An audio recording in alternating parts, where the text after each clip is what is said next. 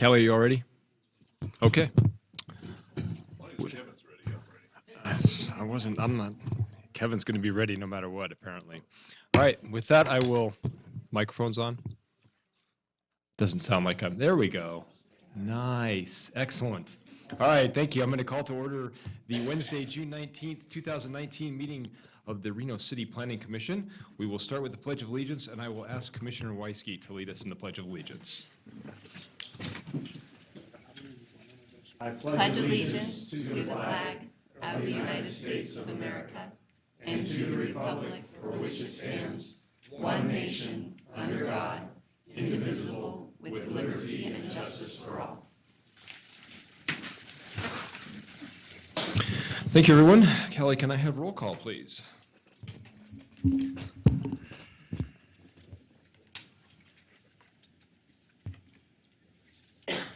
Commissioner Griffith? Present. Commissioner Gower? Here. Commissioner Hawkins? Here. Commissioner Marshall? Here. Commissioner Olivas? Here. Commissioner Weisky? Here.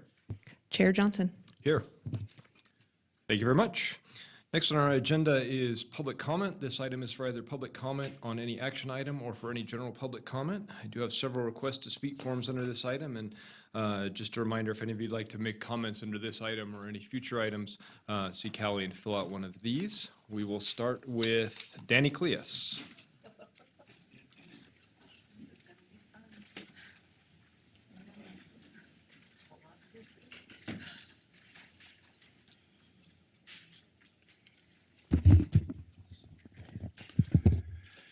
Danny Cleus for the record. I know you all missed me. I had a nice vacation, came back for surgery. Now I got a broken wrist. But I am back now. Right now, as you guys know, the trial between City of Reno and Lemon Valley is going on. Learning a whole lot on there. A whole lot of what your staff is not telling you.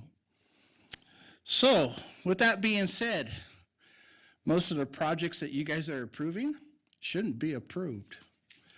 It is in testimony. It is on the record. And hopefully the project tonight, you guys will deny. Because if it doesn't get denied, it's going to be a sad, sad thing for City of Reno again, if anything ever happens.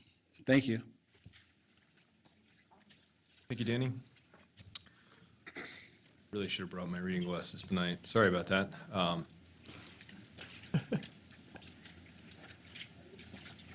Elise Harns. Okay. There are some written comments here that you're going to have to try to read for me, Claudia. Please. Thank you. Elise, I think it's Elise Carnes. I think it's Elisha. Elijah, sorry. Oh, okay. Hi. Apologize for that. No worries. I'm used to things happen like that with my name. My name's Elisha Harris. I'm representing TheaterWorks of Northern Nevada, and I'm here to thank the committee for the youth access grant that we were awarded. It is going to help us expand and be able to encompass more of the community as far as children living with special needs and kids coming from marginalized backgrounds. And so I just wanted to come and be on public record to say thank you, and we really do appreciate it. Thank you. Thank you. Next up is Lori Beach.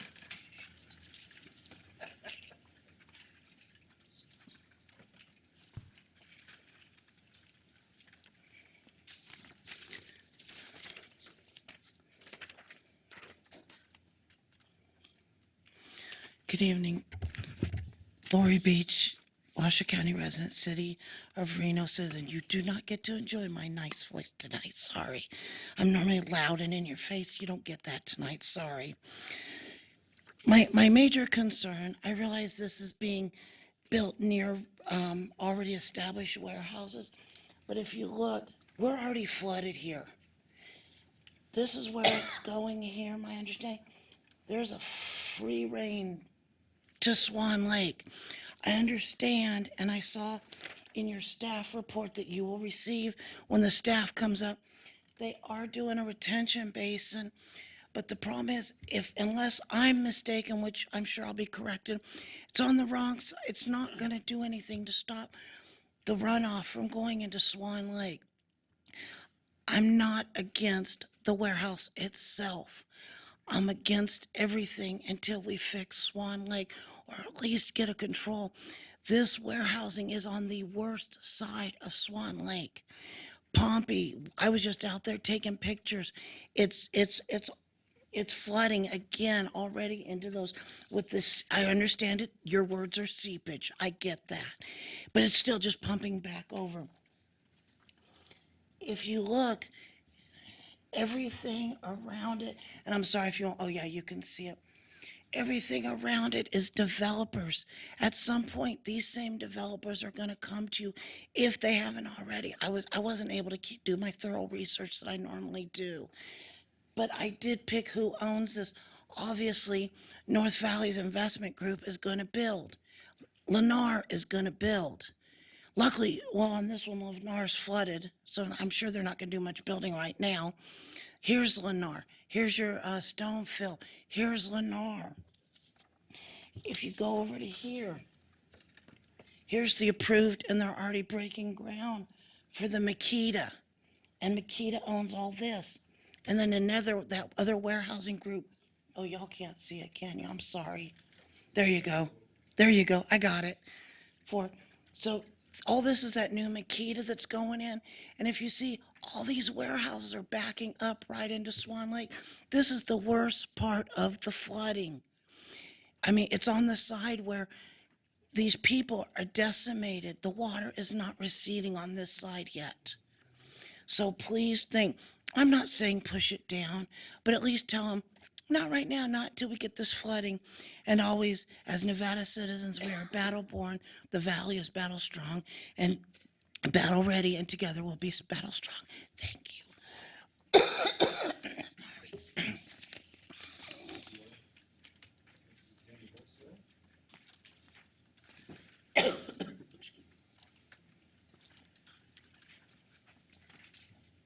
Tammy Holt Still, Lemon Valley Swan Lake Recovery Committee. For the record, I apologize. I was supposed to be on the agenda tonight, but was kicked off.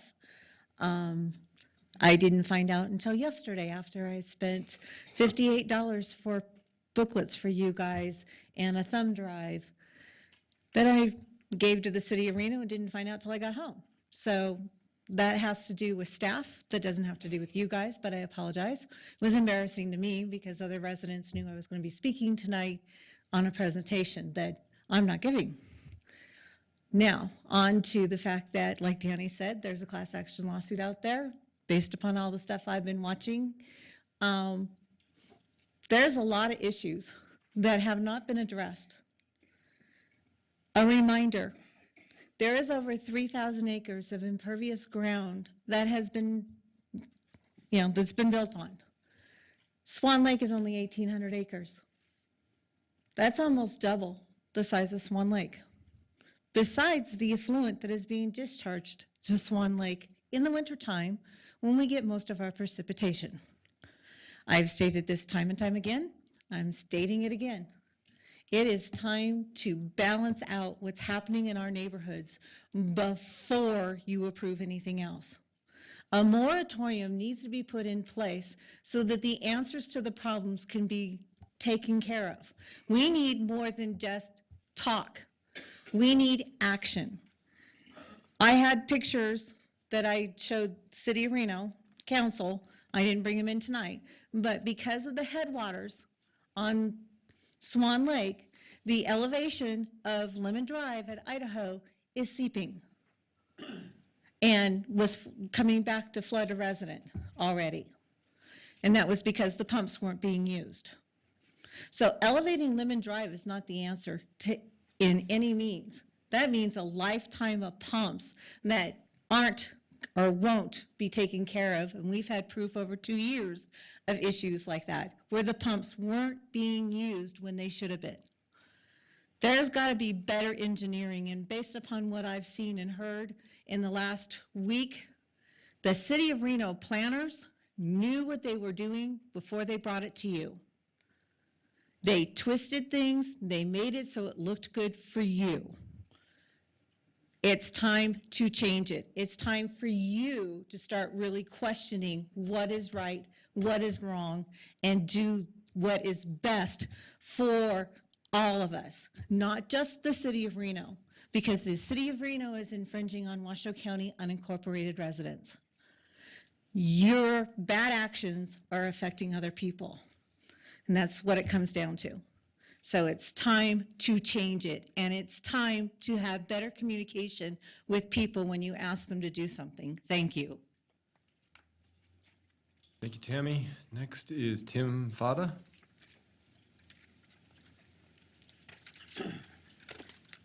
Good evening. Glad to see everyone again. Tim Fada, for the record, longtime Nevada resident, 45-year resident of Lemon Valley. I'd like to take a moment and give you guys a little history. We need to go back and get a little history of kind of what's going on. So if you look, this is Silver Lake. This was approved, and this is the Petco development, right in through here, right? This is all wetlands drainage area, okay? The project that was requested and was approved is built in the floodplain. Even here, look on their map, right there, 100-year floodplain. Again, quit building in the floodplain. All of you know what's happening at Silver Lake today, I hope, that this area around Petco and all the way around Urban Outfitters is flooded. It's flooded. We got HESCO barriers around there as well. Silver Lake does what? Drains into Swan Lake. You built this in the wrong area in a floodplain, exacerbating the Silver Lake issue because it forced the water from this 67 acres into Urban Outfitters. Now if we move over to this project we're talking about now, the project you're talking about now is going to be in this area. This is kind of an old picture, but right here, this is the drainage area where the new ditch is put in. This drainage area is the flow of the water. This area here is all the natural area that was part of the drainage for all the years. The natural drainage from above. You're allowing them to build in a floodplain. This whole development here is built in a wetlands. How many times are we going to build in a wetlands? How many? You know, ladies and gentlemen, it's pretty simple. This is a picture from Lurie's deal, the same thing. This shows the better drainage and the other developments. My question is to you as the Planning Commission, why in the last 50 years have they not built in the floodplain? This Lemon Valley development or North Valley, that's all the people that have owned Lemon Valley all the way along. They haven't built there because they know it's a floodplain. They own the property, yes. But do you allow them to build in it? All this property right here is continually right now flooded or been flooded. So what's going to happen next year when it floods again? Stop the development. We need a moratorium. We need a moratorium until the flooding, the storm drainage, and that issue is resolved. I know you're all educated people. You can find the answer. Thank you. Thank you, Tim. Kelly, do we have any additional requests to speak forms on this item? Is there anyone else wishing to make public comment under general public comment? Okay. You know the drill when you're done, Denise. Denise Ross, for the record. Well, it's been an interesting thing going on at the courthouse. You should all probably be there listening in on what's really going on in this city. Maybe y'all know already, but City of Reno has added, just during the flood time of October through March of 2017, during the flood, 1.7 feet into Swan Lake. And that's the water that can be accountable, because your sewer system set up, Reno Stead Sewer Facility, can no longer count the amount of water that's going out of their system. It's not equipped to do that. Now, we know that more water is coming out of that Reno Stead Sewer Facility, and it's been ignored. Your staff has lied to you. We keep pointing out that your staff is lying to you. You guys need to put the brakes on now. You need to continue all of the cases till you find out exactly what I'm talking about. Because these aren't just baseless accusations. These are facts.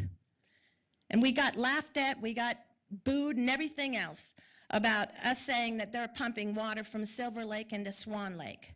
So besides the 1.7 feet, and that's surface water, the deeper that that lake gets, the more surface it covers. You guys kept getting patted on the back. No, we can't do it. It can't happen. We can't drain the water from Silver Lake into Swan Lake. Well, it's proven now.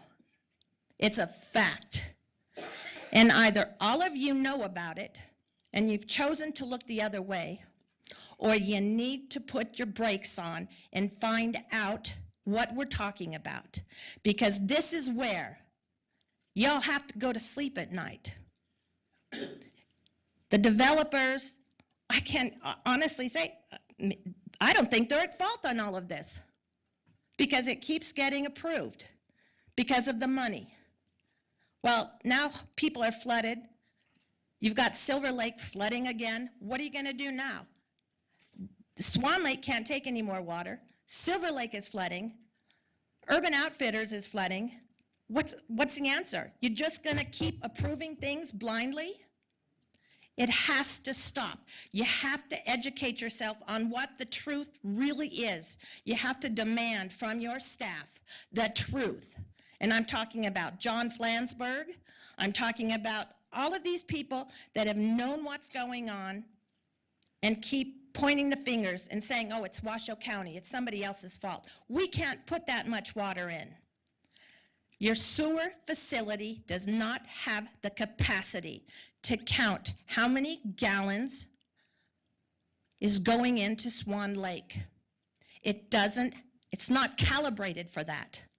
And if you ask the people running that department, and it's in testimony, they can't tell. You gotta find out. Thank you, Denise. Don't forget to go fill out a form over at Cali Station, please. Anyone else wishing to make public comment under this item? Okay, seeing none, I'll close public comment and bring it back to our agenda. Item number 4, City Council Liaison Reports. I don't have anything from Councilwoman Weber tonight. Okay, thank you very much. Next, item number 5, Sustainability and Climate Action Plan presentation. Good evening, Lynn.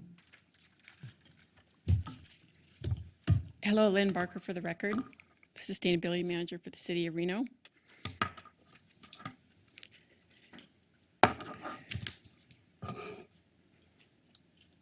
I do also want to, before I start, just remind the Planning Commission that we did publish our first ever sustainability report, which is available online if you haven't had a chance to read that. Please, I invite you to do so. I hope all of you also had a chance to read the draft Sustainability and Climate Action Plan. That was a significant effort of our community. So in 2015, the Reno City Council and Mayor joined the Global Covenant of Mayors on Climate and Energy. That's a coalition of more than 9,000 cities participating that have committed to reducing greenhouse gas emissions in accord with the Paris Climate Agreement, which was passed in 2015 and ratified as an international treaty in 2016. The treaty aims to limit the rise of global temperatures 2 degrees Celsius, with efforts to limit the increase to 1.5 degrees Celsius. By joining the Global Covenant of Mayors, the city has committed to reducing our greenhouse gas emissions, measuring and reporting our progress. We did conduct a community-wide greenhouse gas inventory in 2014, and that inventory showed us that we are on track for reducing emissions. From our 2008 inventory that was conducted by Washoe County Health District, our emissions were reduced almost 14%.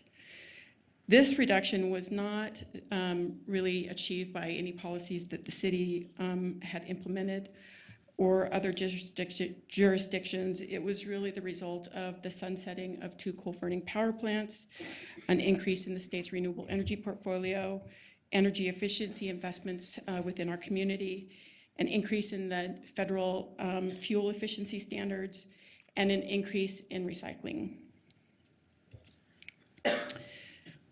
Reno is growing hotter more quickly than any city in the United States. On average, our average annual temperature rose more than 7 degrees Fahrenheit over a 50-year period. Last summer, Reno experienced the hottest summer on record and the highest number of 100+ degree Fahrenheit days. The 10 hottest summers on record have occurred over the past 15 years. Climate change is already blamed for larger and more frequent wildfires and the smoke they pour into the skies from hundreds of miles away. Climate researchers tell us we can also expect smaller snowpacks, droughts that last for multiple years, and dramatic increases in flooding. In the most recent interim report of the United Nations Intergovernmental Panel on Climate Change, scientists warn that governments around the world must take rapid, far-reaching, and unprecedented changes in all aspects of society to avoid disastrous levels of global warming. The interim report states that to limit global warming to 1.5 degrees Celsius, urban policymakers must take action to decrease emissions 45% by 2030. The panel identifies 4 systems that must transition to low carbon alternatives: energy, land use and ecosystems, urban and infrastructure, and industry. So cities are one of those 4 primary systems that must transition. Why cities? More than 50% of the global population live in cities, and yet cities account for 70% of global carbon emissions. Cities are also on the front line of the climate crisis because our residents and businesses are feeling the impacts of a changing climate. Cities have to respond to climate-related risks and hazards like wildfires and flooding. In fact, during the 2017 fire season, our Reno Fire Department responded to and assisted federal, state, and local firefighting agencies with 122 personnel, 25 apparatus to 43 wildfires in 7 states. Reno Fire Department also assisted in mitigating 2 federally declared disasters in 2017, the January flooding of the Truckee River and spring flooding in the North Valleys, both of which directly affected our residents. By 2050, it's projected that 65% of the world's population will live in cities, but the urban land cover is expanding at twice the rate of population growth. Policies are needed to curb urban sprawl because urban expansion is the single most significant determinant of climate pollution. Policies are also needed to take advantage of the energy savings potential of buildings through green building and energy efficiency. And yet cities are hotbeds of innovation. Recent research proves that cities not only drive innovation, but cities are where unconventional and disrupted innovation occurs. Cities are game changers. Researchers find that density, diversity, and urban design are elemental to spurring innovation. Density and good urban design with walkable and mixed-use neighborhoods provide opportunities for chance encounters. When people from diverse backgrounds, diverse in knowledge, types of employment, cultures, and perspectives make connections, the clash and melding of ideas foster innovation. In fact, Forbes recently reported that cities are the scene of the most inspiring and innovative experiments to fight climate change. More than 400 US cities, including the city of Reno, have pledged to honor the Paris Agreement in the absence of federal leadership.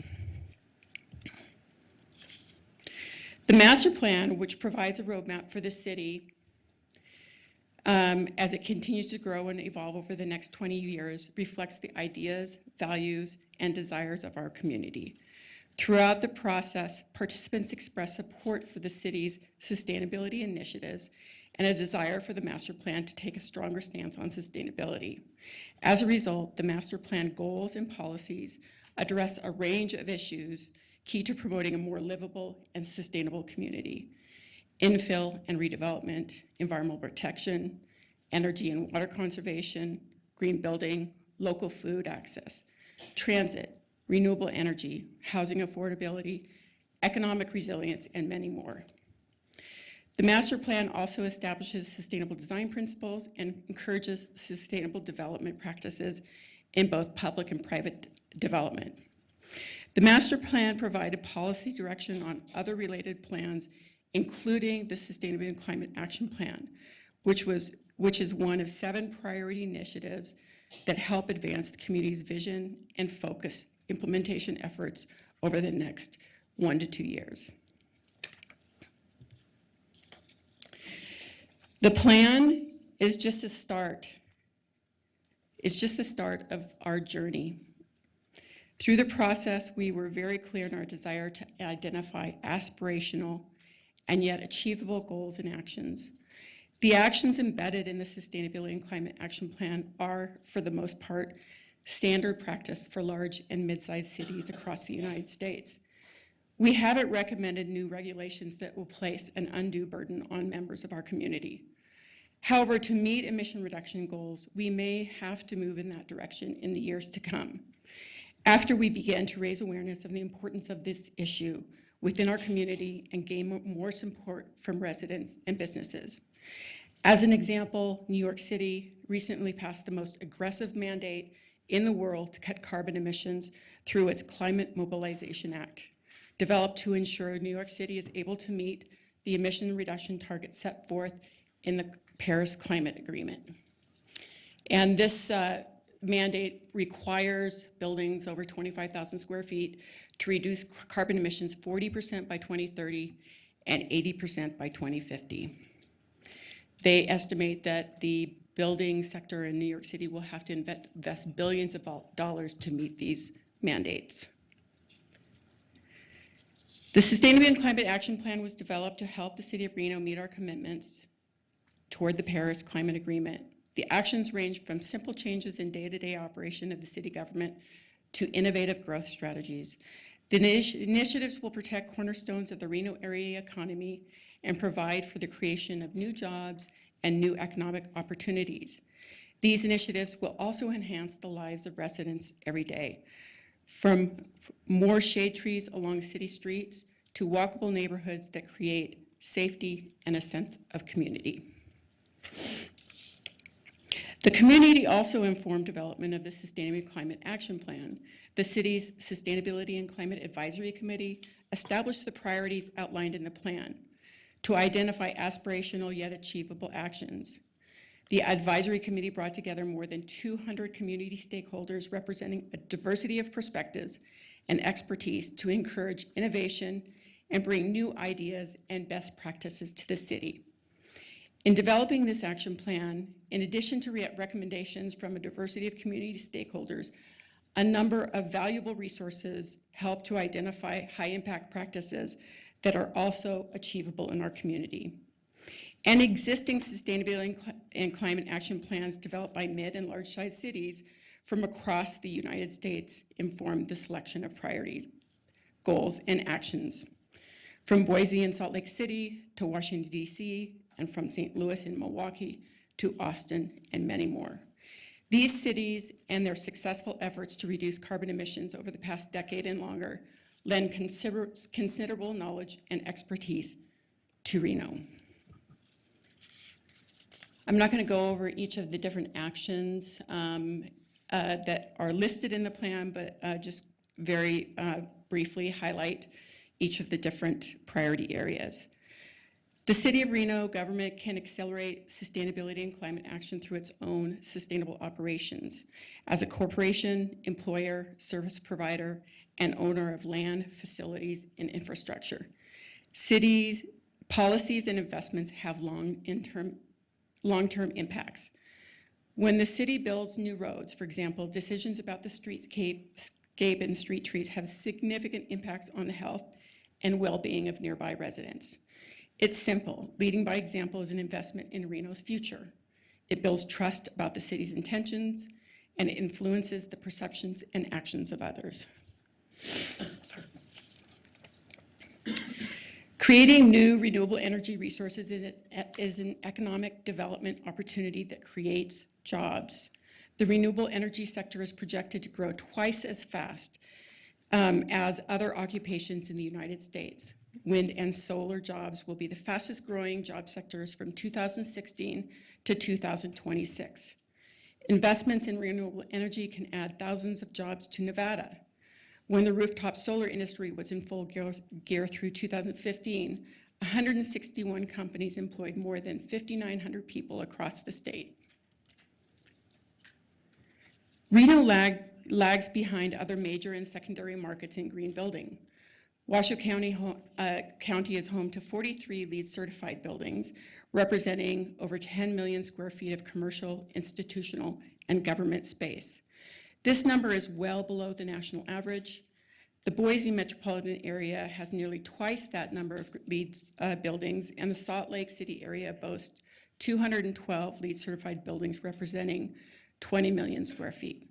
The actions here in this priority area are really identified to help encourage the building sector to embrace green building as standard practice.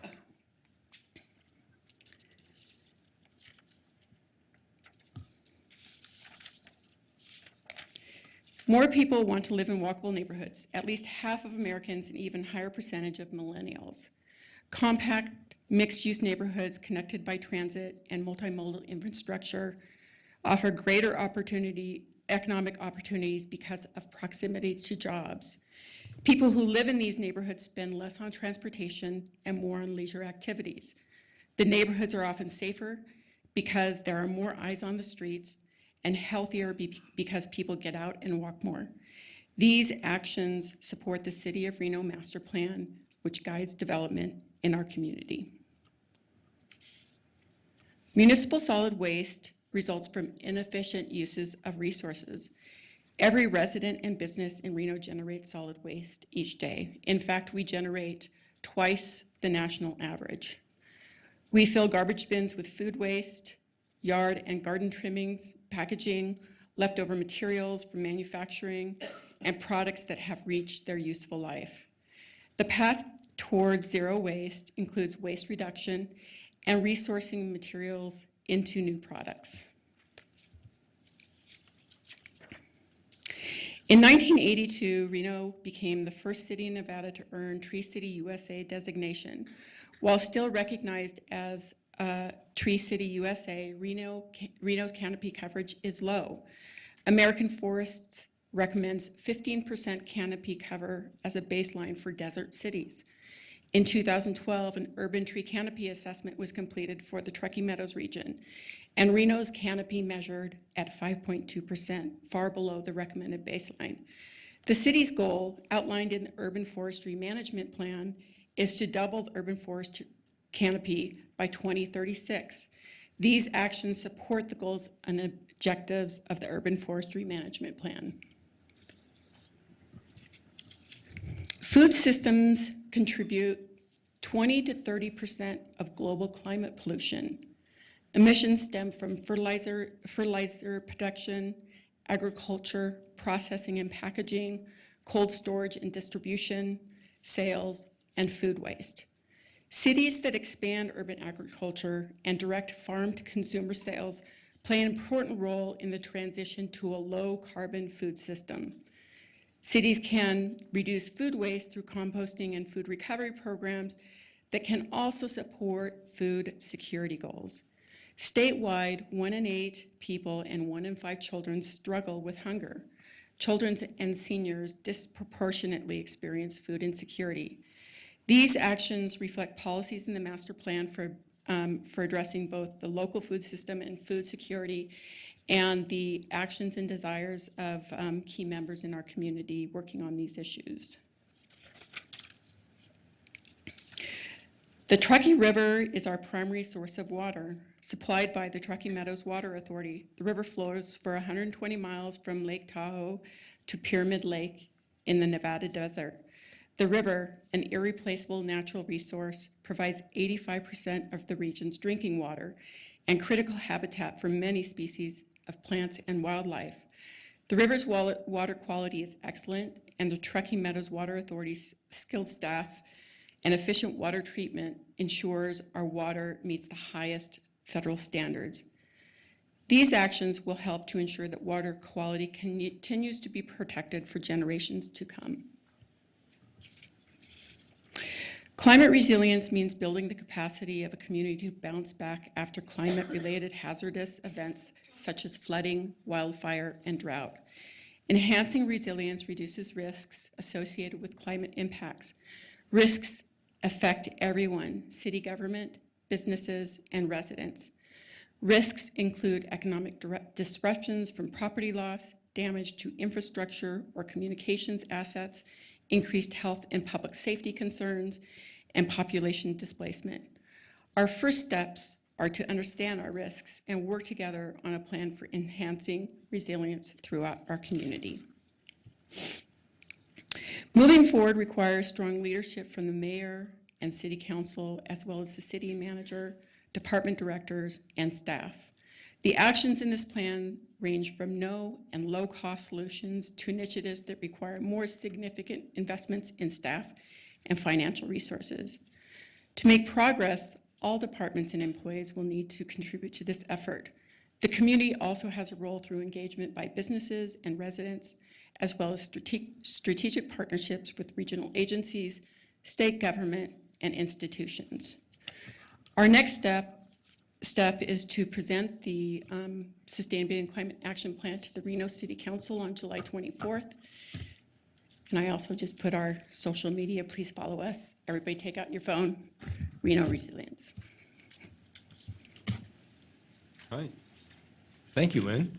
So I'm sure we're going to have a couple of questions on this.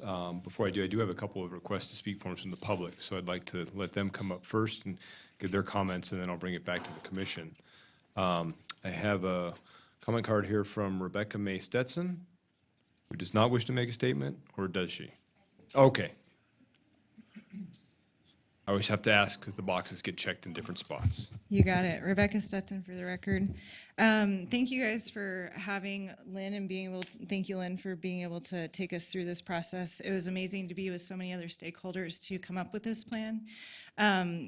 My trade, I don't really know what I am, but I was a corporate banker and then an organic farmer and run a garden education program, but also do agricultural sustainability and environmental consulting here in town. I'm the sustainability consultant for Truckee Meadows Fire Protection District, and have done a lot of climate work for the National Wildlife Federation, which is where I was when I was taking part in the planning of this climate action and sustainability plan. So the thing that I was hoping to urge you guys is we have a lot of opportunity to make some incredible change. I worked as a community health advocate for the state of Nevada for 6 years in Lyon County, and community health directly ties into all of these 9 initiatives that we've set forth. I grew up in Golden Valley. I've seen a lot of urban sprawl in the 35 years that I've lived in the northern Nevada area. And doing urban infill is what makes the most sense. We're seeing mass amounts of gentrification right now. That means clients who have community within a certain area are being pushed out into other areas, which means that they no longer have their medical facilities, they don't have their neighbors. And the number one crisis in America is isolation. And so the antithesis of that is being able to maintain community and maintaining or eliminating urban sprawl by being able to do urban infill is one of the greatest ways that we can not only meet the climate action plan that we need, but also to remain the resiliency of our people. So many notes here. Interdependence is the thing that is most beneficial to all systems, especially the ecosystems that are people and nature. And right now I also have a contract with the Nevada Outdoor Business Coalition. It's a huge economy here in Nevada, and as we push developments out into those areas, we're taking away from that economy that we have for outdoor recreation, which in my opinion, in the long run, is more of an economic driver than development of those areas. Let's see here. Who doesn't want this city to be better? I mean, I had a friend say the other day they feel like Reno is the Midwest of the West. I was shocked to hear a few years ago that Reno is the fastest warming city in the nation, but growing up here, certainly we had maybe 3 or 4 days over 100 degrees until about 5 years ago. And as a farmer, it's really apparent when things, I think we had over 30 days of over 100-degree weather last year. And so whatever we can do to partner to create more resiliency within the city is really, really important. There's no better food than comes from your local farmers. We have a ton of organizations in town who promote local food, lots of education programs like Urban Roots, Farmily, that are teaching kids how to get back to their roots. And I feel like it's a beautiful shift back to what culture once was that brings us all to the table, and we all love to eat. So I don't ask anything of you other than your partnership, and I look forward to helping to implement these things, and I think that we can accomplish people, profit, and planet. Thank you. Thank you, Rebecca. Brian Beffert.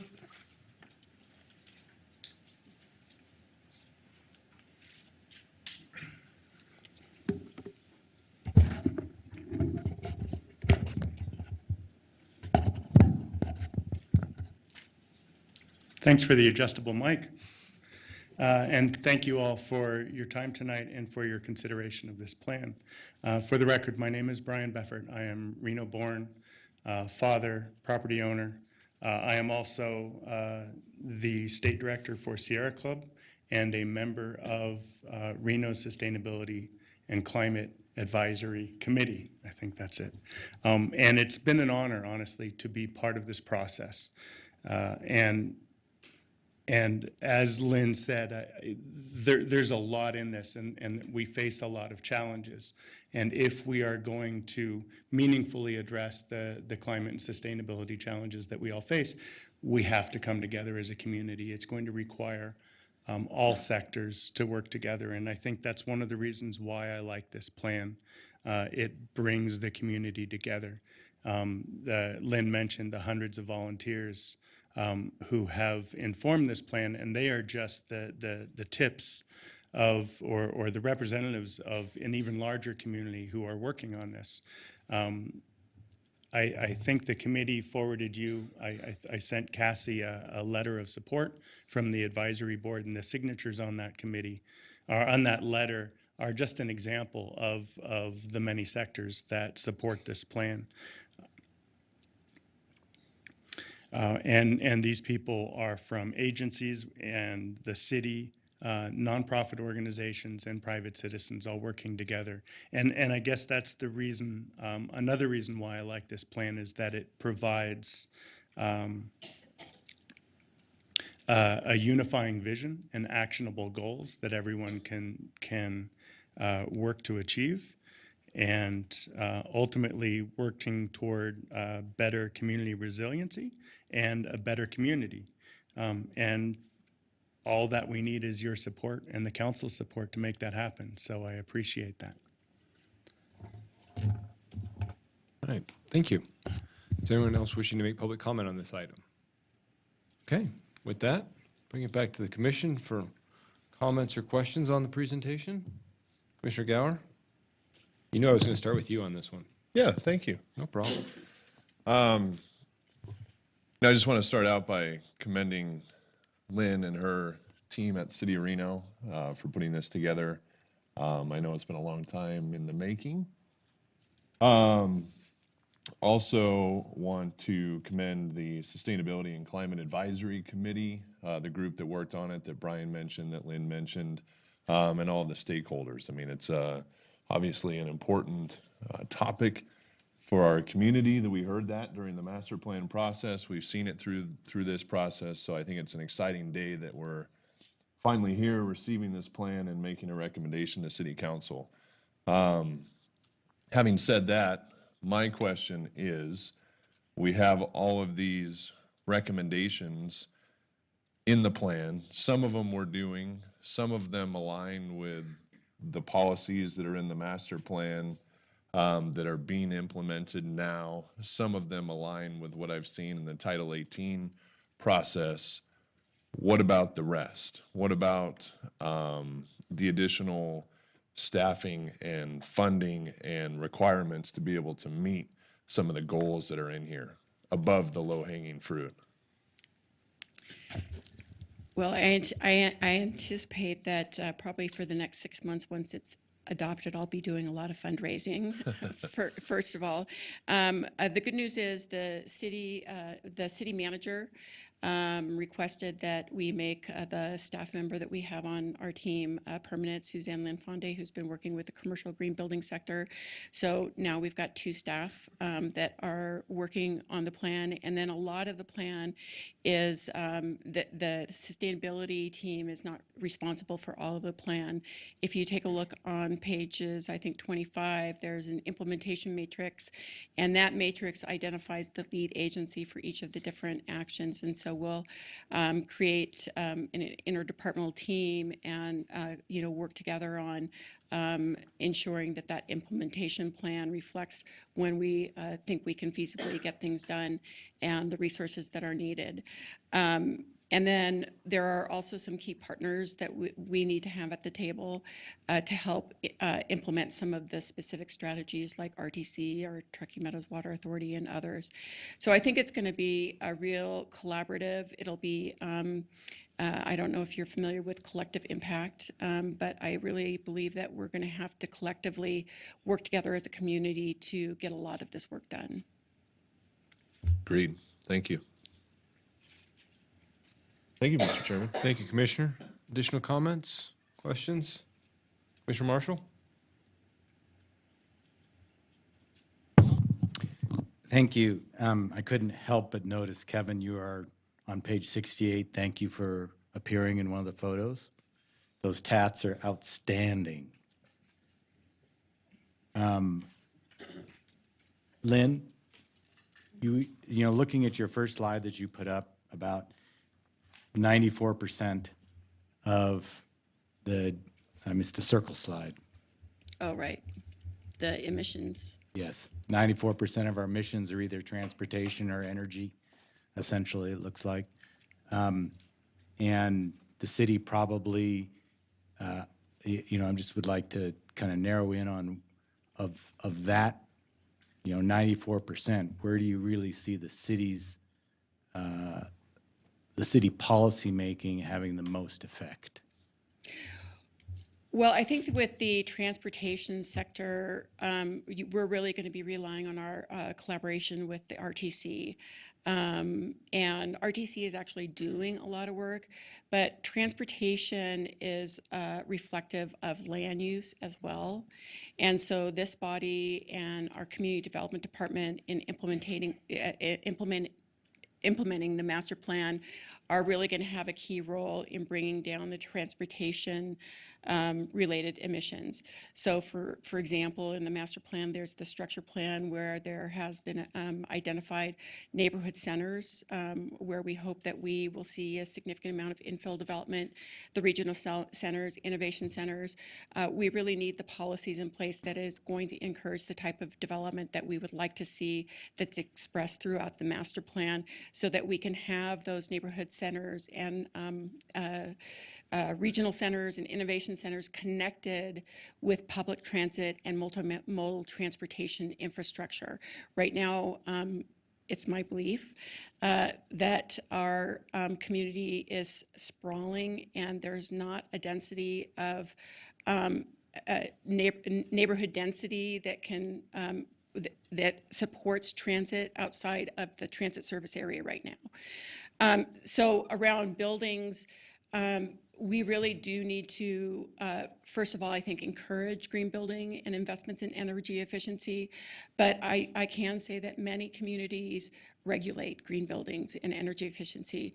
The good news for us is that the building department did adopt the 2018 International Energy Conservation Code, and that is with the adoption of the 2012 and then the 2018, that is a single step in making our buildings 30% more energy efficient than before the Energy Conservation Code was adopted by the city of Reno. But I do anticipate that we'll start out trying to encourage that kind of behavior, and then it may be likely or feasible that we'll have to go to something a little bit more regulating-ish in the future, not right now. Thank you. Mr. Chairman, I'd Commissioner like to Weisky. piggyback on that. Lynn, this might be a good time to add those regulations. I mean, we're in the middle of Title 18 updates, and this might be a great time to address some of that. Why would you want to push it off? I think that, so my experience is coming from the city of Seattle. And the city of Seattle has, I think, and many cities that have been working on these issues for decades, there is just a culture of acceptance of these types of regulations. And I think because we're just getting started in the city of Reno, we want to work very closely with the building industry to understand what the obstacles are to the building industry and what it's really going to take for a change in behavior in terms of the types of buildings that they're building. We do know that there are some leaders in our community. So for instance, De Loretto builds certified green homes, and the University of Nevada housing program builds LEED certified housing properties for students. So we know that the activity is going on, but I think from jumping from, it's nascent in our community. We can't just jump to regulating. So we have to figure out the incentives that we can provide that will encourage the type of behavior that we do want to create. We did pass a regulation, though, a new ordinance in January, which is an energy benchmarking ordinance. That ordinance is actually fairly cutting edge. If you take a look at activity happening in cities across the United States, we were the 27th city in the nation to pass that type of ordinance. The theory behind that ordinance is people manage what they measure. So if we require large owners of large buildings to measure their energy use, and that energy use is then compared to similar buildings in the same climatic zone, and their buildings don't perform well, they will be more likely to invest in energy efficiency improvements. And the other thing that the City Council did was approve our CPACE program, so commercial property, commercial assessed clean energy financing, which is a very innovative financing mechanism that allows the loan for energy efficiency or renewable energy investments or green building investments to stay with the building instead of with the owner. So if a building owner wants to sell their property in 2 or 3 years, they're much more likely to invest in improvements if they don't have to pay out that loan through that sale. Sure, makes sense. Okay. Also, did this group determine what is causing Reno to be the warmest city, in the United States? I mean, that was one of the very first screens pictures that you put up on the screen, and Reno is top of growing communities, but it's also the warmest. What's the correlation? So I don't know the answer. I don't know the science behind that, and I'm sorry I haven't investigated that more deeply. I could only give you what my assumptions are around that. Okay, but that seems pretty important. I mean, It is. if that's an important critical component of this, shouldn't we have the backup so that we as Planning Commission, we as planners, we as the development community know what to do differently if it's development, or is it something else? Well, I think what we will be doing in the future, and happy to bring it to the Planning Commission, are recommending strategies for reducing what's called the urban heat island effect. So when you have a lot of hard surfaces that absorb heat from the sun, that tends to increase the temperatures, ambient temperatures in urban areas. And so there's been a lot of research from Lawrence Berkeley Labs and a lot of other institutions on how to reduce the urban heat island effect. A lot of cities regulate and require green roofs as an example. But there's also reflective roofing surfaces, there's reflective pavement, and other types of right-of-way surfaces that we can take a look at whether or not it makes sense to get those built into our specifications, but we can come back with some of those. So is that something that this city should be looking at in a 3-year window, a 5-year window, a 10-year window? I mean, obviously, it's not something that we need to look at, or is not on the radar or calendar to be looked at immediately. Well, so the climate resilience is,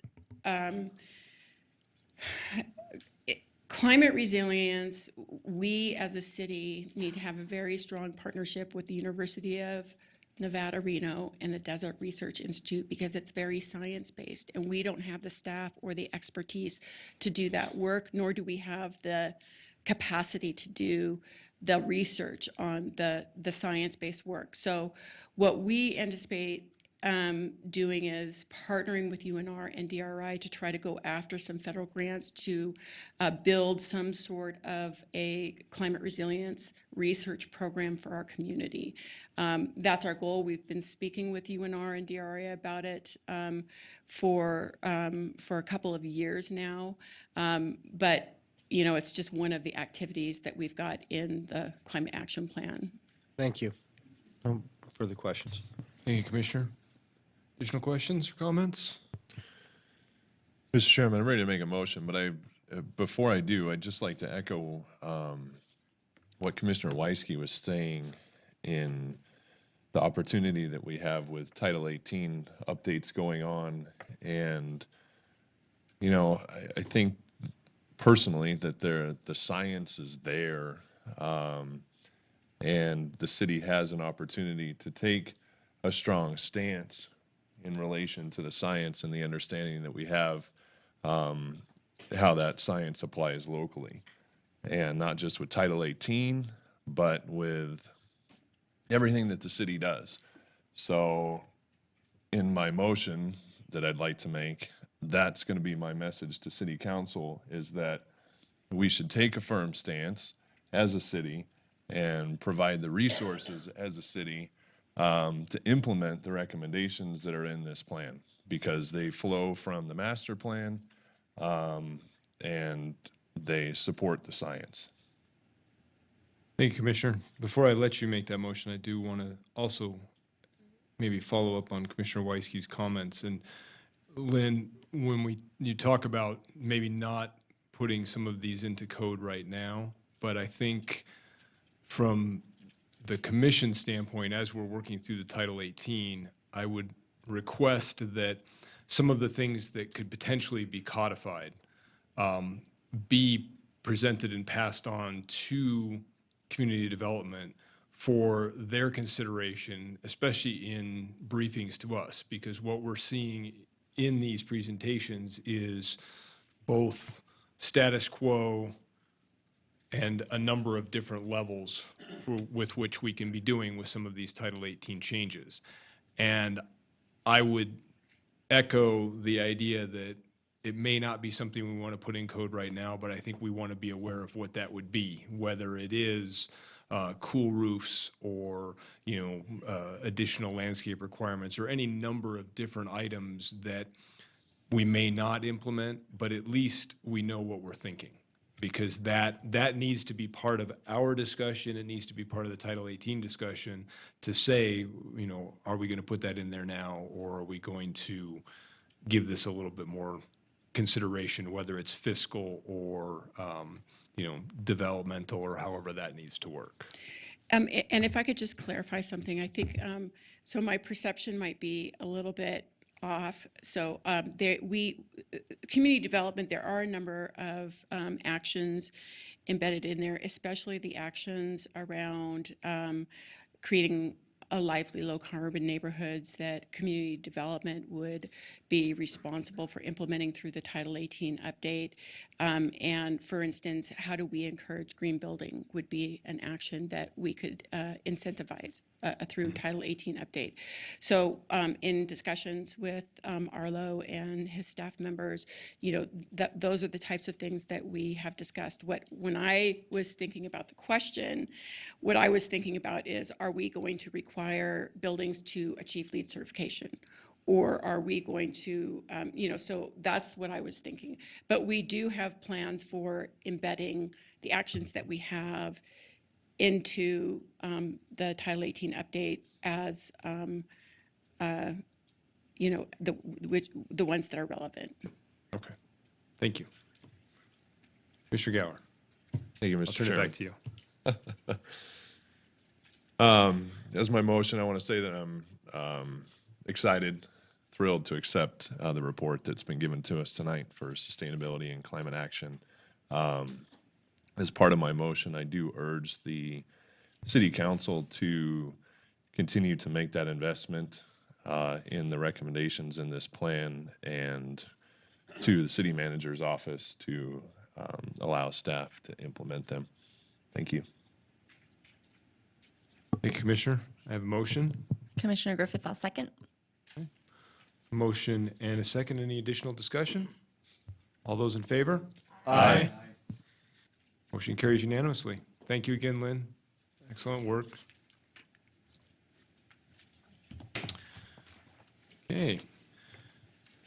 Moving on our agenda to item number 6, public hearings. We're going to start with item 6.1, which is case number LDC 19-00049 Holcomb Ranch. And we will start with a presentation from the applicant.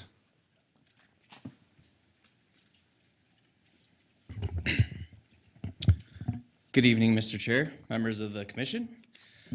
Derek Kirkland with Wood Rogers representing the applicant, which is Holcomb by Desert Wind Homes.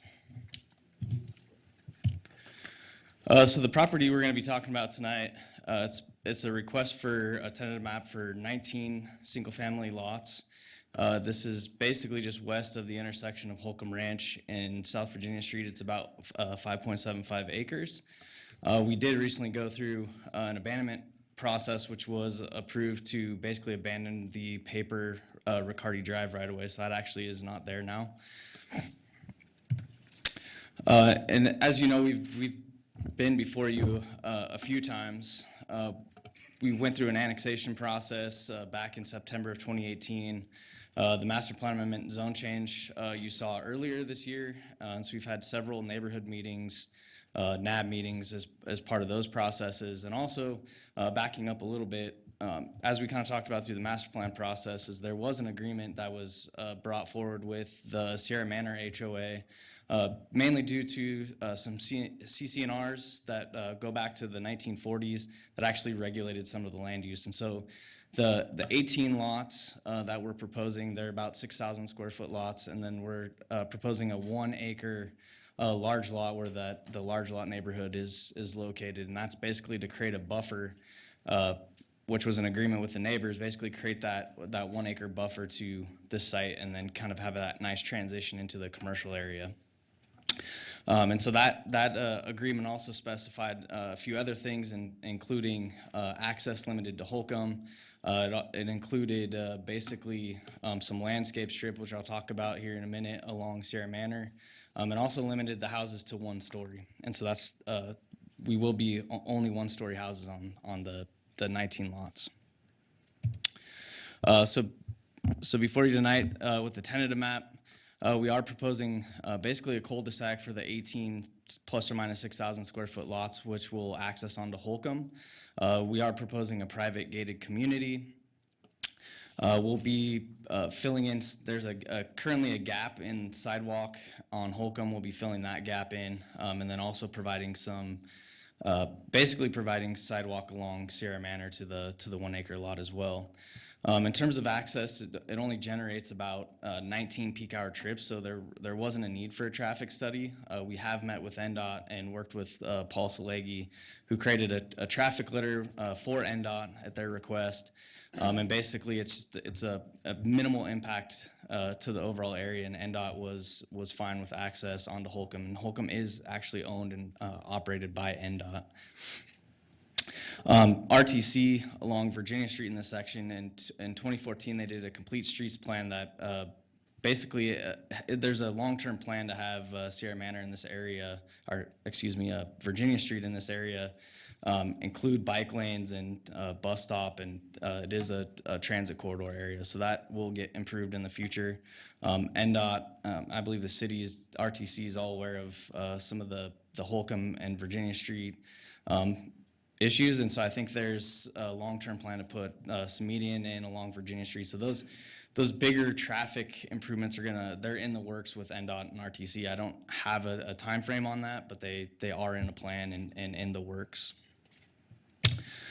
In terms of utilities, basically we have, there's an existing 36-inch storm drain pipe in Holcomb now.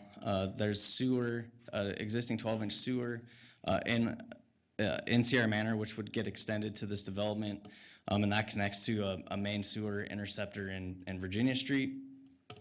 There's an existing 36-inch storm drain pipe that actually is partially on, these are two church sites, existing churches, and so there's a 36-inch storm drain that runs partially on their property and partially on the applicant's property, that goes into kind of an open irrigation ditch now, and so that basically we'll be capturing that in an open kind of detention area up there, and actually leaving, which I'll get a little into more detail in just a minute on the grading, but we'll be leaving kind of an open channel behind these lots for some protection there.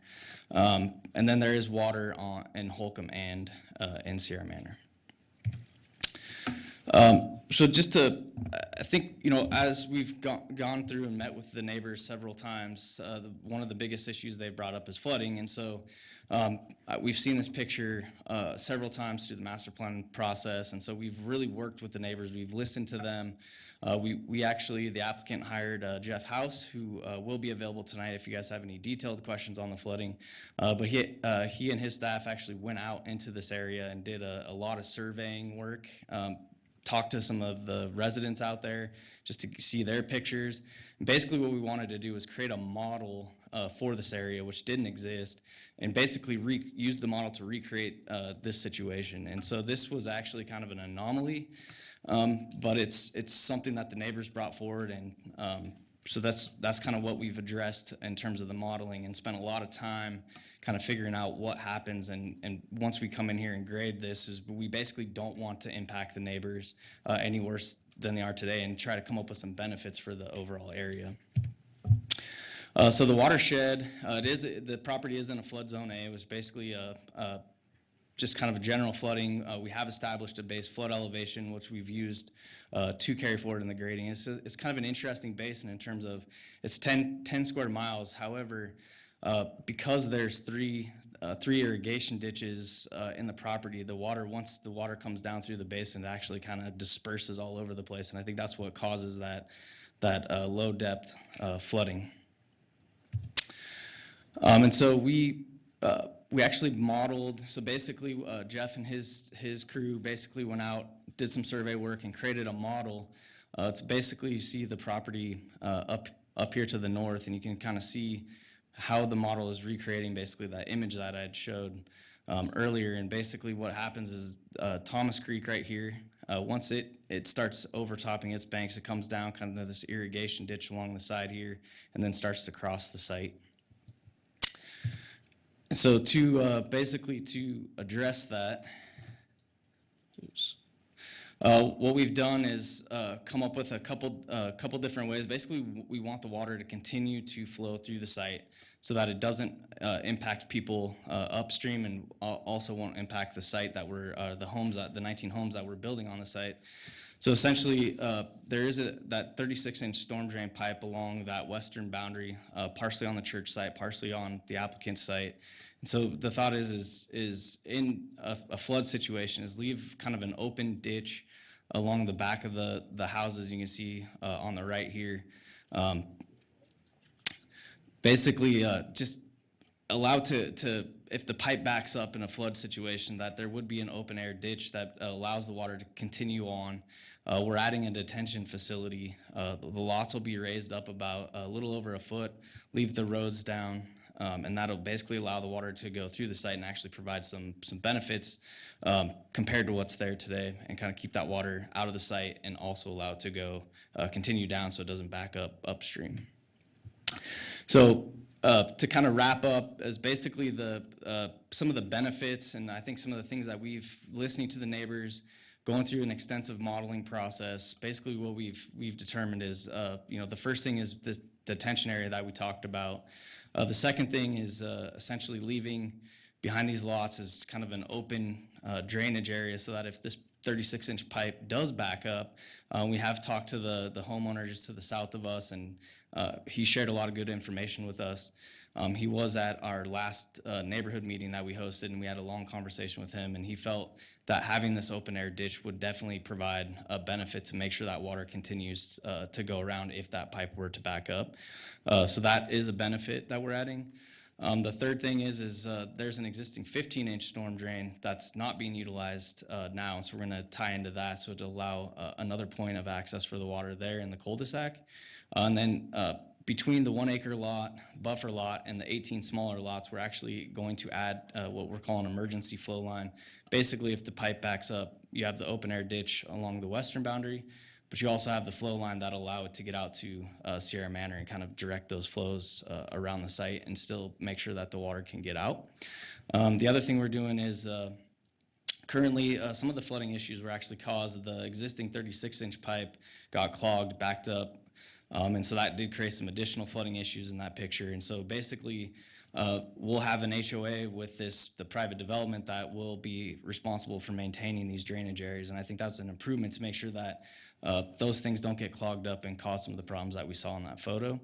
And then the last thing we're going to be doing, and it is a condition of the tentative map, is to do a CLOMAR. So, we've got a pretty good concept we feel pretty good about, but we're also going to take it another step and work with FEMA through the CLOMAR process. And so with that concludes my presentation, and we have, like I said, we have Jeff House here if you have any specific comments or questions you have on the drainage. We'll be happy to answer any questions you have. Okay. Thank you, Derek. We'll get a presentation from staff and then bring you back with questions. Brooke, good evening. Excuse me.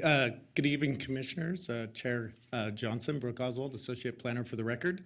As was outlined in the staff report and by the applicant's representative, this is a tentative map related to several previous approvals from an annexation, a regional plan amendment to add it to the sphere of influence, a master plan and zoning amendment, and then going on to the recent abandonment of Riccardi Drive. Prior to the staff report was submitted prior to the recent abandonment, and that dated being updated as noted between the SF4 districts running from Holcomb Ranch Road down to Sierra Manor. It was a paper roadway originally dedicated associated with the owned properties that has been abandoned, and then that takes on that associated zoning of that property next to it. That is approximately 31,000 square feet on that. The applicant's representative mentioned that they have done the lot matching that is associated with that 1 acre lot and the existing lots to the south. That is also in compliance to the cooperative planning area that this area is in, and those associated county parcels that is required from that. This case was not heard at the Ward 2 NAB on June 6th because of that NAB was canceled. As was mentioned, they did have a public meeting, over 50 invitees. The applicant's representative has notified me that NAB members and the ward representative were notified about that meeting, and there was one person in attendance at that meeting. Staff has received one phone call in this related to that Riccardi abandonment and the Holcomb Ranch tentative map. Associated neighbor just to the west of the site We spoke more, he wanted information of his hearing dates and what has happened with the abandonment and as this has moved on. As was stated, there were several concerns with flooding. As is noted in the staff report, there are several conditions that are written that specifically relate to that issue. Engineering staff, city engineering staff is here and can also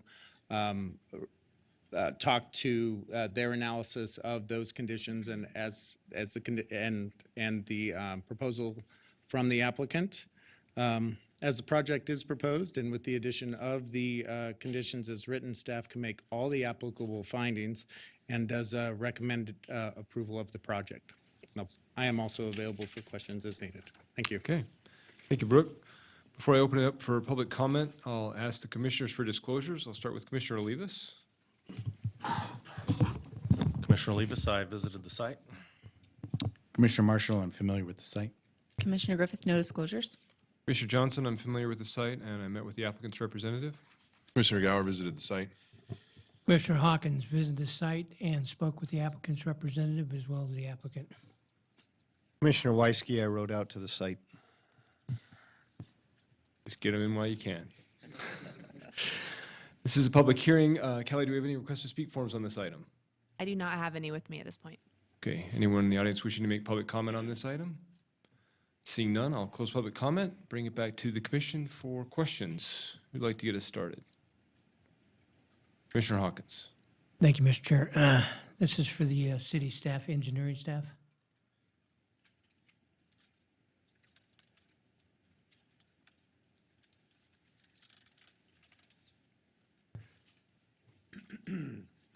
Mike Michelle, engineering manager. And Mike, my biggest concern is the flooding once it leaves the property there and goes down toward the freeway. Can you talk us through that? Well, as far as I'll start kind of upstream and kind of walk us through where the water goes. So there are a couple of conditions on the map which obligate the applicant to process a CLOMAR through FEMA, which is going to involve a detailed study and modeling of the upstream basin. They do have, as was previously conveyed by the applicant, several on-site drainage improvements that they're making. They are tying into an existing storm drain along Holcomb, and they're not proposing to do any improvements from that point downstream.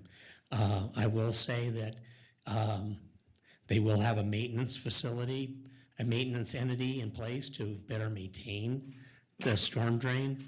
Their off-site flows will be metered better with the use of the detention basin. So everything leaving their site should be improved over what is there today, but they're not looking to do physical improvements past their point of connection. Appreciate it. Thank you. Thank you, Commissioner. Additional questions?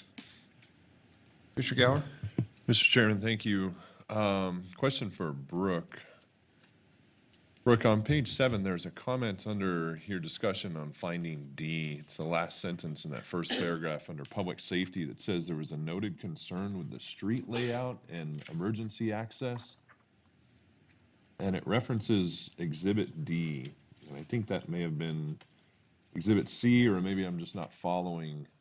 And I was hoping you could provide a little bit more explanation with that noted concern.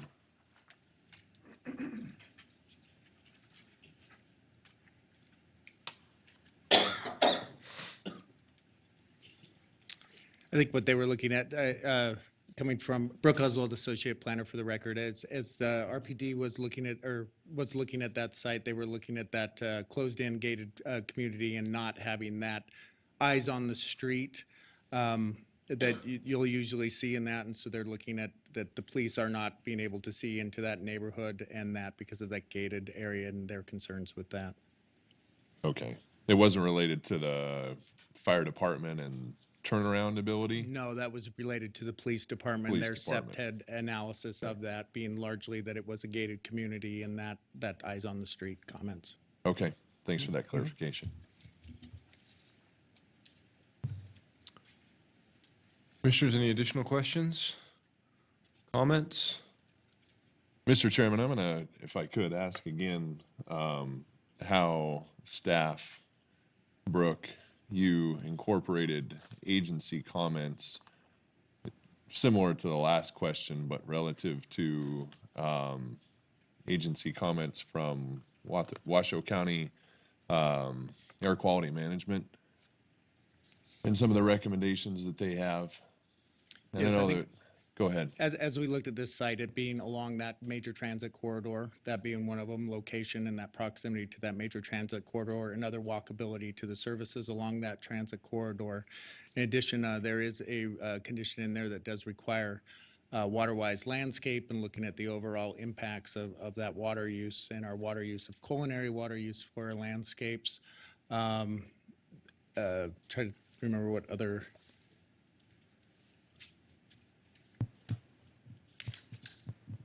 Elements were within that. I guess, Brooke, if I could just follow up and I want to ask Derek a similar question, and I apologize, Derek, that we didn't talk about this beforehand, but is the applicant seeing these recommendations coming from these other agencies and has the ability to react to them or respond to them? Because I've gotten feedback that if I would have known, I would have done something differently. And now we've seen these letters multiple times, particularly on the tentative map, because there's that connection between the finding and the recommendations that are being provided. How is that information getting out to the Once staff does proponent? receive that information, staff does email that information directly to the applicant's representative. So anytime we receive a comment or anything, we directly forward that to the applicant in discussions with that. So I guess, Derek, follow-up question then, from your perspective, when you get that letter, that recommendation, how are you reacting to it? I know you're so far along in your project, it's probably hard to react, but I mean, some of the recommendations in there are pretty benign, I would say. Yeah, and I think what we do is we look at them as recommendations, and if we can incorporate them, we can. And I think we focus more on how did that translate to a condition. And so we're in agreement with all the conditions that are part of the tentative map. And I think in terms of some of the other recommendations, I think we just try to do the best we can with as we move through the design process. So once it gets to Title 18 and it becomes part of code, then you got to do something. Yeah. Okay. Hey, Derek, before you sit down, can I? Mr. Marshall, please. Derek, would you be opposed to a condition 11, which would require that all homes be EV charging ready? Can you say that again? Sure. Would you agree to a condition 11 that would require all homes to be EV charging ready, which is one of the suggestions made by the, Would you guys be opposed? Washoe County Board of Health for the Air Quality District? I think we'd be okay with that. Thank you. Commissioners, additional questions, comments, discussion, or a motion? I can make a motion. Mr. Marshall? Based upon compliance with, excuse me, in the matter of LDC 19-00049 Holcomb Ranch, based upon compliance with the applicable findings, I move to approve the tentative map subject to the following conditions, as stated in the staff report, including condition 11, which would state, probably better than I'm going to say, but essentially that all homes would be EV charging ready as described in the Washoe County Air District's letter. Commissioner Weisky, second. Okay, I have a motion and a second. Further discussion? All those in favor? Aye. Aye. Opposed? Motion carries unanimously. Good luck with your project. Thank you. Next item on the agenda, case number 6, or item number 6.2, case number LDC 19-00027, Sage Point number 7. We will start with a presentation from the applicant. Not yet.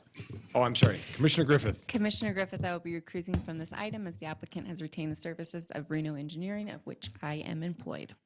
I even gave myself a note to remember to talk to you, and I skipped right over it. Okay. Thank you, Commissioner. We'll call you back shortly. Okay, John, your turn. Thank you. Excuse me, Mr. Chairman, Commissioners. John Krompatik, I'm with KLS Planning. I'm here on behalf of the applicant and developer who is Prologis. I am here on their behalf to request a continuance.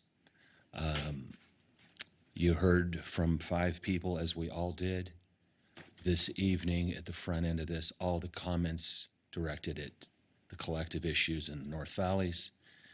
We have several macro issues way outside the scope of this project, of this special use permit, related to drainage, Swan Lake.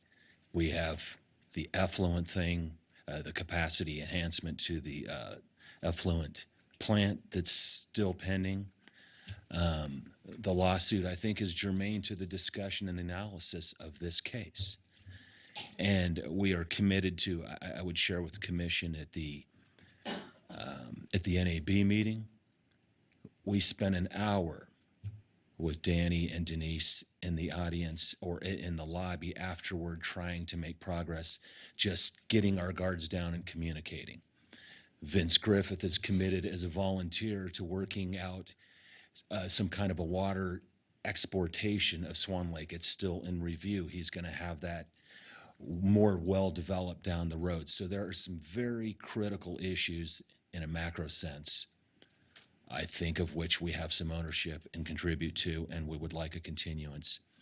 I would ask for 30 days if that's not enough, or if you're not comfortable with time certain, we would be aggressive to get whatever it is worked out quickly, to find some solutions, or at least a little more definition on these, and then come back. You know, to keep it open-ended is not desirable by the developer, but if the commission is willing to grant this and pin it down to a more short time frame, we would appreciate that. Thank you very much. We do have the full team here ready for, you know, Vince is here, Mr. Salegi's here, and the developer has 2 representatives as well. So thank you very much. Okay. Thank you, John. We will take a presentation from staff and then consider your request. Thank you.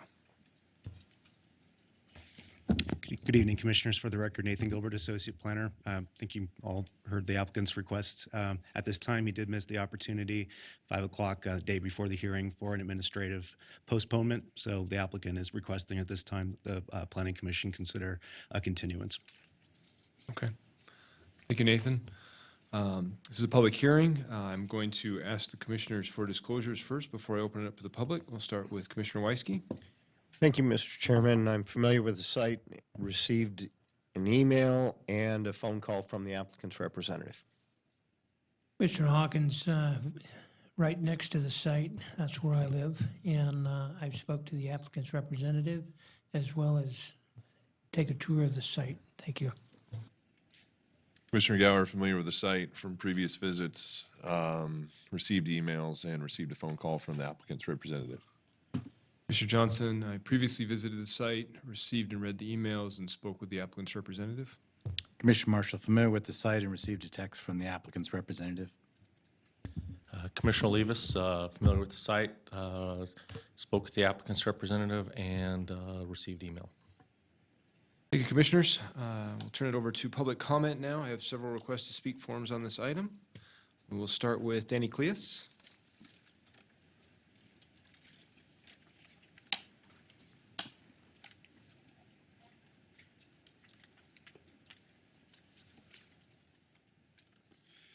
Danny Cleus for the record. This project shouldn't even be considered to ever be done for where it's located at. The housing developments that are being put up there right now should never have been considered to be put up there. That was all wetlands. That was all marsh. That's where the runoff went most of the places. It should have never, ever been considered to be built there. This warehouse is even closer to the lake. He wants to put in a detention pond. It was supposed to be a retention pond now. Come on. According to your guys' ordinance for retention detention ponds, you are not supposed to put any more water, that means volume, into Swan Lake. Your detention ponds that you guys all approve do. There's all more volume going into that lake. 3 hydrologists, a meteorologist, sewer superintendent for Stead Sewer Plant, residents have already all testified. It's all on record.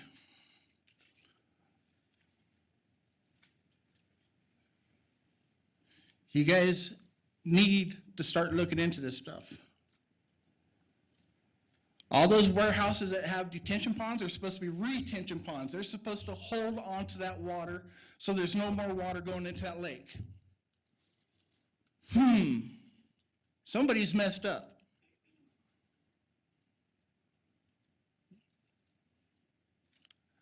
It's sad that the city annexes stuff and does this crap.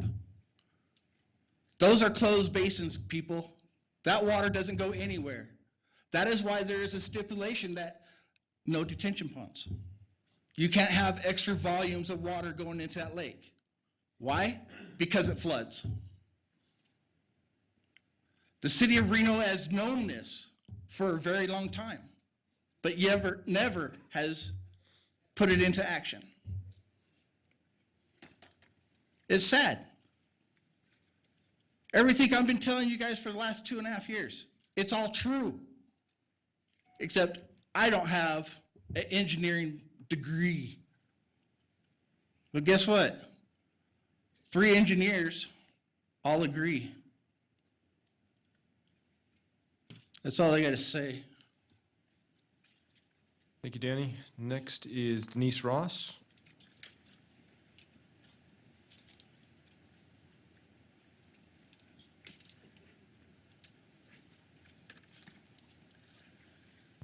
Denise Ross, we appreciate that you guys are asking for a continuance. Maybe we'll give time to work some of this stuff out. On the other hand, some of the basics, you guys ask for the tools to make your decisions. And a lot of times you guys make your rulings and your decisions, and then it goes to city council, and then it gets squashed. But all we can continue to do is keep coming here, trying to give you the tools and give you the information so that you can make your decision, and then it has to move on the course. Well, somewhere it's got to stop. And hopefully now with this lawsuit, and hopefully with the information that's come to light, hopefully now the city council is going to have to stop, because there's going to be a lot more lawsuits. There's a lot of information. You should come to the meetings or to the court hearing. Anyway, some of the tools that you need to be given. You're talking about the heat. Why is Reno so hot? It's air pollution. The amount of increase in air pollution increases the heat and the temperature. It doesn't allow it to escape. It's like our bowl that we talk about all the time. And that's something you need to think about also. Traffic and the cumulative effect. We've approved a lot of other warehouses that are going up for development, even ones that have been approved years ago. But now you have a surge of development going up. And whenever they do the traffic studies today, they're not including the traffic that's going to be generated by the warehouses and the buildings that are in the process of being built. That's not accounted for. Then you have a lot of truck traffic. The amount of wear that a 18-wheeler takes on the freeway in comparison to a passenger vehicle is a lot more extreme. And I don't think that they pay for that. I don't think that that's made up for, especially with the state that 395 is in right now. The traffic, like I said, their studies do not account for what's being built now. The sewer capacity, There's no sewer capacity. It's all been lies. It's all been lies. And it's a fact. If you look at Swan Lake, how can you say there's any room in Swan Lake for any affluent water to go into that lake? You can't. Silver Lake is flooding. Silver Lake is flooding Urban Outfitters. You know what they're going to do with that water? Because they don't have any other choice, because it's commerce. They're going to use the lift station, the Lear Boulevard lift station, to pump the water into Swan Lake. So there's a lot more details that need to be worked out. Washoe County and City of Reno don't want the water in Swan Lake to go anywhere. You know why? Because it's too valuable. They want to turn it to A+ so they can sell it. There's a lot of things that need to be addressed. This needs to be stopped. Thank you, Denise. Next is Lori Beach, who I believe had to leave. She was sounding a little ill, so I will state for the record that she is in opposition to the project. Next is Tammy Holtstill.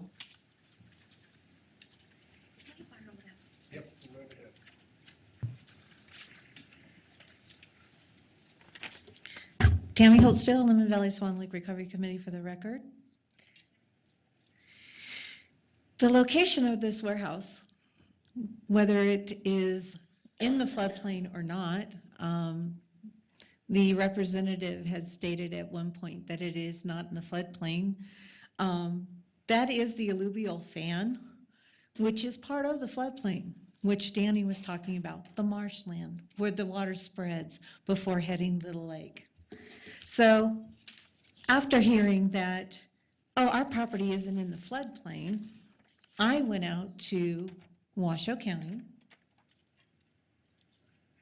to the actual parcel, and as you will see, AE talks about the floodplain. It doesn't tell me exactly what part of the warehouse is in the floodplain, but it is in the floodplain, or part of that property is in the floodplain.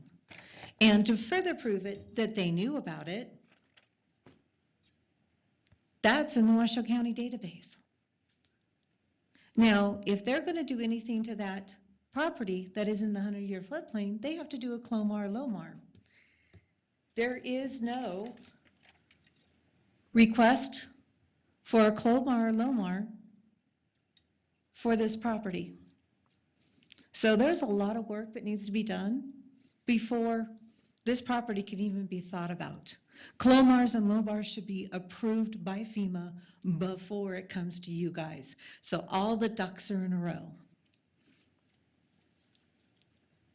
And one of the other things that I found out was that after being in front of you, one of the staff members for the sewer plant stated when they came for the 4MGD, he stated that they had not done an application for the 4MGD to NDEP. That is incorrect. Not only has Denise seen the application, but it was testified to the other day.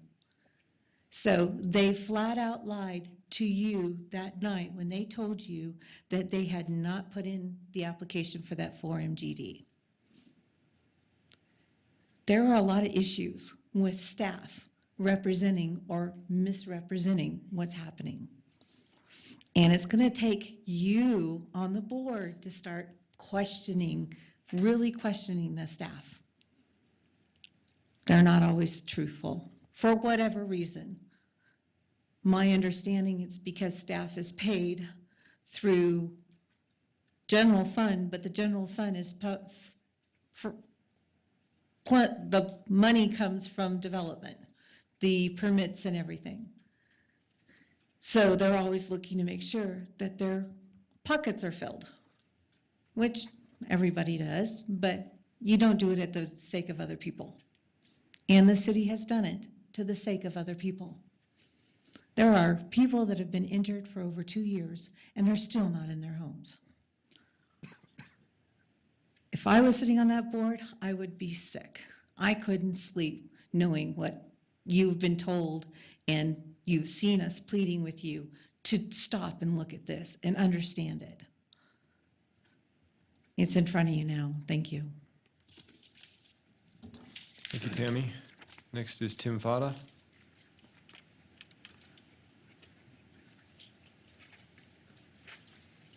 Tim Fada again for the record. Might as well use this same map. It's really good. Goes and shows us a lot of things. Thank you for your time. Thank you guys for, if you bought this property and bought this property here in a floodplain, I'm sorry, that's what you did. But this is a floodplain. This is the actual drainage today from the new drainage ditch that they put in along Lemon Valley Drive. This whole area is the old alluvial fan. Do we want to go back and see history before? History again, okay? This is the old alluvial fan and that. Here's the floodplain where the Swan Lake and the Silver Lake gets flooded into there. I sat here tonight and listened to this other presentation on Thomas Creek. Same thing. They want to go and they want to take this area and they're going to have to build it up 8 feet or whatever so it doesn't flood. Stop letting them build in floodplains, gentlemen, ladies. This is a crime. It's an absolute crime. They're going to go flood somebody else out. Let me go back to what I said about Thomas Creek and the previous development. They're going to go, they showed in their map, they're going to raise that property up. That's the alluvial fan of Thomas Creek Canyon. And you approve them to build that? There is no answer there as where is the water going? The water used to go to the old Double Diamond Ranch and Steamboat Ditch, which is all developed now. The onus is on you guys. You approved that project and the water's going to flood through there again? Think about it. Find the answer. They go and you allow this to be built here. Where's the extra water going to go? It's going to go on the neighbors that are getting flooded out again. You have the power to stop this. You should not be building in a floodplain. I don't know where you guys live. Maybe you do live close to the river or something. That doesn't matter. You don't build, and you don't build where you flood your next door neighbor out. That's what's going to happen here. That's all I can say, gentlemen. Use your minds. I know you're all intelligent, educated people. You got a bucket that's so big, and it's full of water. It's filled up. But you want to go add 5 more pounds of dirt in it, what's it going to do? It's going to overflow again. You have to stop. You got to do the right thing. A moratorium. Please, put a moratorium on building for a while. Get this done. Go and take account of all the houses in the Stead area. Look at how much water is flushed down every toilet every day that goes and gets dumped into this lake. Excuse me. You're flooding people out from all your developments.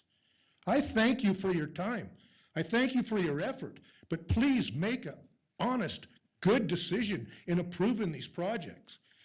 And the gentleman that did this project, I'm sorry you bought in a floodplain.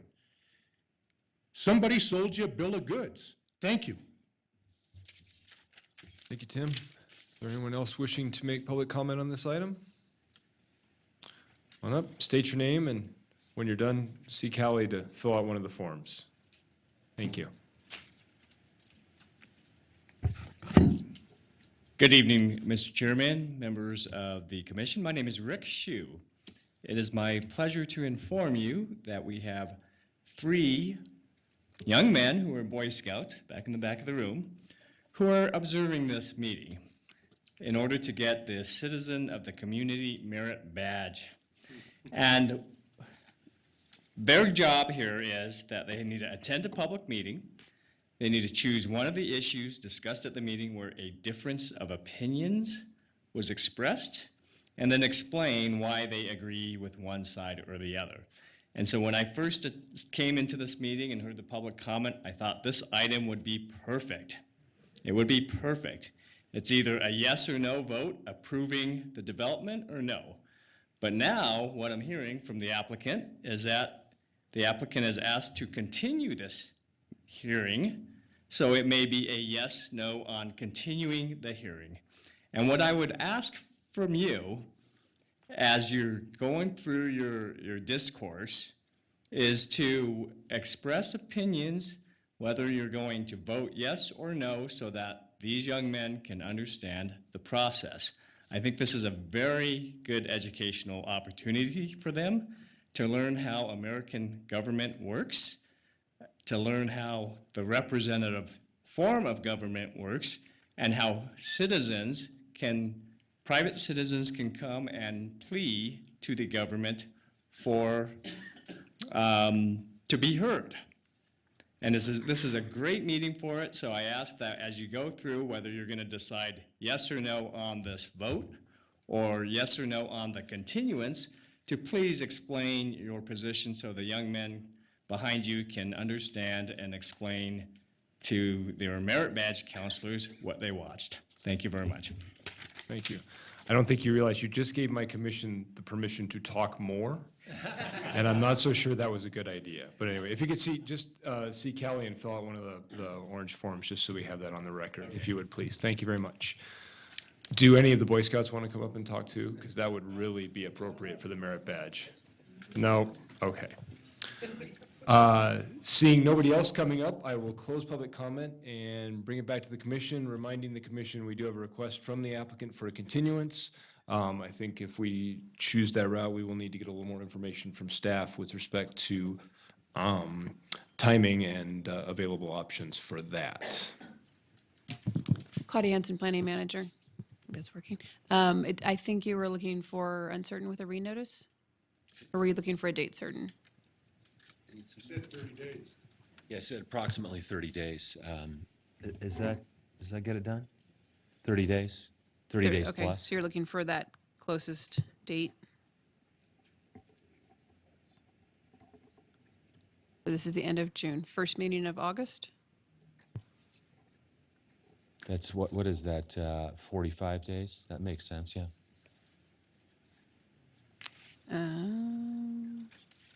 That's going to be August 7th. It'll be August 7th at 6 o'clock. If you choose to continue, then it would be to that time. Okay. Thank you. I just wanted to get that clarified before there was discussion. So, commissioners, questions or comment? Mr. Gower. Mr. Chairman, I have a question potentially for legal counsel, and it relates to this ongoing lawsuit and how it influences cases that come before us that are of relation to it. How do we address those if they're potentially related? Let's wait and see how it comes out, and if it has an impact on how the commission should be making decisions, we would provide advice, but it would be under a confidential memorandum. Okay. I don't know how the case is going. I haven't been over there, so we just need to see how the case comes out. The only part that is being decided in this trial is whether or not there is liability. And then there'll be another trial before the same jury that would determine the amount of damages. But I think that the question about liability is probably the most important one for this commission. And we'll just have to see what the jury tells us. Thank you. Thank you, Commissioner. Good question. Mr. Marshall? Oh, sorry, you were looking at me expectantly. I was only going to add it, and Greg, forgive me, but it's an inverse case. It's an inverse condemnation case. So it goes to whether or not, it's not whether or not you are consistent or inconsistent with the rules. It's whether or not, notwithstanding that, whether or not there's liability, because what's happening is you are essentially taking a flowage easement over these people's property. So what is, I think, more relevant is the testimony that's being provided, not so much the legal outcome, but that's just the way that I think about that case and these issues. You know, the city may not want to incur more liability as a result of approving more development if, in fact, they're held to be liable, but that's not really, to some degree, it goes to not whether or not the rules are right or correct, but whether or not there's liability that incurs as a result of the application of those rules to this particular situation.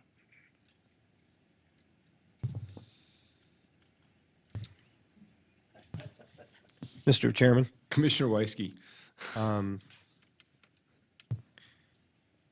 With that being said, and I appreciate Commissioner Marshall's comments, along with our legal advice in response to Commissioner Gower's question,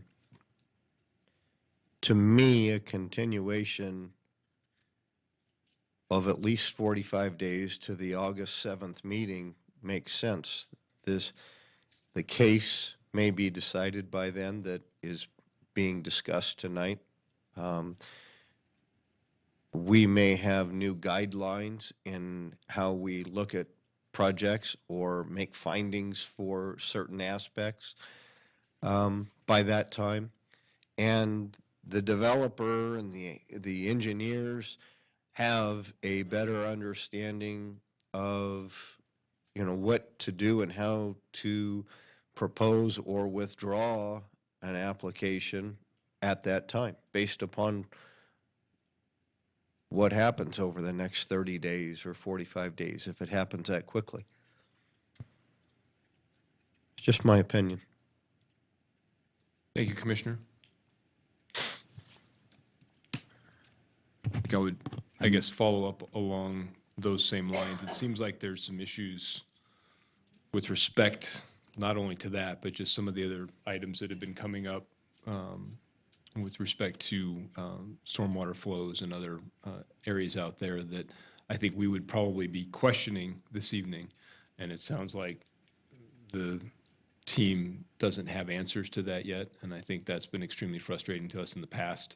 So I think this gives us an opportunity to allow for them to work out some more of those issues and maybe bring back a project or not with some of those answers. So I think that's, I understand the comments that you're going with there, and that makes some sense to me. So Commissioner Marshall? With that being said, Mr. Chairman, I'm ready to make a motion of continuation if nobody has anything else to add. Just checking with my commission. Any additional comments or questions? Commissioner Weisky? Thank you, Mr. Chairman. I make a motion at this time to continue this hearing to date certain, August 7th, 2019. We'll see what happens. Thank you, Commissioner. I have a motion. Commissioner Hawkins, second.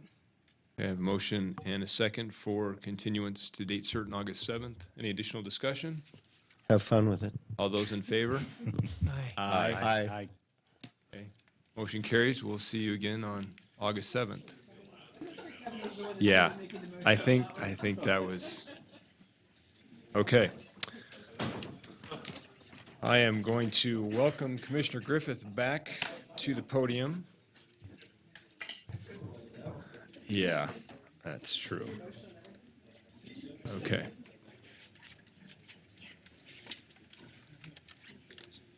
For the Boy Scouts in the audience, I can give you an idea that if you want to get some more questions answered, there's a whole bunch of people right there that can answer them for you, and then we can also talk when you're done. So I'm going to move on to item 6.3, case number LDC 19-00028, Blue Wave Express Car Wash, and we will start with a presentation from the applicant.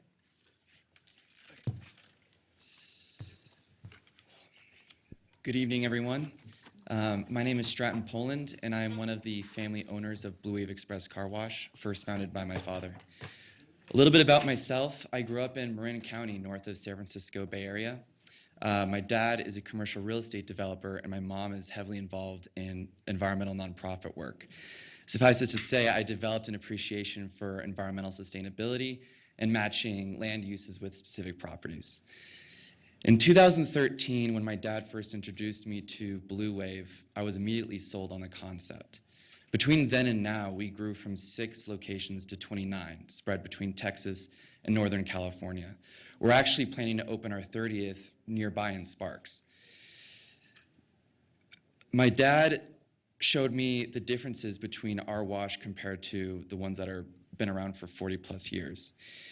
I think a lot of our growth can be attributed to that uniqueness. I know very few other washes are as dedicated to environmental sustainability, community outreach, convenience, speed, affordability as we are. Our process is 100% automated. Our average transaction times are 20 seconds, and our average wash process times are under 3 minutes. To put that in perspective, a lot of the washes in this area average transaction times of a little over a minute and wash process times of anywhere between 10 and 25 minutes. We use 100% biodegradable soaps, and we use a state-of-the-art reclaim system that reclaims, recycles, and reuses the water in the process. The water is filtered down to 5 microns, removing most, if not all, pollutants and chemicals that run off of cars. And we contract a professional third-party company to treat and dispose of this.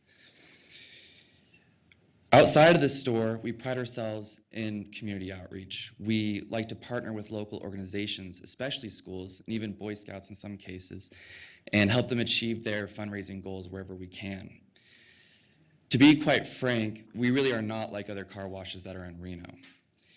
When we realized the demand for our specific model, we started searching for markets that would benefit from having it.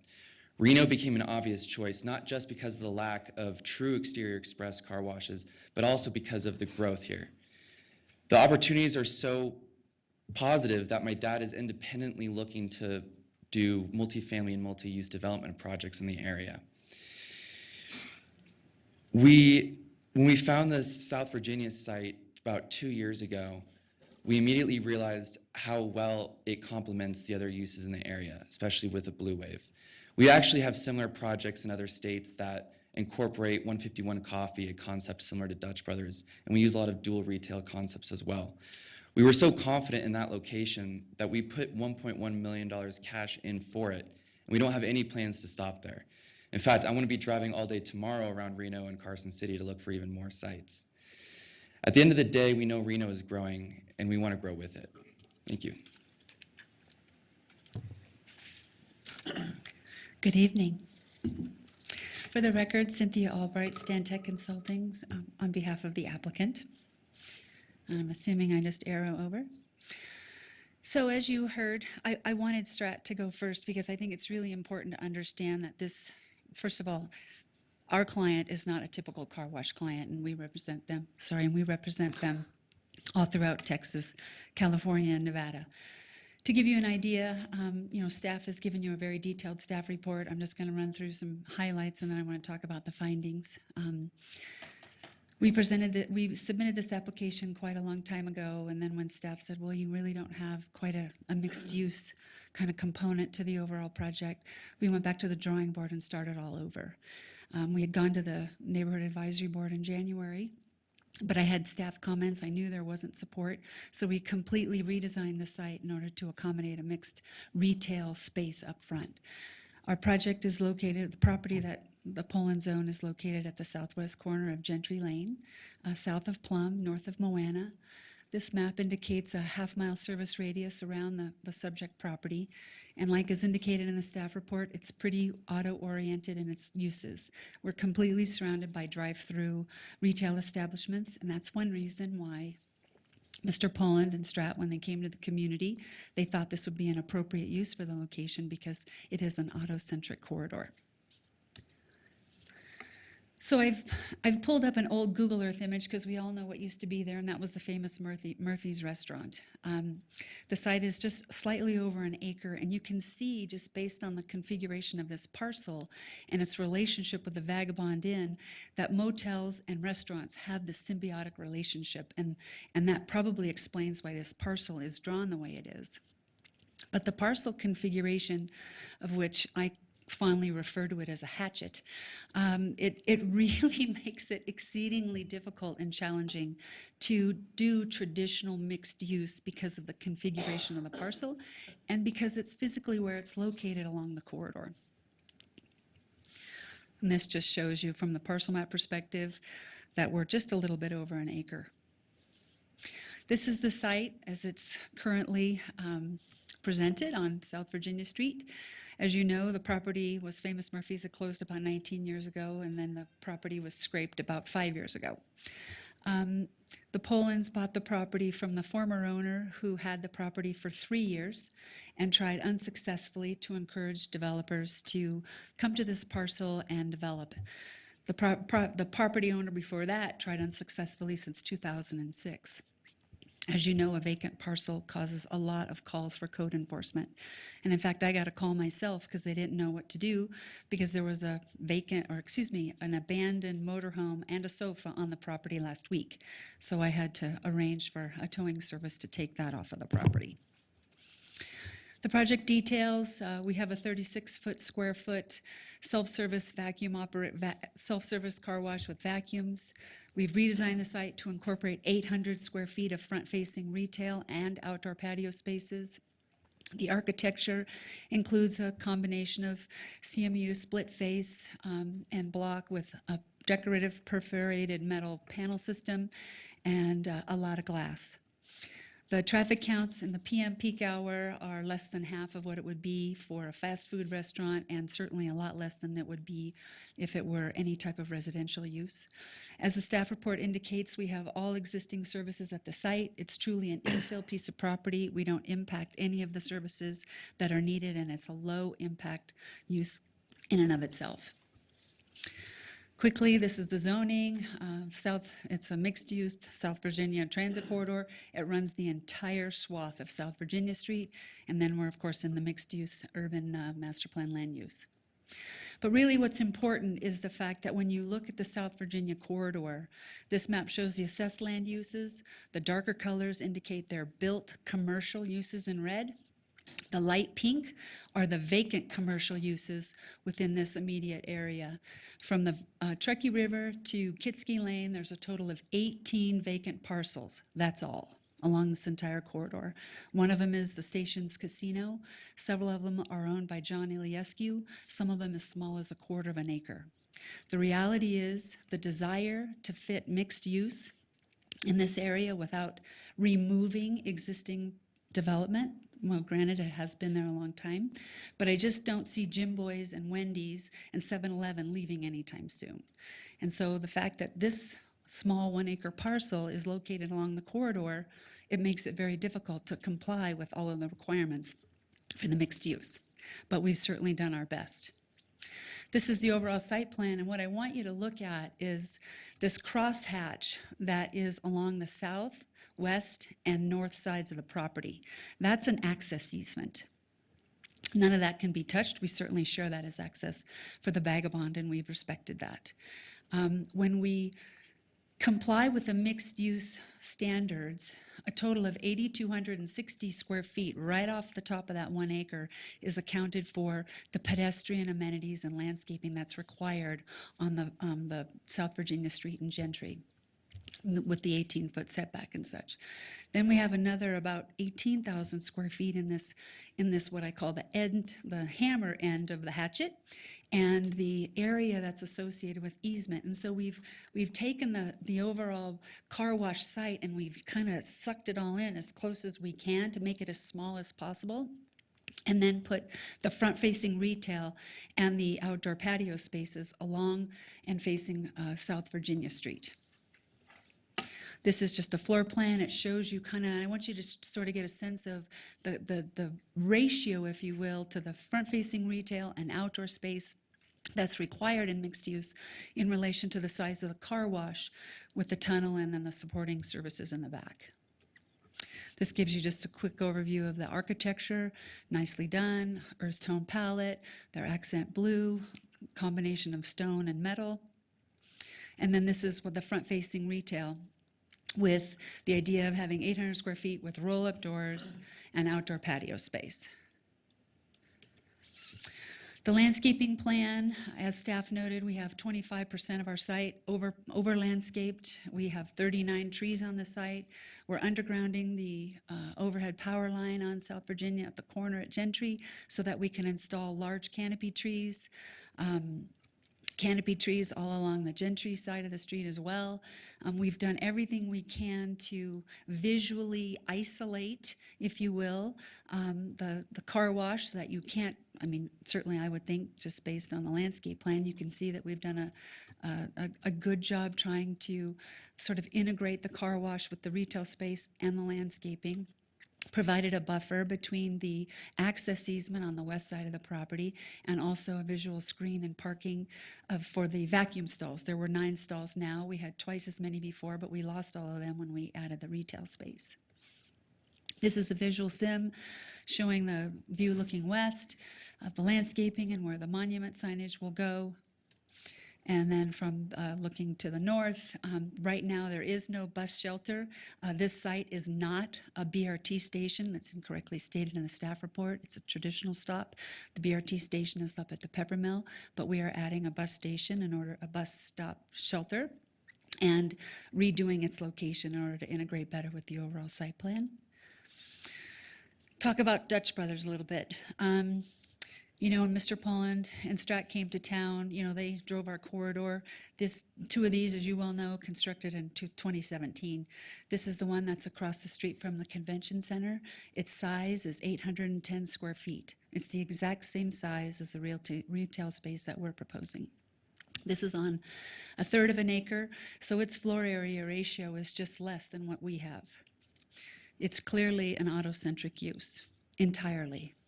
The one thing that I have a little bit of a problem with is in the staff report, it talks about the reason it can't support it is because we don't have a mix of uses. Well, we certainly have a little bit more of a mix of uses than these two projects that were recently constructed in 2017. This is the Dutch Brothers that's within walking distance to my office, and we often go there through the creek. This Dutch Brothers retail store is 576 square feet. Its floor area ratio is 1%. This is the site, the drive-through that serves the Dutch Brothers, and you can see it is clearly not as well screened and certainly not as well presented from a site planning perspective as I think what we've accomplished in our site plan. So staff says they can't make these findings A and B and E, and a couple of them that I just want to take a couple minutes to talk about. And I'm you know, the staff report is very thorough. I appreciate that, and it's been nice working with Heather. But when I look at the comments that say, you know, the request is out of conformance with the following applicable master plan goals, and I understand, you know, I'm all supportive of the master plan, but when it says, you know, continue to promote new development and redevelopment in centers and corridors where access to transit services exist, well, we are in the transit corridor and we are trying to promote redevelopment on an infill site that's been vacant for 19 years. CUC1, overall mix, a broad mix and a higher intensity of uses. I understand we can't get to that higher intensity of uses. Interestingly, when you take off all of the area that's required for the pedestrian scale amenities and the easements, we have less than 28,000 square feet to work with on that whole parcel. And we would have to go to 3 stories to do that. And what I like to say is, you know, uses like to go where other uses are. It's kind of the auto dealership syndrome. I mean, they want to be co-located. And it's no different than mixed uses. I mean, a mix of uses, that's why it works in Midtown and other places, because they sort of are already there. In this particular location, it's all retail-oriented uses. That's what's there, and that's why it's been very difficult for all the owners before Mr. Poland and Strat to be successful in developing the property. Activity-generating uses, it says that we don't comply with a master plan goal of concentrating nodes of activity-generating uses, such as retail shops and restaurants. Well, Strat and Mr. Poland hope that we can get a restaurant in that space. That's why we've included 2 outdoor patio spaces. We're not trying to get a coffee store in there. We're trying to get a taco place, to be quite honest. We're trying to get something that people can walk to from the neighborhood. We have about 1,000 apartment units just to the west of us. So I don't agree that we don't comply with that particular goal. Also, the comment about concentrating higher intensity uses, particularly residential or employment, adjacent to an existing or planned BRT. We are locating right next to an existing bus stop. A couple of goals that I do think that we do comply with, certainly GP1, you know, business development and retention. That's what the city is about. You're here to attract business and employment and retention. And like Strat has said, you know, they've purchased this property. They're committed to this community. They intend to stay here, and hopefully they'll be able to develop this parcel. Encourage infill development. Certainly we comply with that one. Effective and efficient use, equitable delivery of city services. As staff has indicated, we don't have any negative impact on city services. Stormwater best management practices are our landscaping on Gentry is a low-impact development. We've incorporated all those design principles into our landscape plan. Neighborhood connections, that's why we have a retail space. Like I said, we're hoping we have people who will come to this space in order to buy some sort of food, some sort of use from the existing neighborhoods that are both on the east and the west side. And with that, thank you very much. Thank you, Cynthia. You're welcome. We'll call you back up with questions, I'm sure. So Pardon? we'll call you back up with questions after Heather. Thank you. Good evening, Heather. Thank you. Good evening, Chair Johnson and Planning Commissioners. Heather Manzo, Associate Planner for the record. The applicant did a really good job of laying out what the request is that's before you this evening. As far as the 3 special use permits for the car wash use, the reduction to the floor area ratio from 75% to 9.4%, and the request for alternate building orientation along the Gentry Way frontage. As the applicant noted, this request does meet or exceed a lot of the standards that we have in code for mixed use, including landscaping, parking, and building articulation standards. However, due to the location of the site and its proximity to the rapid transit services, as well as the recent adoption of the Reimagine Reno Master Plan, we evaluated the requested use on the merits of both the mixed-use zone and the master plan policies that are in place.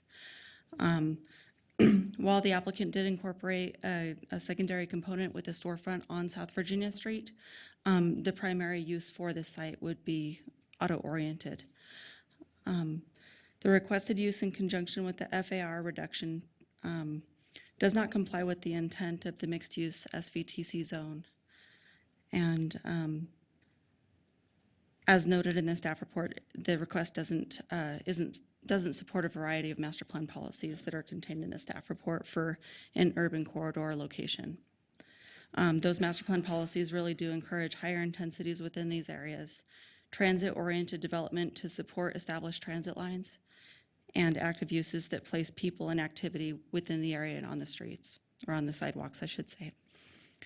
I did want to note that the NAB comments provided noted that the request is consistent with the long-established fabric of the neighborhood within that area, and that the site would improve the current conditions from where they are today with the added landscaping, pedestrian amenities, and things of that nature.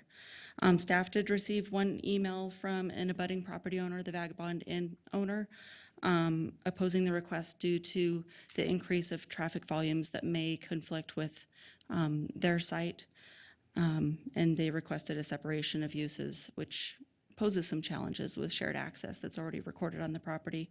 And then I did receive a phone call from a property owner from across Virginia Street who noted that the request really doesn't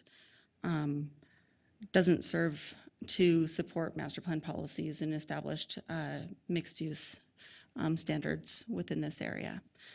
Staff has noted that we were unable to make findings B and E, which are specifically related to the master plan and the uses and design of the site.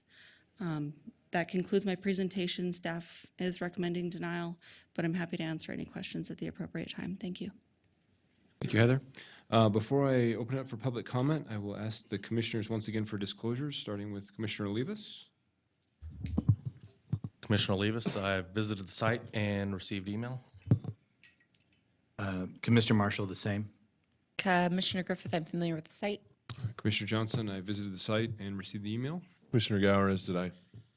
Commissioner Hawkins, as did I. Commissioner Weisky, as did I. Okay.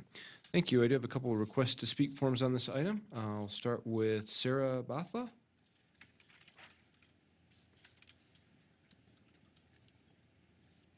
Honorable Commissioners, my name is Sarah Bathla, and we own Vagabond Inn, and we bought this property in 2015. When we bought this property, there was a fence on that site where they have their proposed to build car wash, and we were okay that time. And it was owned by somebody else, and they bought this property, I don't know, in 2016 or 17, and they took the fence off from that side of the property. And after that, it was nightmare for us to control the traffic, control the people, foot traffic, cars, drug activities, and we are going through such a horrible time to control. And my as you can see that we are accommodating almost 40 families in that property, and it's a risk to the families when there is no fence and when people are walking in, driving in with no control. So at this moment of time, I'm pretty sure that you might have driven that area, and we put a fence on that side, and we have proposed, and you can see in the it's we haven't got the permits yet. We are putting fence on the other side so that we can control the traffic, the foot traffic, the activities that people were driving from this side and getting out from that side. So it was like running back and forth, putting cameras all around the property. Still, we are not able to control the activities. So it's a request. We have nothing, they have a good plan. I mean, we like it, but we want to make sure that our property is, they should put some kind of separation so that we can control the traffic in our property and control the people, the life of people, those who are staying there. We don't want to put them at risk because of their very good plan, but we need to talk to them about what they are planning to do to put fence or control the traffic that we will have once they'll remove the fence. That's all. Okay, thank you. Next is Michael Bathla. Honorable Commissioner and other Commission members, staff, and everybody present here. My name is Michael Bathla. I was reborn in this town when I immigrated in 1993, and I am a proud Reno citizen. I went to school here at University of Nevada. I am one of the person who have come from lots of other countries, especially India, since 1993, that I was able to and fortunate enough to be able to go to school and become a certified public accountant and a good member of this great community. Exactly 12 years back, I stood at this platform and I talked to the commission about injustice that was being done to another business owner who was going to lose a license. And the committee very gracefully understood our concerns and heard that, and the things were made good. Today, I am here because we feel that a great injustice is being done to vagabond into our property, although there's a great plan on the other end. We agree. It's a wonderful plan. It will bring in lots of employment. It will bring in a good business there. But here is what has happened since the time they bought the property. There is fence on Gentry side that's been over and over broken, although that doesn't belong to us, because we meant to control the traffic, unauthorized people there are so many apartments in the back, there are drug peddlers, there are homeless people, and there are criminals living, they were breaking that fence. We tried numerous times through another brokers. I personally sent Mr. Staten emails, messages, never heard from them. We wanted to talk to them so that we could put some kind of fence or wall so that we could control the unauthorized traffic there. Sirs, we have not been heard. Our property has been hurt. Our people, our staff, our guests are at risk. Although this plan is there, but there's no plan. We don't see what they are doing to our property, what kind of fence they are putting, what kind of wall they are putting so that our side could be secure. There's no point in giving them a license and ruining our property where so many people are being impacted. We have put in our heart, soul, years of hard work, bleeded to get that property. Why should that property be ruined just because their license has to be approved? No, we are not against them. We simply want them to sit down with us, have a plan so that we can arrange for a secure fence or wall, which way we don't get unnecessarily traffic of any unauthorized people into our property, and they can enjoy their property, we can enjoy our property, and everybody stays same.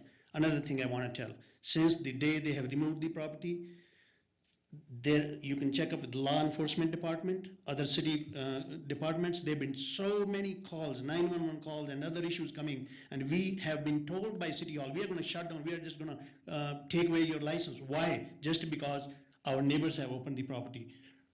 Dear sirs, it's our humble request that if city cannot maintain this, law enforcement, we as small business owners cannot. We beg you to convince the the new car wash owners to inculcate some kind of mechanism in here whereby unauthorized traffic will be controlled. Thank you for your time. Thank you. Are there any additional public comments on this item? Seeing none, I will close public comment. I'll bring it back to the commission for questions. Commissioner Weisky. Thank you. Cynthia? As part of your presentation, you talked about a mutual agreement, access agreement. Is there an access agreement between the two properties? Yes, if we could put up the presentation again, Kelly, I'll show you.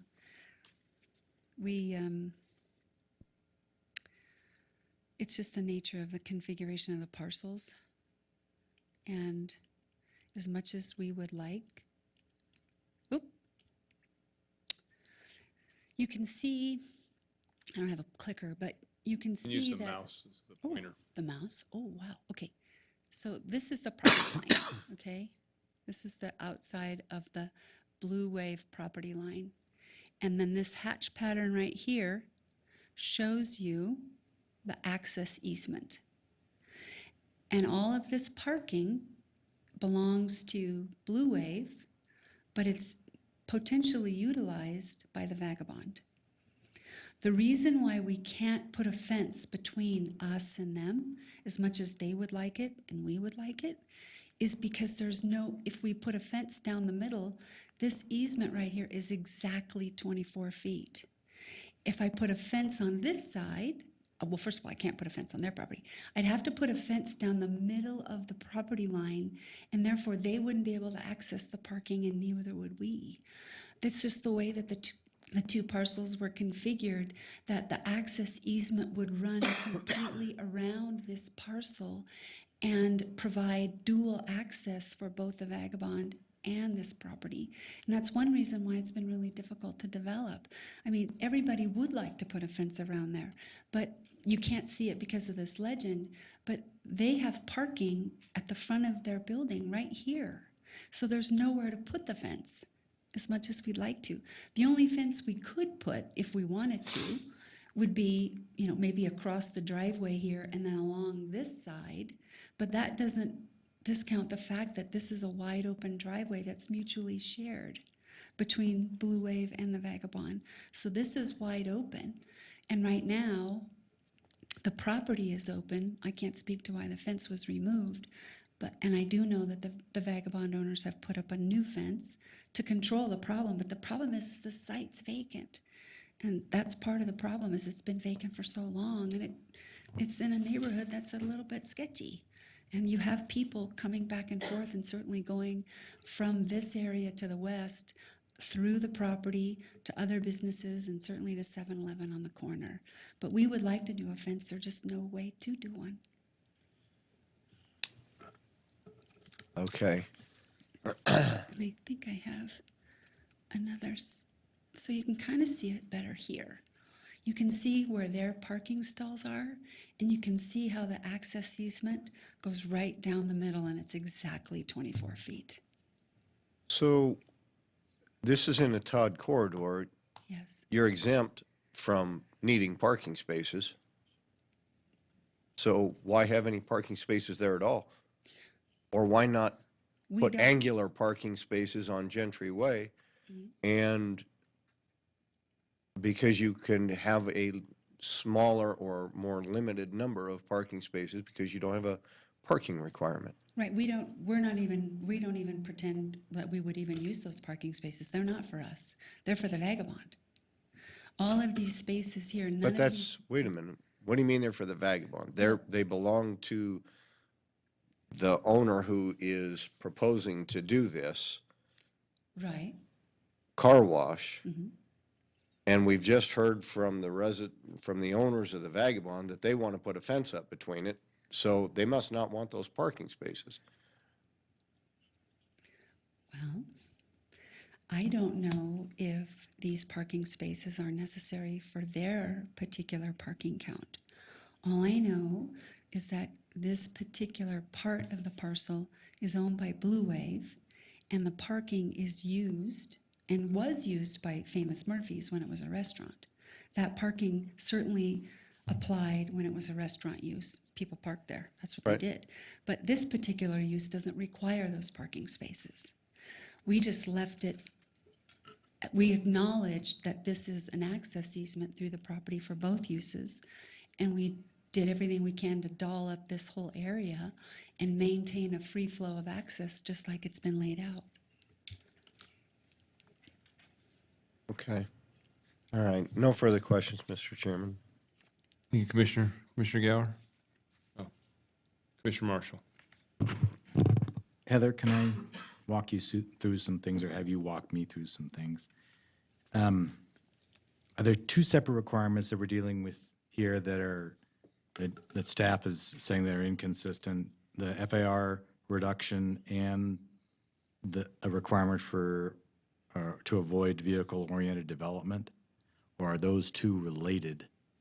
So we're talking about just kind of one basic issue. Heather Manzo, Associate Planner for the record. So there are 3 SUPs. The 2 that staff recommended denial for is the use itself, the car wash use, which requires a special use permit in this zone, and the reduction of the floor area ratio. Okay, so if we take the vehicle, or if we take the car wash, the reason that the staff is recommending denial is based on the nature of the use of a car wash. Car wash is being vehicle-oriented, and that's, staff is recommending that we find that inappropriate for this particular corridor that the new master plan has designated for mixed use and other non-vehicle-oriented development.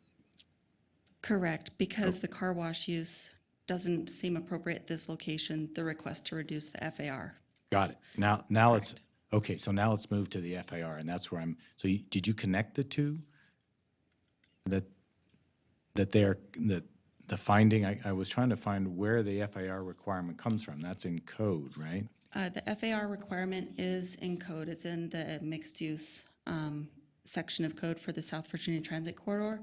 And there are master plan policies that encourage more intense development in certain areas, including the urban corridors. So the ability to reduce from 75 to approximately 10 floor area ratio, if I get the numbers right, that is allowed because of policies in the master plan? So you're asking why a floor area ratio reduction could be requested? Yes. Because the SVTC standards or the mixed use standards allow for that. And what are the standards on which we have to decide as to whether or not the reduction there is non-residential development, a minimum of, I'm sorry, my eyes are So the section that Arlo has provided for us is out of the master plan, and it's under the urban corridor policy framework, where it discusses density and intensity. Yeah, what I'm trying to find, and I'm sorry to bumble around, is what are the standards that we're applying to judge whether or not the reduction is appropriate? The special use permit findings. So just the general special use permit findings, and so therefore that brings us back to whether or not this kind of use is consistent with with master plan findings specific for this district. So therefore, we're kind of back to whether or not this vehicle-oriented development is appropriate. That's correct, and I would say it would be getting- consistency with the master plan for finding B and consistency with code or the intent of code throughout the rest of, and if it's appropriate at the location on the rest of the special use permit findings that we have.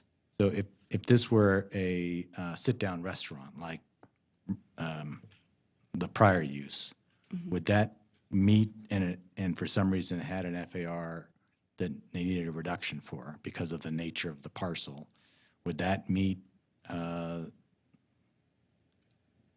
what in your mind would meet that kind of pedestrian-oriented development, non-vehicle-oriented development, some mixed use, or what could they do with this parcel that would that would satisfy our requirements? And I think that's a great question that I don't want to jump into anticipating what would get a recommendation for approval on that element. I can say that the site, because of its shape and the access easements, does have some constraints to it. And so it could be challenging to develop any sort of development at a 75% floor area ratio coverage. So it is possible that there would be a request that would come forward that could be supported for a reduction, but we don't have that before us. And so I wouldn't be able to answer that with certainty. And so it really is the nature of the use as being proposed as a car wash with some, 800 square feet of commercial that is really driving staff's recommendation to not allow the reduction in FAR. So if I can just reference Yeah. the site and landscape plan that's been provided.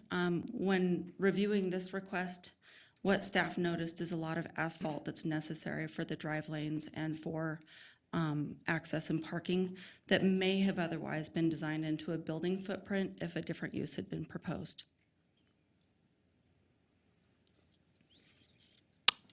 Okay, I think I got it. Thank you. Commissioner Levis. Commissioner Levis, follow-up question. I guess, what constitutes the 9.4%? And is that just the actual building and the retail space? I believe the applicant, so it's a number that was provided by the applicant in their materials, and I believe it was based on the building square footage? Yes. Okay, so I guess the wash and the equipment and inside of that is not included in that, is that? So the equipment and everything on the interior of the car wash building, which is on the east side of this area to access the vacuums. The vacuums are not included in the FAR count because it's not a structural, building. So the footprint of the car wash itself, the storage areas and the actual car wash tunnel, and the 800 square foot future commercial space are all counted toward that 9.4%. Okay, so the footprint of the building, whatever it is, but the other parts like the vacuum, the drive-through, those things are not included even though they're critical to the use of the actual facility itself. That's correct. The floor area ratio is really building square footage versus square footage of the lot. And so anything that's not within a building wouldn't count toward that minimum requirement for the square footage. Okay. Thank you, Commissioner. Commissioner Gower. Thank you, Mr. Chairman. Cynthia, I have a question for you. Sort of a hypothetical. Why, if you or your applicant doesn't need the parking spaces in the handle part of the hatchet, and the area that is associated with those parking spaces that you're not going to use influences the percentage of your FAR, why not pursue a boundary line adjustment and transfer that to the vagabond? Well, I certainly can't speak to what the property owner would do. Hypothetically speaking, if it were something that were approved and they don't need that particular area for parking, which they don't, we could do a boundary line adjustment. We would have to change where our driveway access is located. We'd have to cut off where it currently exists today, which was rebuilt, I don't know, maybe 2 years ago when Gentry was re-slurried. They, interestingly enough, they put the sidewalk back a curb, and now we'd have to rip up that brand new sidewalk and put it back of Parkway. But yeah, certainly you could look at changing the driveway access on Gentry. I mean, it is a curve. That's something to consider. You have sightline issues on Gentry because you're coming down a hill. But they certainly don't need that particular area for purposes of this development. Okay, but that conversation has not been had? No. Okay, thank you. Cynthia, can I piggyback on where Commissioner Gower was going with that? Based on what I'm seeing, and you touched on it with the potential relocation along Gentry, I guess I'm as concerned about Virginia Street. It doesn't seem like you could create a separate entry, even with the boundary line adjustment, to have another entrance in off of off of Virginia that would access this parcel? No, because of the distance to the corner.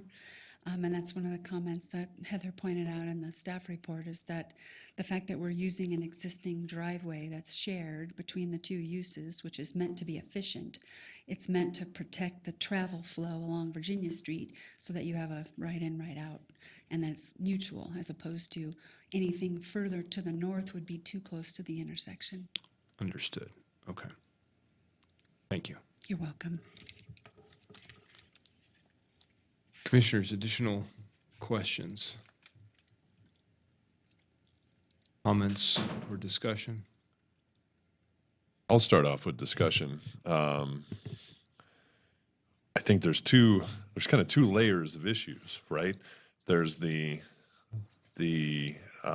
master plan component and the conformance issue of the FAR and the consistency of the use with the master plan, and whether we're kind of in the same ballpark there.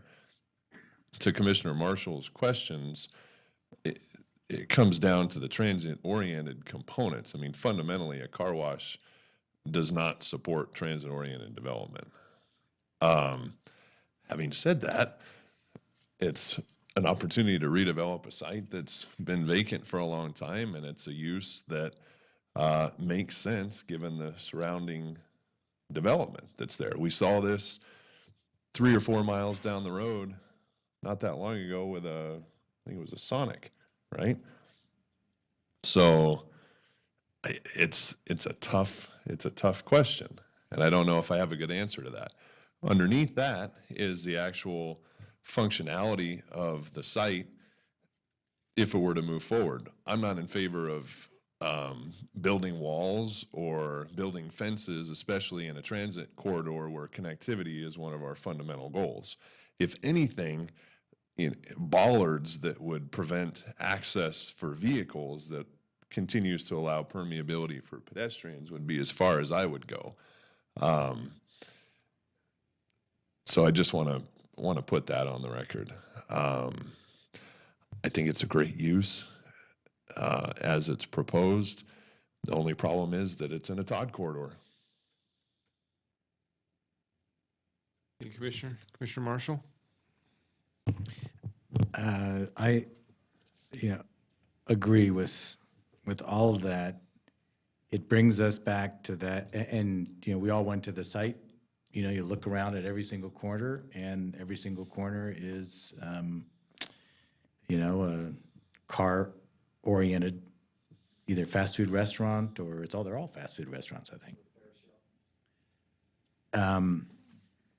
But Jim. We have a policy. We've adopted a master plan that has a policy that says this is a special area that we want to move towards a different kind of use.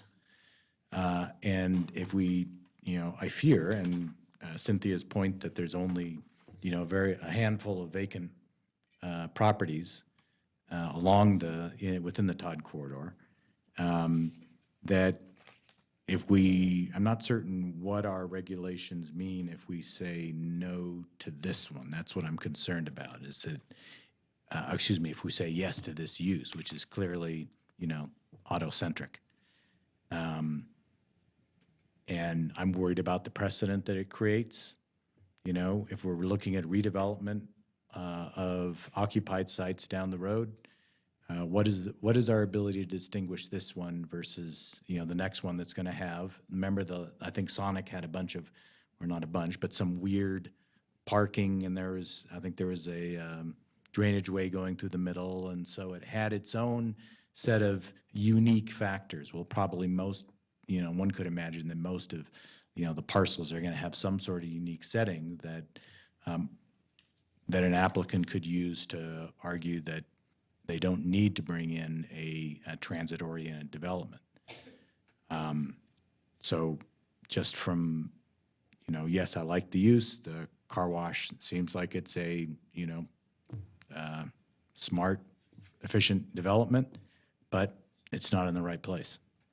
And if our hands were not tied or had we not adopted a master plan that proposed this exact, use as not being appropriate in this particular area, then I might have a different leaning in this matter. But I guess my intent would be to affirm the staff recommendation on denial based on what I think is really the central issue, which is is this a transit-oriented development use?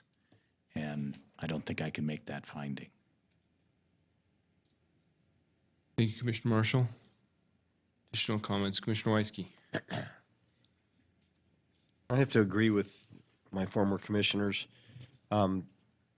because it is a transit-oriented corridor. That's why I was asking the question about the wall, and if you don't need those parking spaces, this is not the type of a business where people would be driving up and parking. They should be driving through with a dirty car and out with a clean car and back down the road. And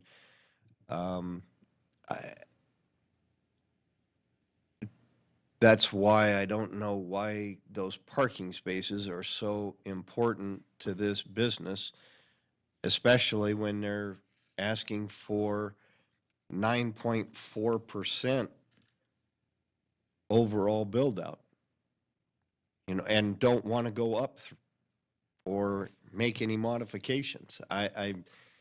Something isn't adding up here for me. And I'm having a hard time with that. And I fought hard on Sonic. I see a difference here. Sonic had car service. You drive up in a car, you sit there, you place your order, somebody comes up and hangs your food on your door, and you sit there in your car, and then you drive off. This is different. You drive in and drive out, and I've tried to reconcile it the same way I did Sonic, and I'm in support of staff's denials. Commissioner, additional comments? I'm going to weigh in with mine. I appreciate Commissioner Gower kind of laying it out. I mean, there's a number of different things that we're looking at here with respect to the master plan. But I think what strikes me, and Commissioner Weiss, you touched on it a little bit with respect to the cars coming in and out.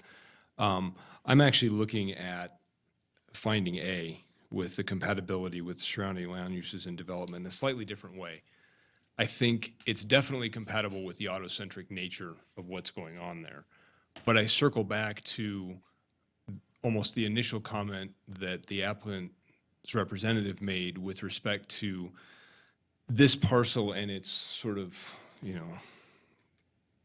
back and forth or almost symbiotic nature as it was originally done between the hotel and the restaurant. And the fact that that's why there's a reciprocal agreement, that the use of this originally was a supporting restaurant for a motel. And I think that's how the site is set up. And I think the concern when I look at this with respect to the existing surrounding land uses, and I think the neighbors have brought up some concern, and honestly, I think a lot of the concerns will be addressed once there is something there. I think the activity that's happening on a vacant lot goes away when the lot's not vacant anymore. But that said, I think what this is a site that's going to see the bulk of its use, and I appreciate the commercial aspect of it, but the bulk of this use is going to have a shared access with, but no relationship to the adjacent facility on that parcel.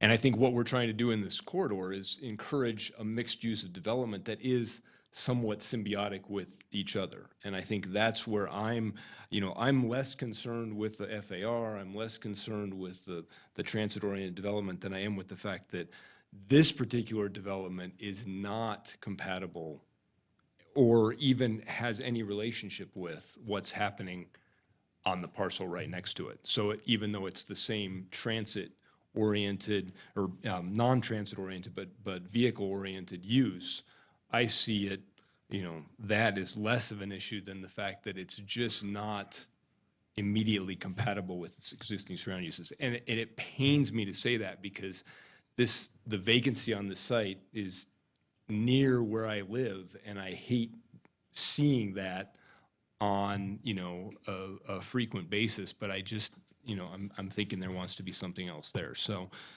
those are my comments. That's finding A is the one that I'm not able to make. So commissioners, any additional comments? Commissioner Olivas? Yes, Commissioner Olivas.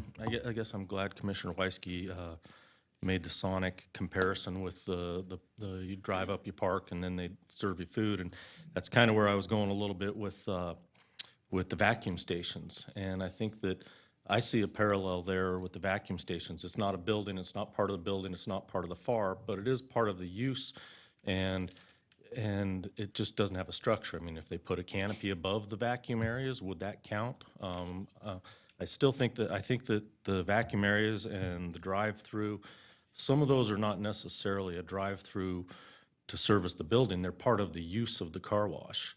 And that's the parallel that I see to the Sonic, that some of the drive-up parking where they came out and served you were similar to the use of the building. So for the FAR in particular, I think that may not be part of the building, but it is part of the use, not just for parking or for the vehicle access. That, and I think then the hatchet handle, that's unfortunately kind of almost wasted land for this particular use, and not to prompt a negotiation between the two residents or tenants there. I think that I can make the findings relative to the FAR for those reasons. I think that this is a difficult one, and it doesn't really fit into the box that we're trying to fit it in. And given the other auto-oriented uses on the other four corners, I think that it's appropriate and fits in there, and it's unique in its use that I think can fit the area. Thank you, Commissioner. There's no additional. Mr. Chairman, just one follow-up comment. I'll make it quickly. I appreciate your comments about the compatibility with the land use that has the shared access. I think that was a great point relative to finding A, and I'm on the same page with you. I just wanted to make the point, since we are the informing body for the city council, and whether this is appealed one way or the other, and based on the outcome of the decision, that for these tough properties that fall along transit corridors, that the city might think about strategies to involve themselves in providing some sort of financial assistance or incentives to encourage redevelopment that's consistent with the master plan, because the message that we're sending, and by no fault of the property owner, by the look of this parcel, if I were from out of town and drove it, I would think the same thing you did. What a great area to put a car wash or a fast food restaurant or any number of auto-oriented uses, because that's what it looks like. That's what it looks like down where the Sonic was too. So as a city, if we want to make these properties resemble what we're saying we do in our master plan, then let's put our money where our mouth is and make it happen.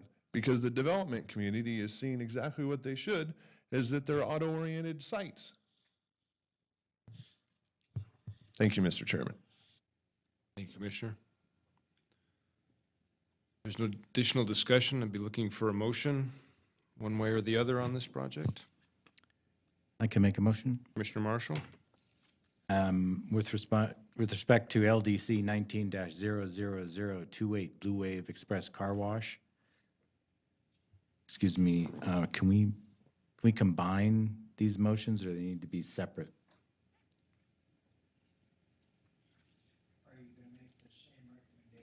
Three? I would suggest we separate, because there may be some. Okay. There may be some of the use permits that the commission may approve. All right. Based on noncompliance with applicable findings, I move to deny the special use permit for the car wash use. Thank you, Commissioner Marshall. Commissioner Weisky, second. I have a motion and a second on special use permit for the car wash use. Any additional discussion? All those in favor? Aye. All those opposed? Nay. Okay. Motion to deny carries 6 votes to 1 with Commissioner Olivas in opposition. And we need to continue. Based upon noncompliance with applicable findings, I move to deny the SUP to reduce the required floor area ratio from 75% to 9.4%. Second. A motion and a second on the special use permit for the floor area ratio. Additional discussion? All those in favor? Aye. Opposed? Nay. Are there Motion to- some particular findings that can't be made with respect to the FAR special use permit? I think in response to, for the maker of the motion, I would say findings A and B. A and B. Commissioner Gower for the second. I can't make the master plan findings under finding B. Thank you. Commissioner Marshall, there's one more. Would you like to keep going? Nope. Okay. We also have a special request for alternate building orientation.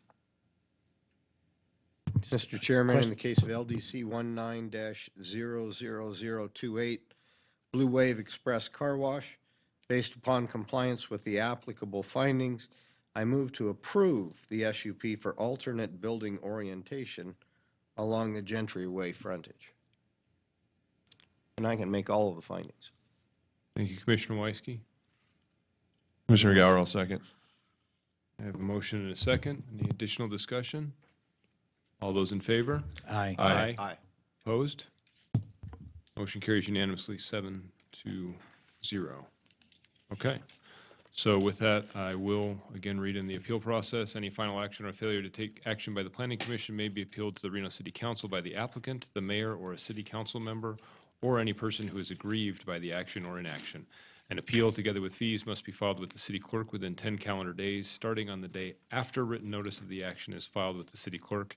And if the 10th calendar day falls on a weekend or a holiday when the clerk's office is not open, the appeal may be filed on the next business day. With that, I am going to request that we take a recess until 9 o'clock, when we will return with the next item on our agenda.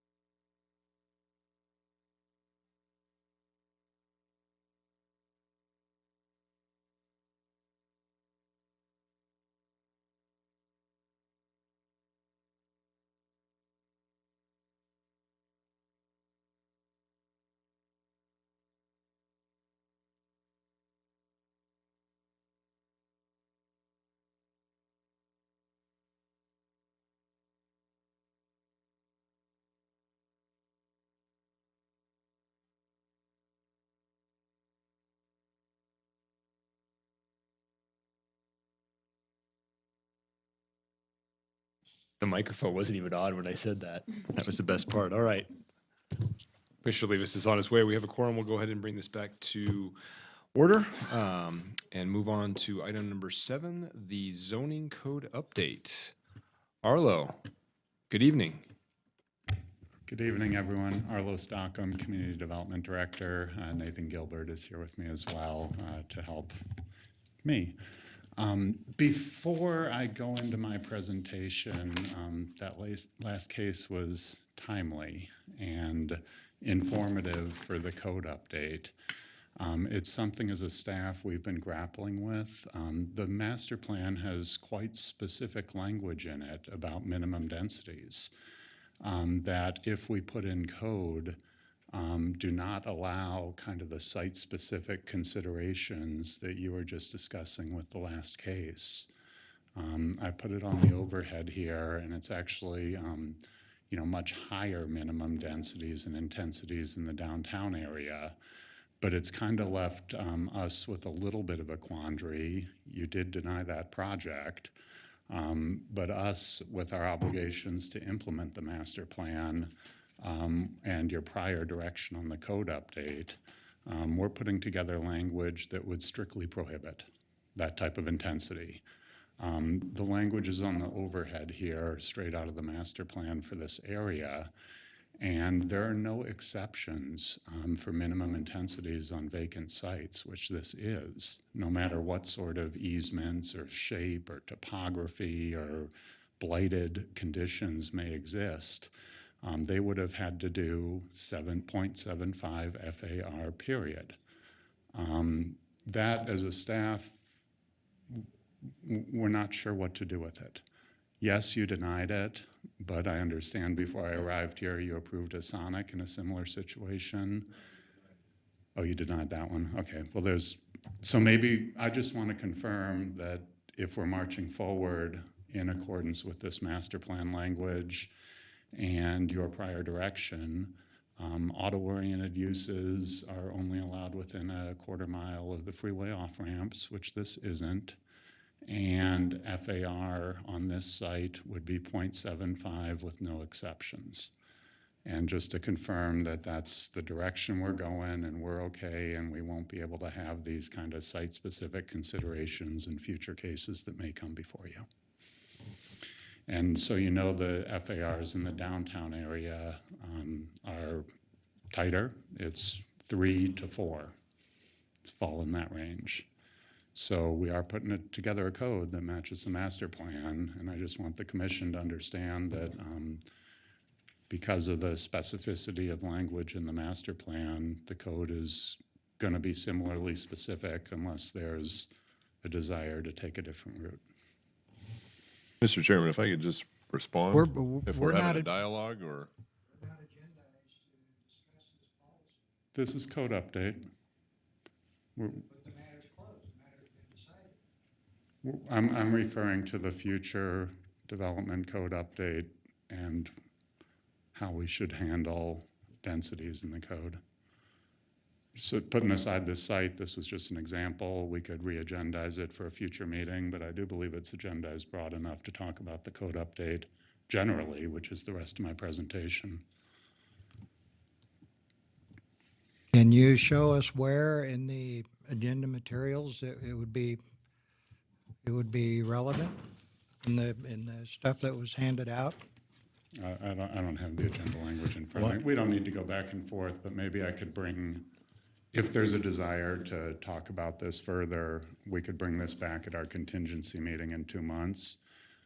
I just wanted the commission to be aware that we are doing our staff review of the section of code, zones and uses, and the density language is going to be reflective of the density language in the master plan, lacking different direction. Arlo, what policy number is this? This is the introductory language. Oh, it's the. Out in the. This is the urban corridor, the language addressing density and intensity requirements. Okay. It wasn't given a policy number. It's Okay. the overall kind of front page language. Okay. So I'll move on to my presentation. I think your action and whatever the city council ends up doing on that case, should inform how we move forward with the code more generally.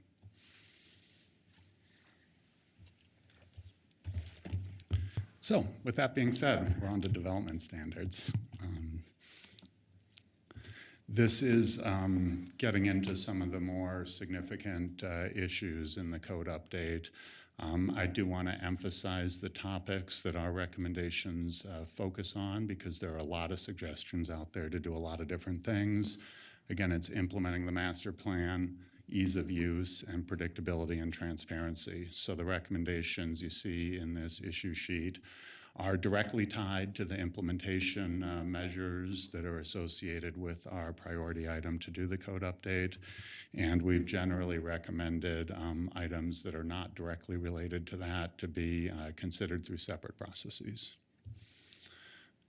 Procedurally, we're here at the third of 6 issue sheet topics dealing with development standards. Our meeting next month will focus on the site and building design standards.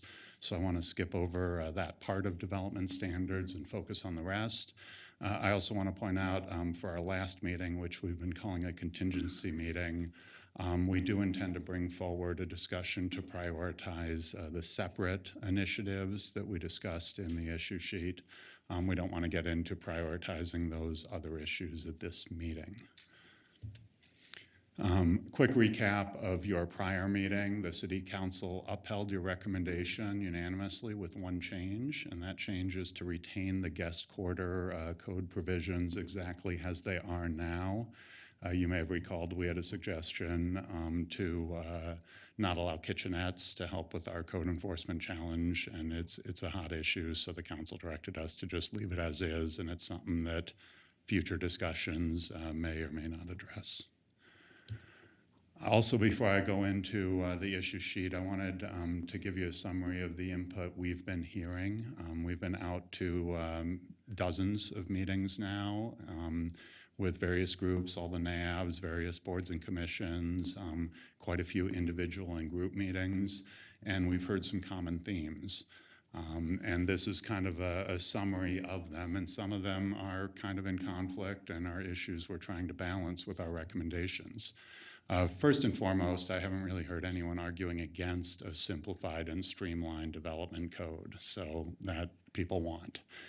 There's a lot of concern for housing affordability. We're hearing that everywhere we go, including market rate, moderate income housing, not strictly the affordable deed-restricted housing, but at a variety of price points. Concern that housing has gone up and support for whatever actions we can do to do a little bit to make it more affordable. Certainly labor costs and construction costs are very high and are a big part of that, but regulations are as well, as are fees. There's a lot of support for redevelopment in targeted locations, but there's also a lot of support for that fourth bullet, neighborhood preservation and minimizing impacts of redevelopment on established neighborhoods.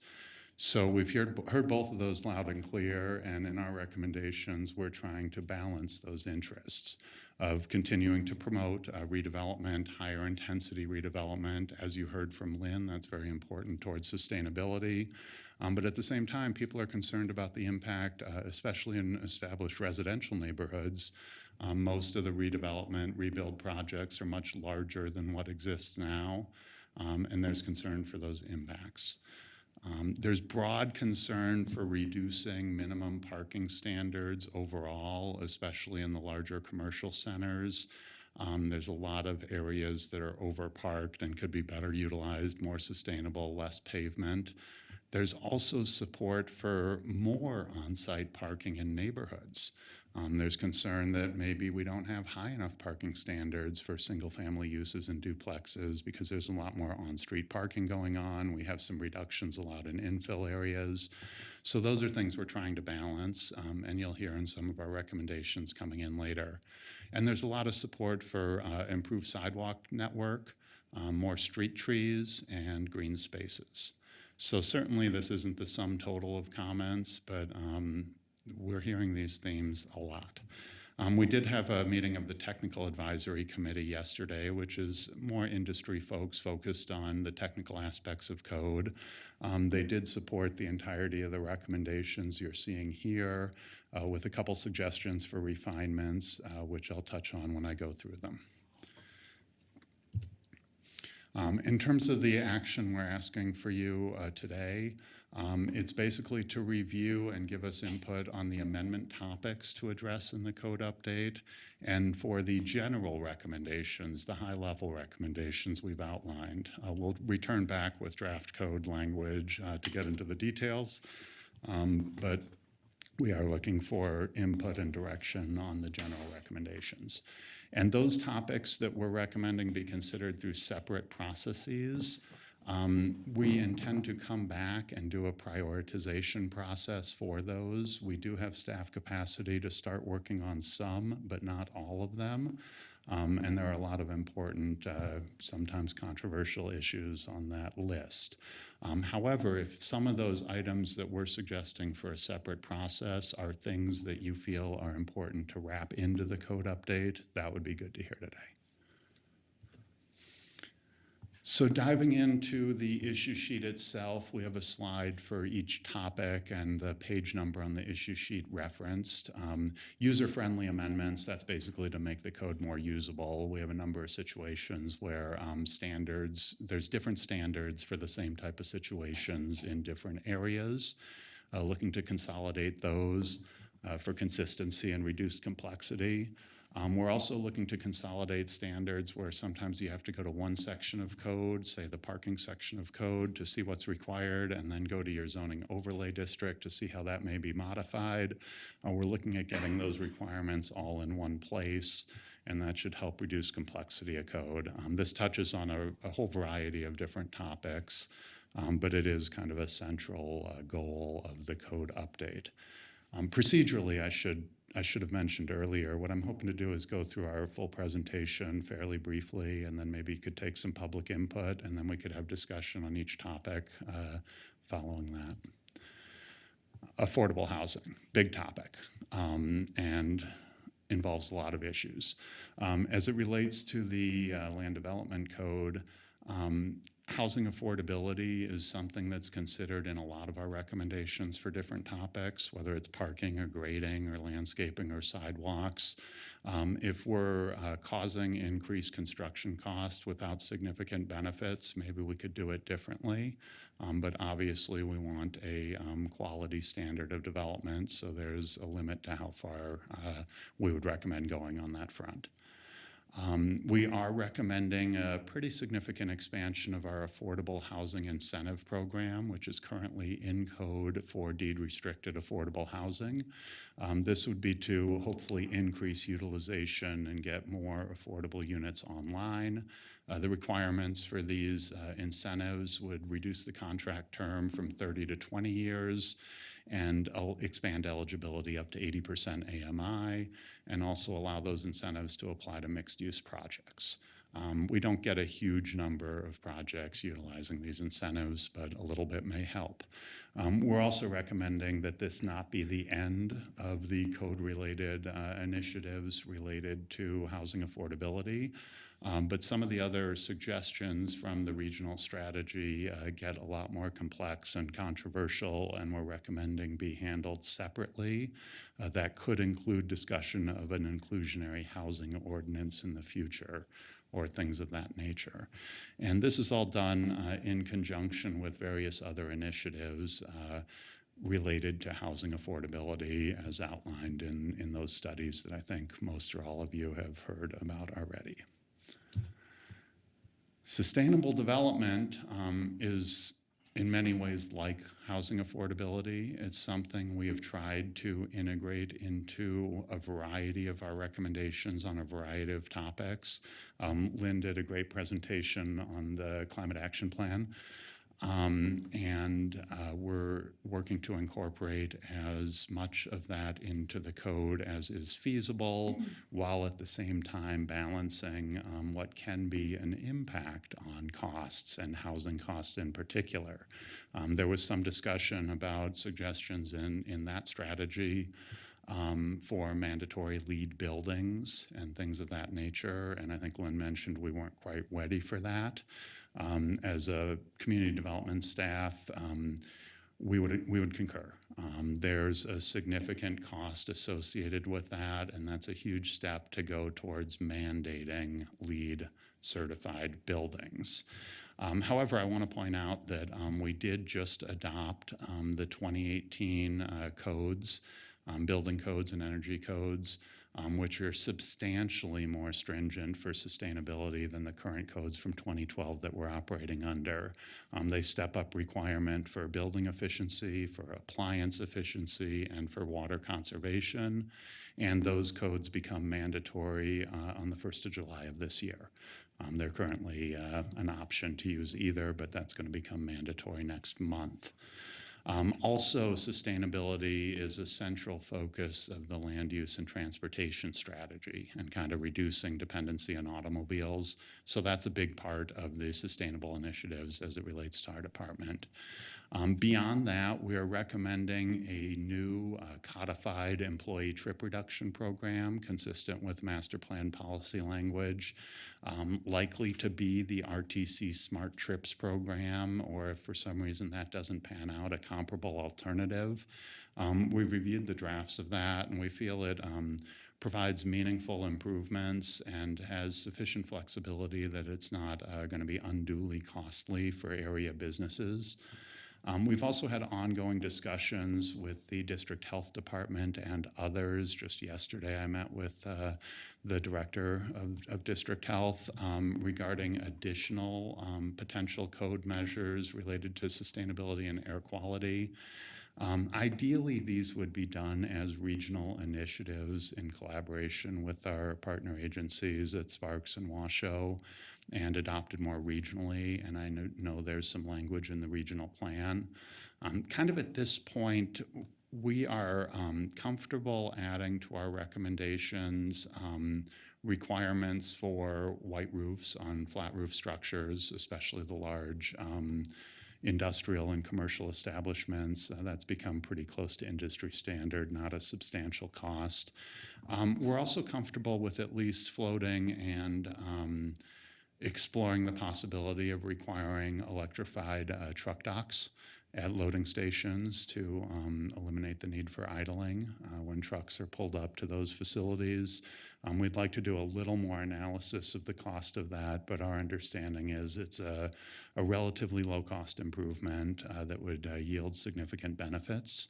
In terms of the solar-enabled and EV-enabled recommendations for residential, we would like to explore that further with district health and in particular see some cost-benefit analysis before we as a staff are comfortable recommending unilaterally adopting those.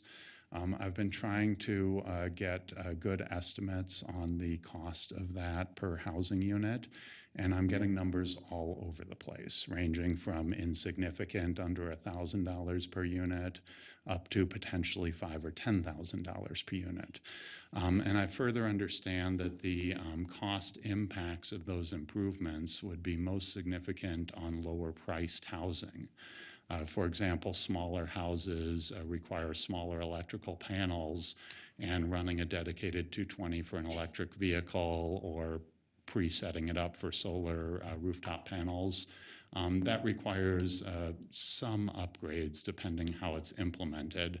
So we'd like to work further and perhaps return to this topic and have some further discussions as to how much utilization we would anticipate with these types of topics, just what would be required and what wouldn't be required, and what it would be estimated to add to the cost of housing units. This is an area where we're directly trying to balance the goals of housing affordability and sustainability, and frankly, sometimes you can't have both and you have to pick the right balance. So that's our recommendation on sustainable development. As mentioned before, integrated into our recommendations on a variety of topics I'll speak to next is sustainability. Site and building design standards, we would like to return to next month and talk more specifically about those. It's going to be a major topic for the code update. Residential adjacency standards, we're recommending an expansion to apply to development adjacent to all residential zoning districts, not just single family. We're recommending standards address transitional building height and buffers. We had written out locations of high-intensity uses, and in some of our meetings, it was pointed out that also applies to orientation of higher-intensity uses, discretionary review processes, noise, odor, and lighting, signs, and site access and circulation. The intent of these adjacency standards would be to minimize impacts on residential areas stemming from mixed-use or non-residential development nearby, while at the same time continuing to encourage redevelopment and reinvestment. Infill development standards. We are recommending replacing and updating our current standards. Many of you, I think, have worked in them. They're relatively subjective and difficult for us to administer. It's kind of a judgment call on a lot of items. And some of the standards seem like they conflict with other infill development goals and speak to matching the pattern that's already there, whereas other policies call for evolving into a different type of development pattern. So we'd kind of like to relook at that comprehensively, model some infill development standards off of some existing standards in the neighborhood plan overlay districts, focusing more on building form and site design than on style and architecture. But it's really, we're looking at coverage and building placement and access and massing and those types of topics. The biggest concerns we hear are not about architecture. They're about big new homes looming over their neighbors, and maybe we can do some things to address that.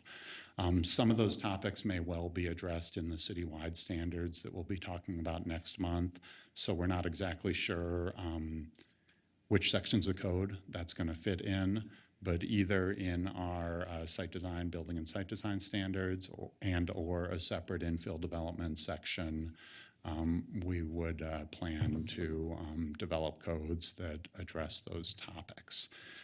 Following the code update, we intend to go back to the existing neighborhood plan overlay districts and discuss those with the neighborhoods involved to see if they're still applicable with the new citywide code standards, or if some of those should be modified or are no longer necessary if they're covered in citywide codes.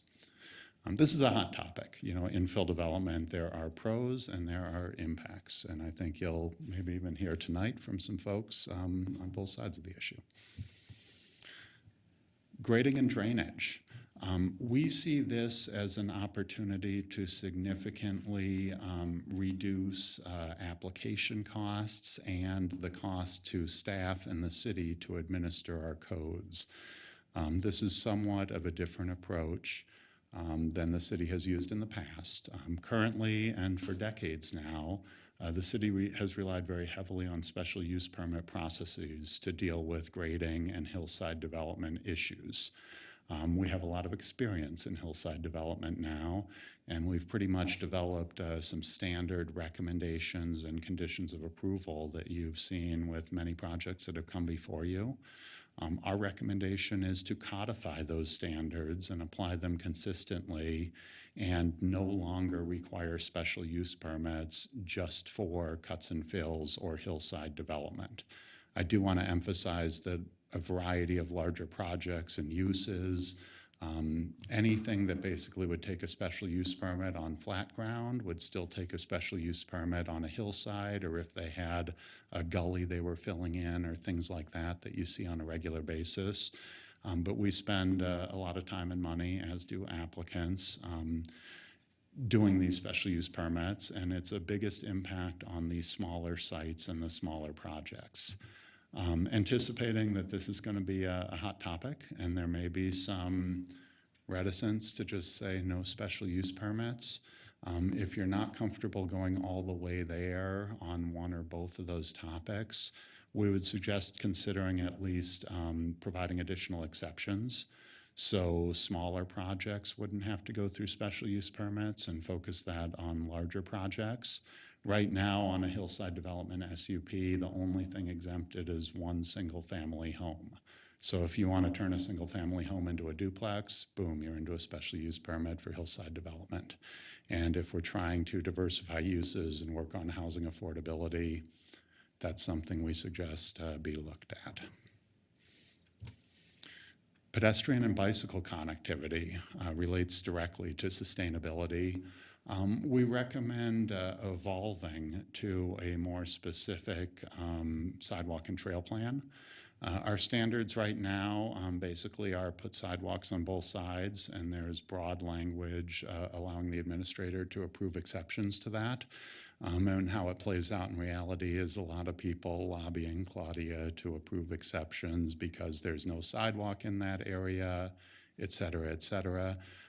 We have many neighborhoods where sidewalks on both sides are completely appropriate and should be maintained, but other neighborhoods that were developed either without sidewalks or with sidewalks on one side of the street. And we think if when we go out to do these targeted neighborhood engagement efforts and look at zoning map amendments, if we could also look at the sidewalk and trail network in those neighborhoods and identify where sidewalks may not be appropriate long-term, and ultimately wrap that into a sidewalk and trail plan in conjunction with the Parks Department. Those folks who don't need sidewalks would save a lot of money and have additional land to work with. We wouldn't end up with these kind of stranded sidewalks where someone who did a redevelopment built one and it never connects. But at the same time, it would just be clear and we'd have a more focused effort to have an interconnected sidewalk network. That's going to be a transition. We'll need to, before that plan would be in place, continue with something like what we have right now, because we don't want to end up with a bunch of development coming in, not putting in sidewalks where we want to have sidewalks long term. Additionally, Clarion, our code consultants, recommended looking at a connectivity index for greenfield development. This would be a new concept for Reno that's being utilized in some other communities. In effect, it requires a certain amount of sidewalk and trail connections for new neighborhoods, but it allows the designers of the subdivision some flexibility to pick where that's provided. It's kind of a subjective numerical way to ensure that pedestrian and bicycle facilities are provided without micromanaging where they're provided. We want to look at it a little more. We're not entirely convinced it's the right way to go for Reno, but it is an intriguing concept that we're suggesting exploring further through some draft code language. Parking and loading is a significant opportunity to reduce housing cost and enhance sustainability all at the same time. We're recommending a overall reduction in required parking to be in line with the ITE manual, kind of in industry standard. Our current standard parking rates exceed what the ITE manual calls for. We currently allow alternative parking studies, but those can cost money to prepare, and it's a whole process, so we'd like to codify appropriate parking rates. Secondly, we are recommending an expansion of discretionary parking, which is an applicant can decide if they need parking. That's currently in place in the California Avenue District, and no substantial problems have emerged. Our recommendation is that that be continued and expanded to the entirety of the downtown area. This would make a lot of redevelopment a lot more feasible than it is now. Parking requirements are a big impediment to urban infill, and we are comfortable with downtown Reno being ready for that. In conjunction with that, as we move out into the urban mixed-use areas in particular, say South Virginia Street, where your last case was, We'd recommend recalibrating and standardizing the parking reductions that are currently in place there. Different areas kind of have different parking reductions. Generally, it's less than the citywide standard. We'd like to look at that, and it would require more parking than downtown, but less parking than in the rest of the city. And we, importantly, I mentioned all the input we're getting on residential areas. We might end up with something similar to our current parking standards for residential neighborhoods, or potentially even a little more. We want to look at that, but we don't want to focus the parking requirement reductions in the established neighborhoods. We feel it's most needed in the commercial and mixed-use areas. And as a result of this, we'd like to see a lot of the very large parking lots around commercial centers around town. Hopefully some commercial sites can pop up on what's now pavement, and we can get better utilization of the land and evolve to a more sustainable development pattern. And maintaining and possibly expanding the on-street residential parking programs, such as those in place around UNR. Landscaping, I note that this does not include the tree protection topic. Fairly targeted change recommended here for the mixed-use standards. Right now, there's a density intensity threshold where you go from 5% landscaping right up to 20. We'd like to evolve that to more of a scale to encourage, higher and moderate intensity redevelopment, with a greater focus on street trees and less on the square footage dedicated to landscaping. Exterior lighting standards are very brief in code right now. They do require fully shielded fixtures. We're recommending expanding those consistent with the master plan and code assessment report to address a variety of different lighting types and maintain dark sky requirements. Historic resources, the language in the master plan is pretty specific about what to do with code as it relates to historic resources. And that draft code is in process. And I think we just got review comments back from the State Historic Preservation Office. Overall, it would modify the makeup of the Historic Resource Commission, streamline processes, expand incentives to preserve historic resources, but also set requirements to review projects for their effects on historic resources and have mitigation requirements. So there's a little bit of a carrot and stick in the master plan language, and the code language, unless we hear otherwise, would be consistent with the master plan.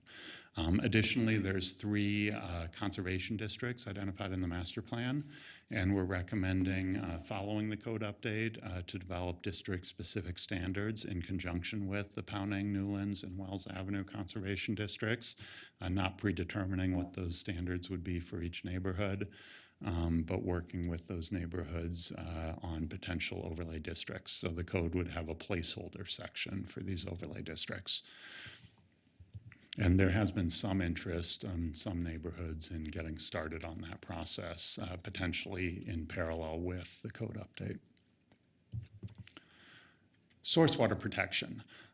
We've been meeting fairly extensively with TUMWA and various water experts to develop an overlay district for source water protection consistent with master plan policy language.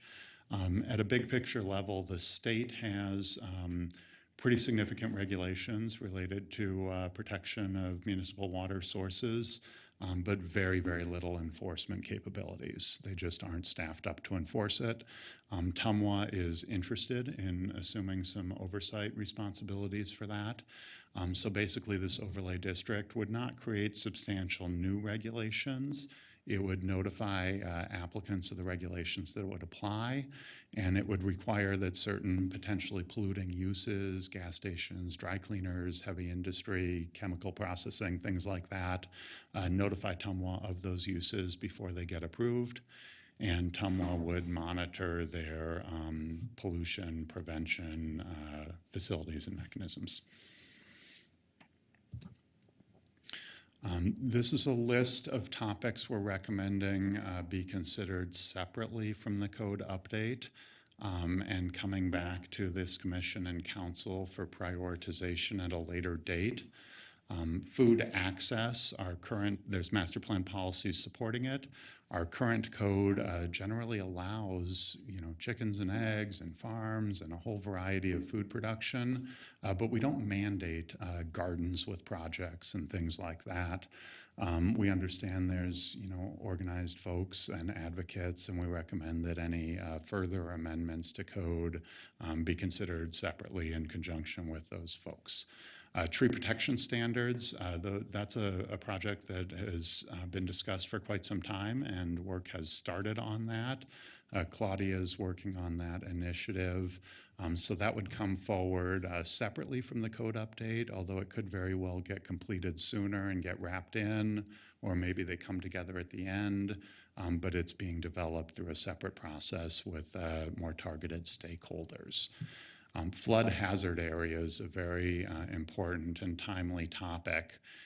Our recommendation is to go ahead and codify the 125% mitigation requirement that's been applied to development. That's pretty straightforward. But beyond that, we're recommending that that be a focused project if it is prioritized high enough to move forward, involving the necessary subject matter experts and not be bundled with the code update. Same thing with wetlands, streams, and major drainage ways. They're all kind of hydrology-related topics that we think warrants their own process. And again, some of these could occur concurrent with or even prior to completion of the code update, but not all of them. We don't have capacity to do all of this. Same thing with wildland interface and fire safety, requires close coordination with the fire department, so that major new initiatives related to fire safety we're not recommending included in the code update, but look at separately. Same with signs, with the exception that we would like to do a couple targeted revisions to be consistent with recent case law from the U.S. Supreme Court. That's primarily going to affect our temporary sign requirements and needing to standardize temporary sign requirements as opposed to having different requirements for different types of uses. It may also get into discretionary review requirements, but broader amendments to sign ordinances will garner a lot of discussion, and we recommend be dealt with through separate processes. Thank you for bearing with me at this late hour and long presentation. I wanted to take some time because these are important topics, and here's the summary of them.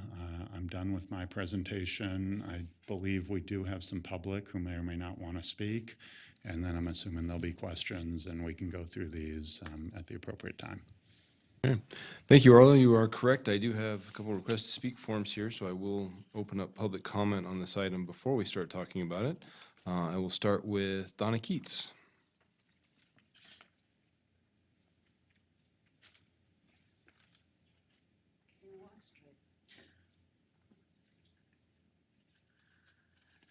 Hello, my name is Donna Keats. I didn't really come with a presentation. I came just with a couple of comments. But I'm a little confused about all this. I keep following all this, reading all these issue sheets, coming to these meetings, hearing Arlo's presentations, and they're great, but I still don't know what you're doing. And it's a little confusing, and you may remember me from months ago telling you that I felt that the city was not really reaching out or making people understand in the way that they thought they were, in spite of the enormous efforts that they go to. I told council last 2 weeks ago, everything's online. If you don't go online, I don't know if, Arlo, if you have spoken at Ward 2, I don't know, but I never got a notice of that. I don't hear anything about this except for what I look up. And then I see that we're coming 3 times to Planning Commission, then to council with a conceptual plan seeking conceptual approval. So that goes on for 6 meetings. So when are we going to find out what you're really planning to do? Honestly, I can't figure this out, because I see the city making massive developments up north, down south, going through all these permutations about whether or not to approve something. Yet it doesn't have all of its centers and corridors and walkabilities and all these things that we're trying to implement, and there are thousands of them being built. Why nobody's paying attention? And we're focusing on infill standards and little things that create another 100 houses or something, but it's like, but all the big stuff.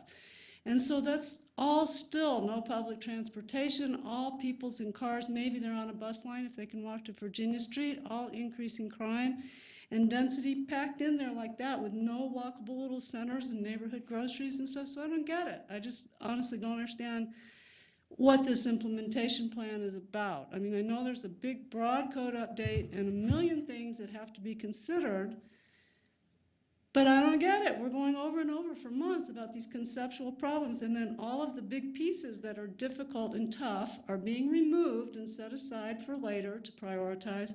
I get that, because you can't get this thing approved if you deal with all those little pieces at the same time. It'll never get done.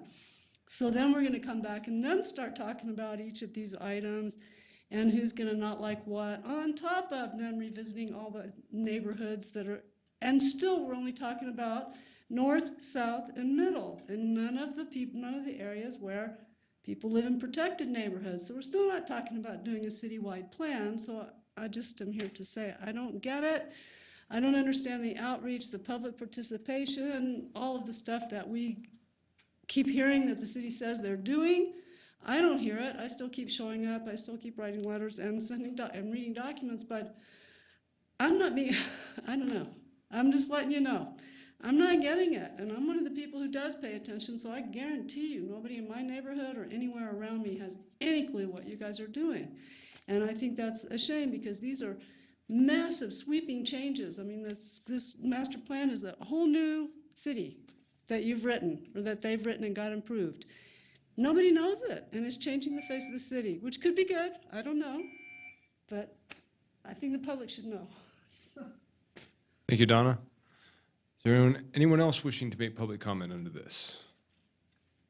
Seeing none, I'll close public comment. And I think, as we have done previously on these, I think we have a list. I think there's a number of different items here. And as I understand it, we're being asked for recommendations and approval of the approach that's being taken to each of these items. So with that, I guess, Arlo, are you good with us going through item by item and giving you comment independently on that? Yes, I am. And are we also looking for a consensus from the commission on recommendations for each of these items? What we'd request is, if you would like us to pursue approaches different from what we've outlined in the issue sheets, could you please take action to direct us to do that? If no action's taken, we'll take notes of the comments received, take them into account, but proceed along the lines of what we've outlined in the issue sheets for development of the initial draft codes. I want to be clear, this isn't any final decisions. We have a lot of process and outreach to go, but this is starting to get your input on the approaches and general topics that we address. And Arlo, maybe before I jump into that, and just in response to public comment, we've seen the timeline for the number of meetings presenting to us and presenting to it. That's basically, you're giving us the overview of the different items. What's the schedule for actually coming back with, or I guess, completing these different sections in draft form? Because that, the outstanding, all of that list there is looking at direction from us on how to approach the code. By and large, when are we going to be looking at the actual draft of these different components? Good question. Apologize for not covering that in my presentation. We intend, following your September 18th meeting, reviewing the last of these conceptual topics, to continue on and be in front of you once a month for the next year or so. So the October meeting, we would present and get some initial input on the Module 1, zones and uses, the first third of code. The meeting following that, which would be November, we would have the draft ordinances on the development standards. We're recommending a break for December so people can take a little time off, and then picking back up in January with the administration and procedures section. And then following that and input we receive, we'll have a whole bunch of public workshops and whatnot. Then we would have a consolidated draft of code where everything's together in one place, reflecting the direction we've received. And that would continue, and ultimately you'd be ready for a final draft to adopt in May, June, and July of next year. Okay. Thank you. All right, with that, then if you can maybe push the forward again, and we'll just, unless there's any general concerns from the commission, I think we'll just move forward with each of these different items and make sure that we don't have any comment, or if we have comment, that it's conveyed. So we'll start with item 1, the basically making it more user-friendly. Any comments or concerns on that? I think there's unanimous support that that's a really good idea. Next is the incentives for affordable housing. I think there's a number of things here. The approach that's being taken, I think, as Arlo mentioned, is going to span across a couple of different topics here. I'm looking at this one as a standalone. Commissioner Gower? Mr. Chairman, just to respond to Arlo, your acknowledgement of the work that's been done with the by Enterprise and at that regional level, and continuing that.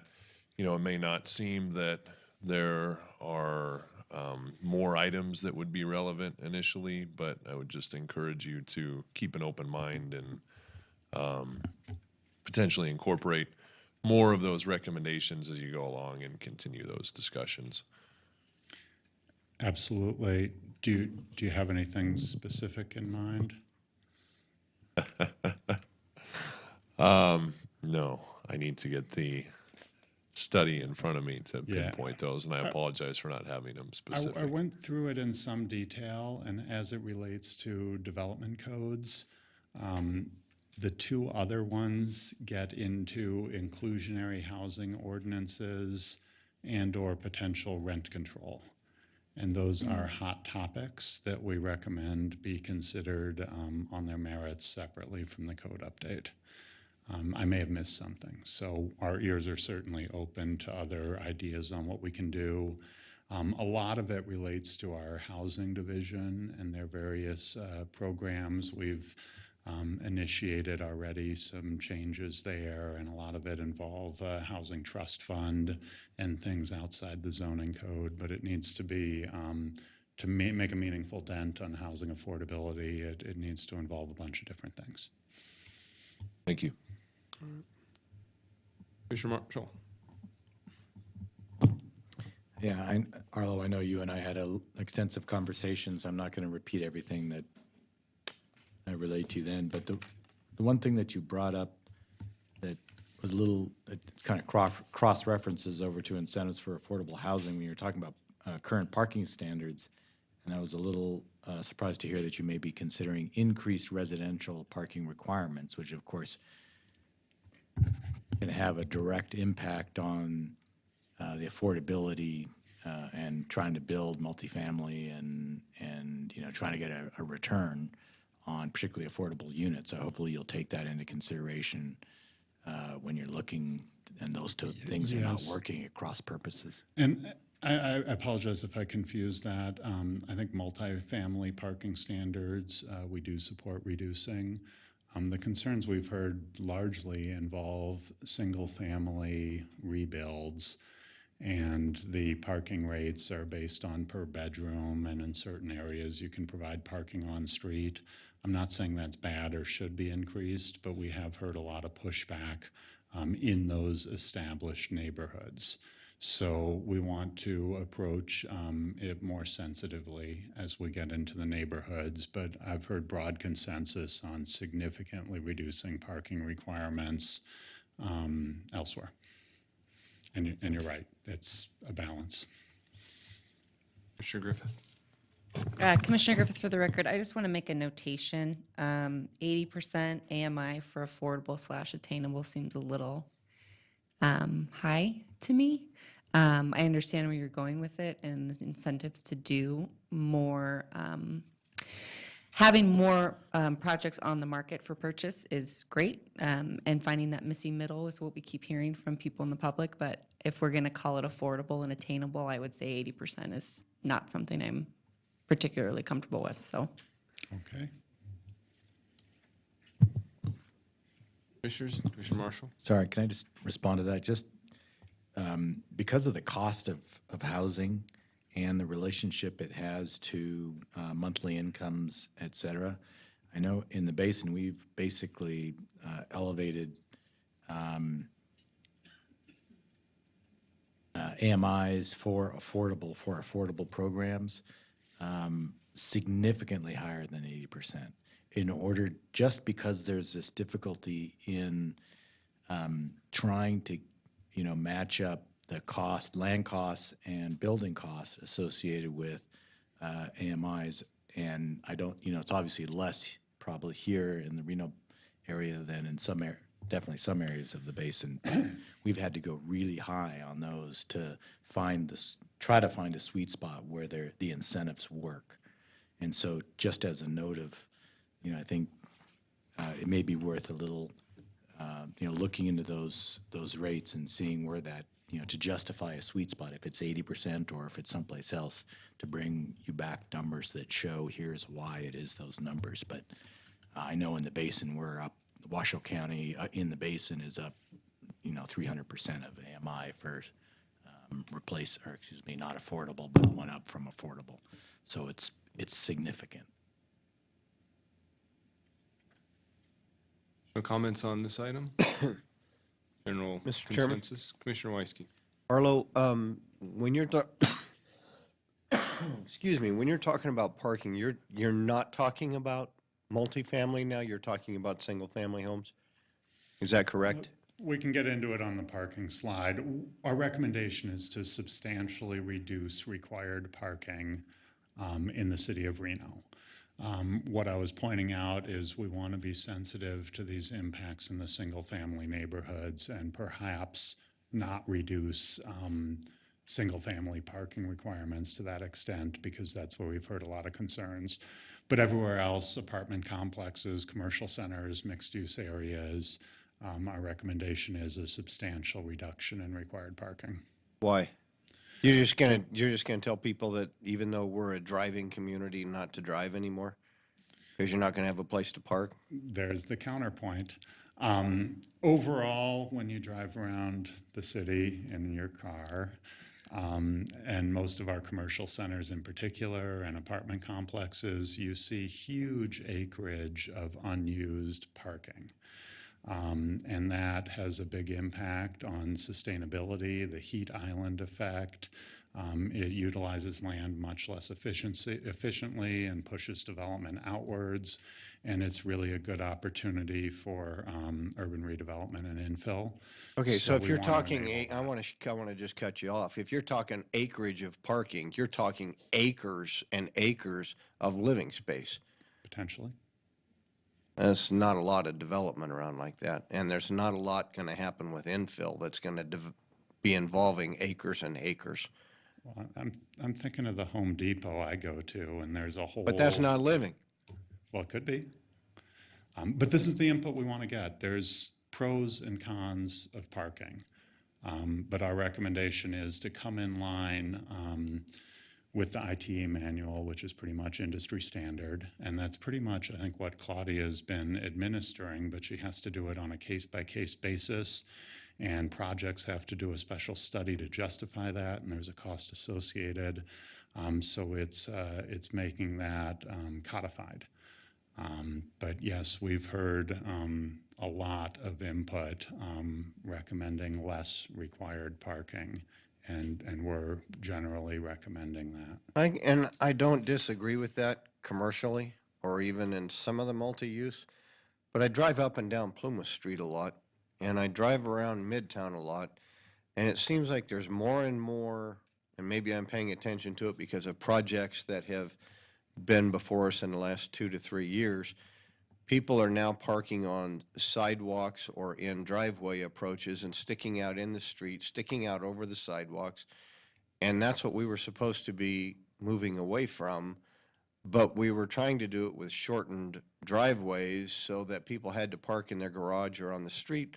But there's not enough off-site parking or on-street parking anymore. Because we've got that, and now we've got businesses coming into the area that are, their clients are parking on the street also, right?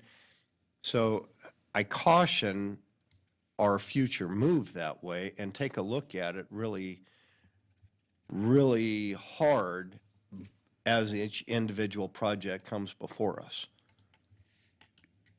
And when we get ready to look at this, we look at it closely so that projects that go for staff approval instead of coming before Planning Commission, that we're being safe with the rest of the community and people aren't parking on sidewalks or halfway in the street. Thank you. I would point out that Midtown is an area that already has substantially reduced parking requirements in place. So I wouldn't envision parking requirements for a place like Midtown being less. But that's a very good point, and we're going to have to look at those numbers, and you're all going to have to weigh the pros and cons, because there are pros and cons. But overall, especially as we get into our standard commercial centers, it's our belief that we're requiring too much parking as a matter of code. Okay, I think we've got off on parking for the affordable housing portion, but let's go ahead and move on to the next item. And the recommendations for sustainable development. I think we had a little bit of a conversation about this earlier this evening in terms of pushing forward perhaps on this a little bit. Commissioner Gower, did you have something you wanted to? I saw you reaching, unless Commissioner Weiske's jumping in ahead of you. I was looking at a book for Commissioner Weiske that I'm going to give him Okay. soon regarding parking. Sorry. Go ahead. Okay. I'll look for it in the mail.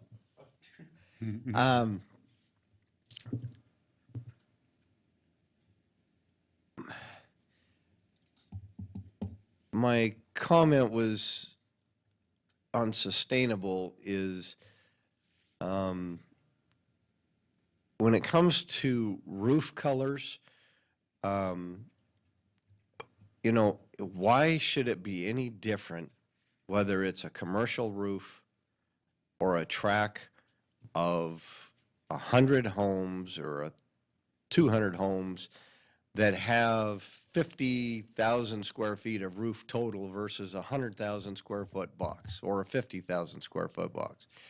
If lighter colored roofs are that, make that much of a difference, then shouldn't we be requiring all new residential tracts to be using lighter color roofs? Good question. From our perspective, the industrial commercial buildings, they're flat roofed with parapets. They're not seen from street level. If maybe lighter color, but if you imagine a single family neighborhood with a whole bunch of white or light tan roofs, you know, there's a visual impact of that and an impact on architecture and style and the character of neighborhoods. And that's why our recommendation is limited to flat roof structures. Okay. And as well, smaller buildings, the landscaping tends to, over time, create a canopy that covers those roofs, whereas a 200,000 square foot big box, there's no tree shade on top of that roof. Sure. Okay, that makes sense. Thank you, Commissioner Weiske. Good question. All we need now is a bunch of single-family homes to actually be built with flat roofs. Then we'd be in business. Commissioner Marshall. Oh, Commissioner Marshall.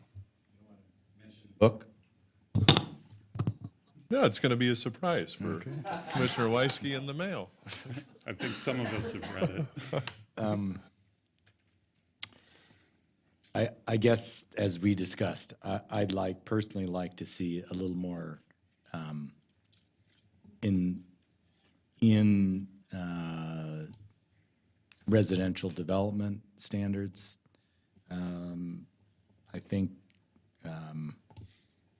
the sustainability plan that we just recommended, or we accepted, whatever we did with it, I think really points out that we need to be as aggressive as we can in terms of pushing towards standards that will end up decreasing our carbon footprint. And I think this is relatively low-hanging fruit. Now, I appreciate the counterpoint about it will or it may increase costs, whether significantly or so. But I think we need to have a full discussion on that with all the recommendations that have been made by the health district, or if there's other ones that you all find to be more effective, more cost efficient. I don't think, all due respect, I don't think necessarily the health district is the expert on design standards, and so I think we can push on this one. And I think it gets us a lot, and it doesn't cross the line into, a hot topic. If we can build a good case that we can, push forward some requirements here. Commissioners, additional comments? Commissioner Gower? I would just echo the comment that we can push forward a little bit. I think there are recommendations in Lynn's report, and from the health district that, maybe some of them seem a little bit outside the box, but, I think they're not completely new concepts. They're being implemented elsewhere. The EV ready, I understand that there's a cost component to it that we have to look at with the affordability. So maybe we'll look at location specific with those. If you're on the sort of outside of the core area, that's where we implement these standards where the VMT is going to be higher. So you've got that EV component. The solar, we haven't seen, I think, a lot of solar because of the cost, but providing that incentive, if there are opportunities, I'd really like to explore that, certainly. The other ones, I think, are a little bit more related to site design and trees. So maybe I'll hold off on those, Mr. Chairman. I do want to just say, though, Arlo, that I'm really excited to see some of the recommendations that are in here and see that, you have been working with air quality on incorporating some of those recommendations that we've seen in the letters and want to see incorporated into the project. So I really do feel like we're moving in the right direction here based on this issue sheet. So I really appreciate that. Commissioner Griffith, just since we're providing commentary to go forward, I just wanted to put emphasis on the last two commissioners, as I do think the time to act is now, and we also have the opportunity to act since it's in front of us. So I think we should take advantage of it. Arlo, one thing I would add on this, because again, I think we've been talking about sustainability a lot, but one thing I'd like to make sure we do look at is there are some recommendations in the code or in the sustainability report, and there's some standards that come up.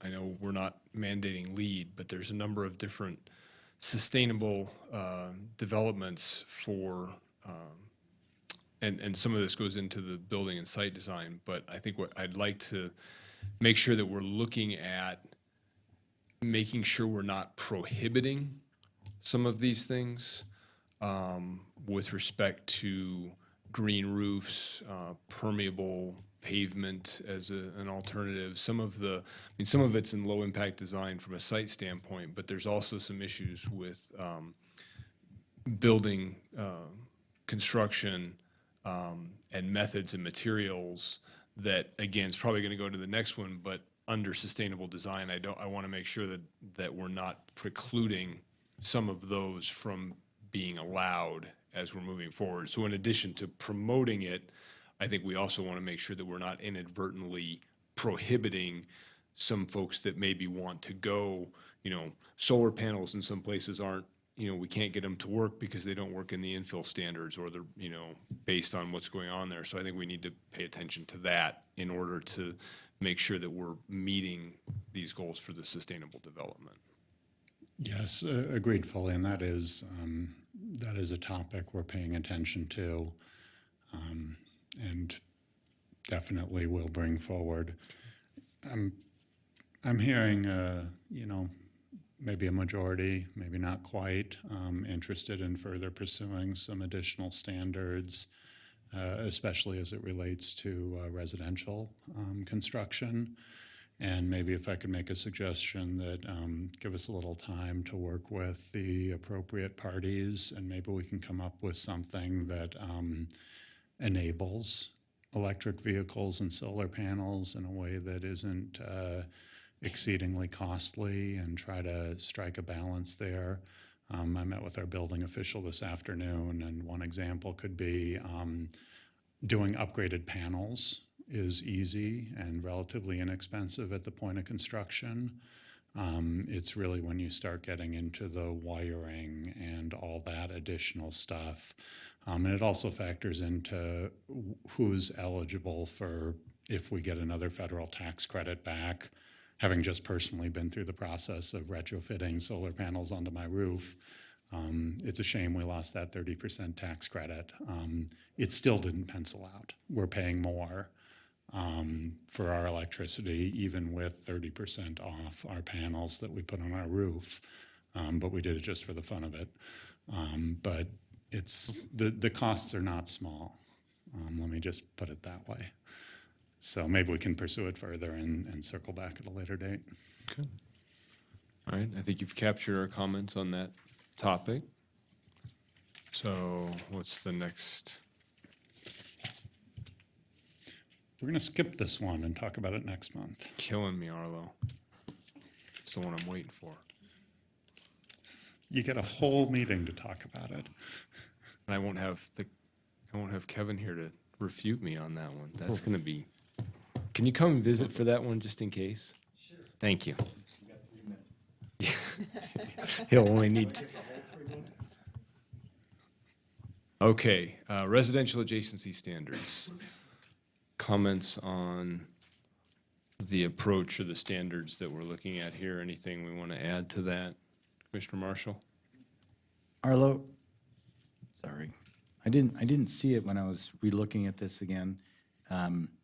Is the intent here to remove the residential adjacency SUP requirement, or just to increase standards within the code? So if there is a SUP request, that we have better fleshed out standards to apply as the Planning Commission? Or is there something here that I know, for example, with hillside development and grading, there was the discretionary approval issue?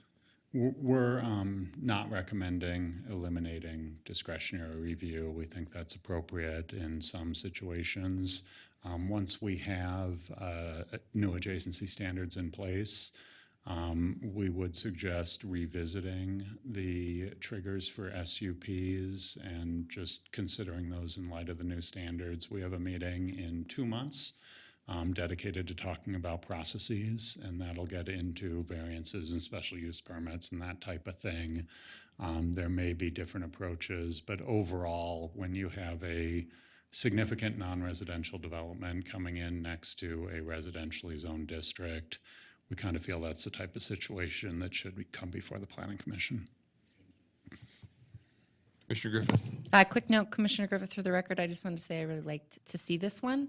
As we see, and we're trying to promote infill, I want to make sure that the infill is proper and appropriate and protects our citizens and neighborhoods. And so I liked this, and I just wanted to highlight it. Thank you. Additional comments? Commissioner Gower? Mr. Chairman, I have a specific request related to noise. It came up at a recent meeting, but it would be good to have in there an analysis or examining the potential for including vibration into our residential adjacency standards, and related to noise, not just the maximum dBA, but also the potential effects of sustained noise, even at lower levels. Thank you. Additional comments? Okay. On to the next topic, infill development standards.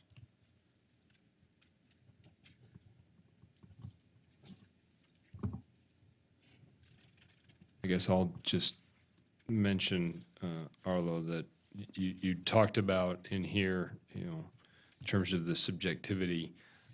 One question that I would have when we're looking at the infill development standards is perhaps this could be tied a little more closely to actually some of the building and design standards, and that some of the items, I appreciate the neighborhood plan items, but I think this one, a lot of it some of the things that we're doing that are separate for these standards may actually be addressed by the site, how we handle the site and development standards, and get to the point where maybe infill is not, it still needs to be looked at with respect to the specific neighborhood, but I don't know that it needs a whole list of additional standards above and beyond what we're going to be doing, especially if, as you say, you're looking at more building envelope location than you are building architecture. And I think that then falls much closer into what we're not talking about tonight, which is the site and building standards. I guess I'd maybe minimize how much of this is happening separate from elsewhere in the code for what tells us what and where we can build. So our recommendations on site and building design are still a work in process that we're doing in conjunction with Clarion. You're right, there may very well not be a separate section titled infill. It may be wrapped into the building and site design standards.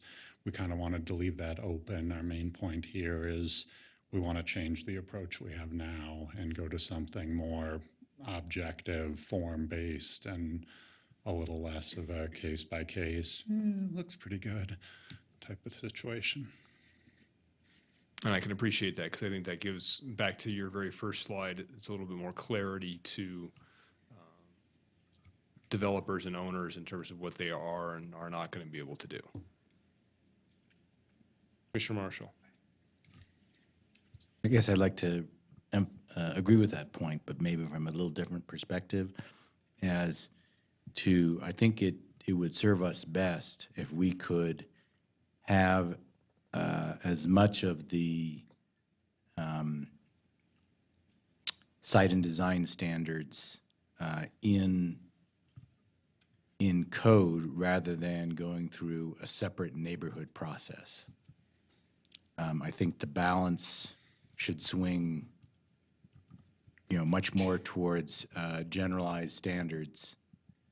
And so, but to get there and to provide, I think a level of protection for neighborhoods, I think there is, I'd be interested in having a discussion about where that line really lies between site design and architecture. I don't think there's a neat cleave there. And so really, where is it that we think, we should try to come up with a set of design criteria that gets us 80, 90% of the way there. And I know that is a difficult line to draw, but I would urge that we push as much as we can into this chapter rather, or in the next month's discussion rather than reserving a whole bunch for individual neighborhood plans. We completely agree. We do not intend to create new neighborhood-specific design standards except for the designated conservation districts, but instead wrap them into citywide standards. We already have a number of neighborhood plan design standards in place. We don't want to just delete those without having a process with those neighborhoods to evaluate them. But overall, we're looking at citywide standards. which may well be different for infill versus greenfield areas, but they would still be consistent citywide overall. Okay. Commissioners, additional comments? Okay, next item.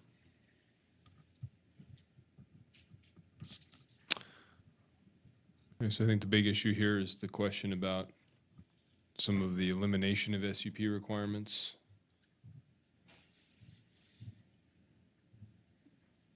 Comments, Commissioner Marshall? Certainly for me, and Arlo and I talked about this extensively in terms of, I think right now, and in particular that we're identifying hot topics related to either closed hydrographic basins or, size of projects, et cetera, that those things are, this to me is a hot topic, if there is one in what you've presented so far. And, I don't really see it as that different than residential adjacency. It's just you're goring a different ox, but you're still goring, in my terrible analogy. But so I don't know where the right line is here on this. I think it'd be worth a discussion for the Planning Commission if we wanted to proceed. I'm not suggesting it right now at 10:20, but as to try to figure out if through this process, because we know those other processes are subject to their own timelines and prioritization, et cetera. So as it's at least stated right now, I could not support the just blanket elimination of SUPs for cuts and fills. Okay, Commissioner Marshall, Commissioner Griffith. Commissioner Griffith, I'll echo that on the hillside development. Commissioner Weisky, would have to agree also. 6 months ago, we saw a project up off of Skyline. And not to say that staff would have looked at it any differently than we did, but we had public input. We had neighbors who showed up who were going to be affected by the hillside development that was recommended for approval by staff that took away the views of those residences around them that had been there for decades. And that public input made a difference for me that night, and their input and their knowledge and that they brought to the podium before we got into questions and discussion. So I would say we need to look at that hard, Arlo, before we just eliminate the SUPs on hillsides. Cuts and fills is a little bit different story. That's a geological issue, in my opinion, has been for most part, unless we're losing a ridge line or we're losing we're going to create some ugly scar on the side of a hill. But hillside development is definitely an SUP public input item in my book. Thank you, Commissioner Weisky. Additional comments? The only other thing is, the enhanced grading standards to me are similar to the the more specific residential adjacency standards that I think once those are developed and maybe over time we see them implemented, I think there could be a greater willingness to let loose some of those, whether it be hillside or cuts and fills, that if they're doing the right thing, then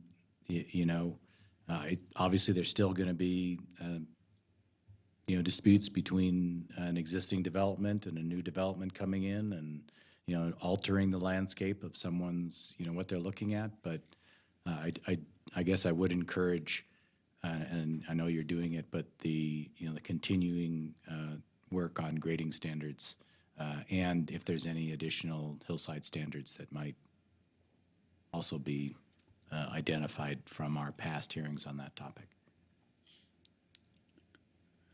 Although I guess I would weigh in that, similar to Commissioner Weisky, I have some concerns about the hillside development one. I am less concerned. I think I tie the 20-foot cuts, 10-foot fills SUP requirement to the enhanced grading standards. If we set up the requirements, we for all of the SUPs that come in, that's a part of, I think we have the same 4 or 5 conditions every time. And if those are codified, it's no longer a condition. I guess what I would also say to both commissioners on this, that I don't remember hardly any projects that come in where the SUP is just for 20-foot cuts and fills or hillside development. It's usually tied to residential adjacency, disturbance of a major drainage way, tentative map. All of those things seem to be wrapped into that.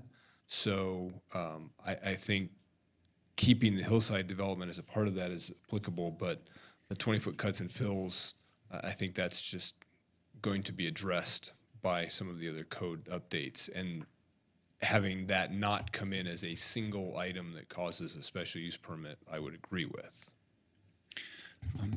If I could just offer a thought on that, I think you don't see standalone SUPs for hillside development because it may be cost prohibitive for projects of that size to go through an SUP process.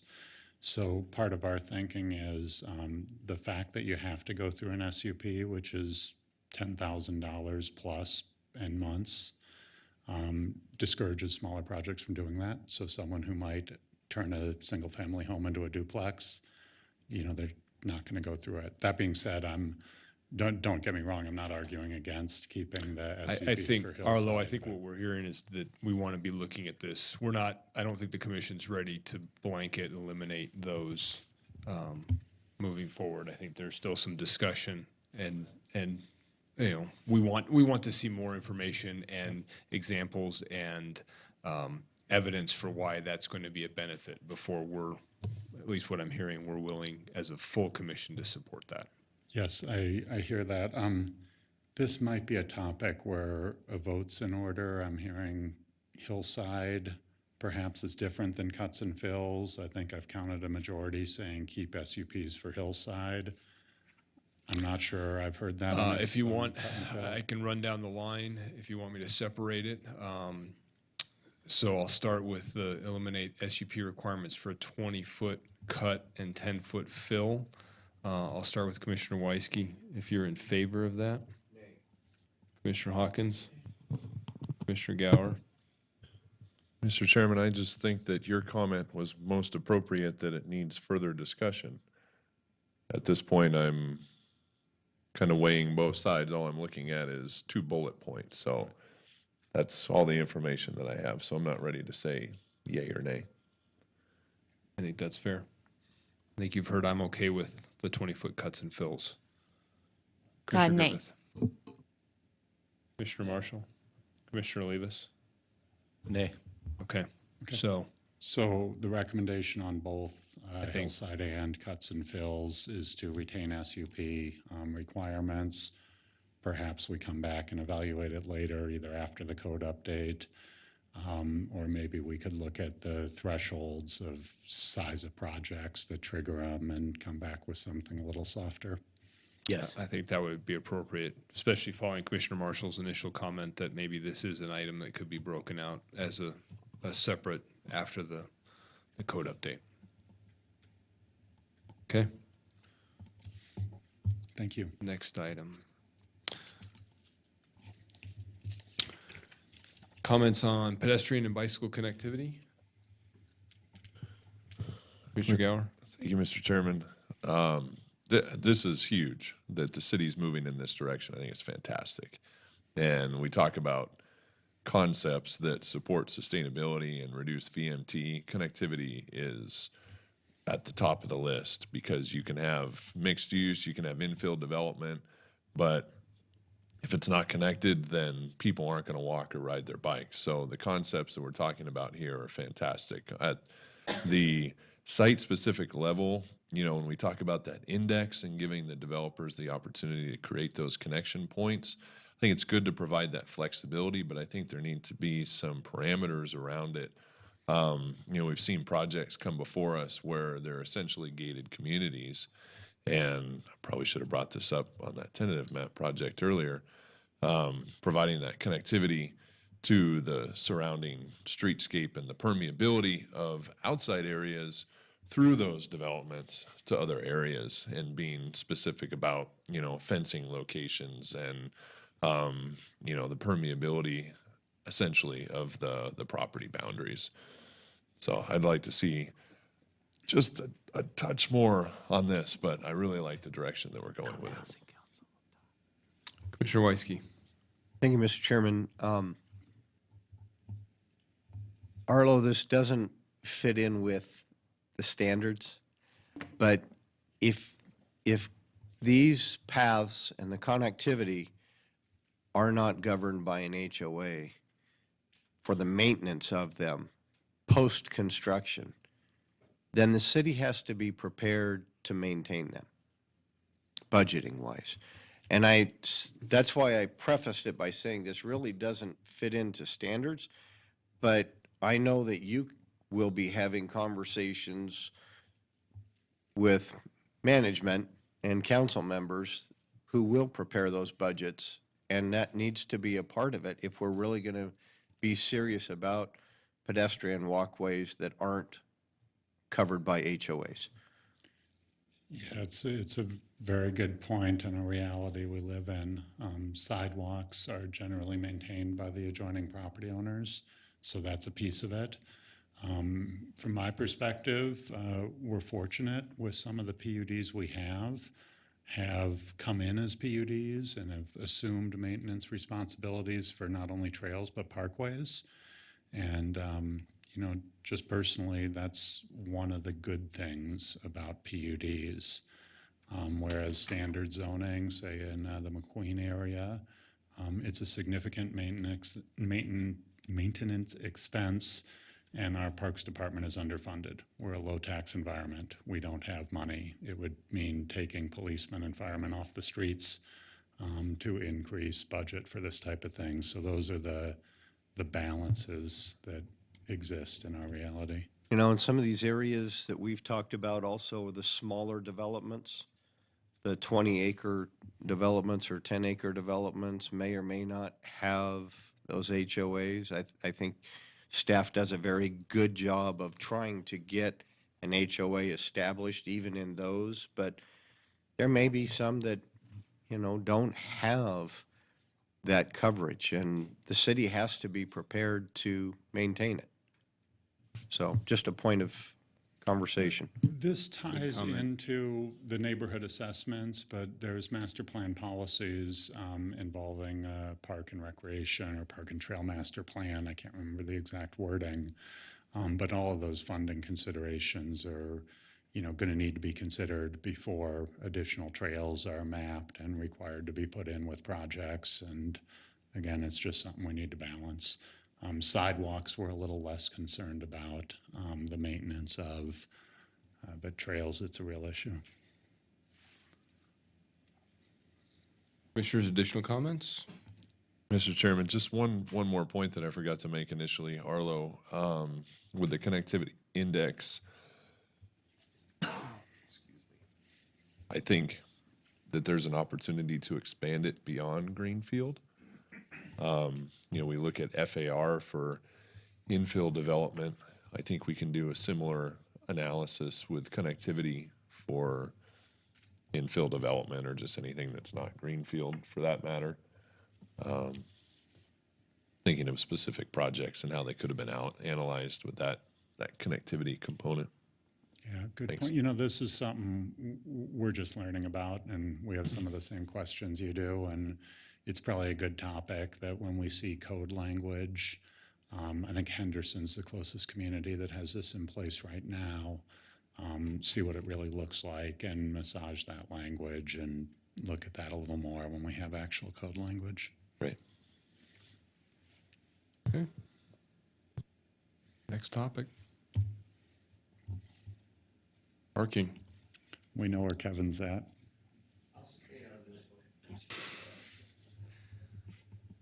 Commissioners, anyone other than Kevin? Commissioner Marshall. I know, just from past experience, it's probably either best to specify an edition of the IT manual or just say the latest edition. Just a very technical point, but they are updated relatively regularly, and we've had issues, with trip calculations based on outdated ITE. In our conversation, of course, I was advocating for parking maximums instead of parking minimums, or in addition to minimums, but would want to toss that out there, but that may be too much of a hot topic for folks at this point. Also, I didn't see it in, is it on the page 7 of your list, the comments you made about single family and increasing parking requirements? No, I ad-libbed a little based on all the input we've been getting.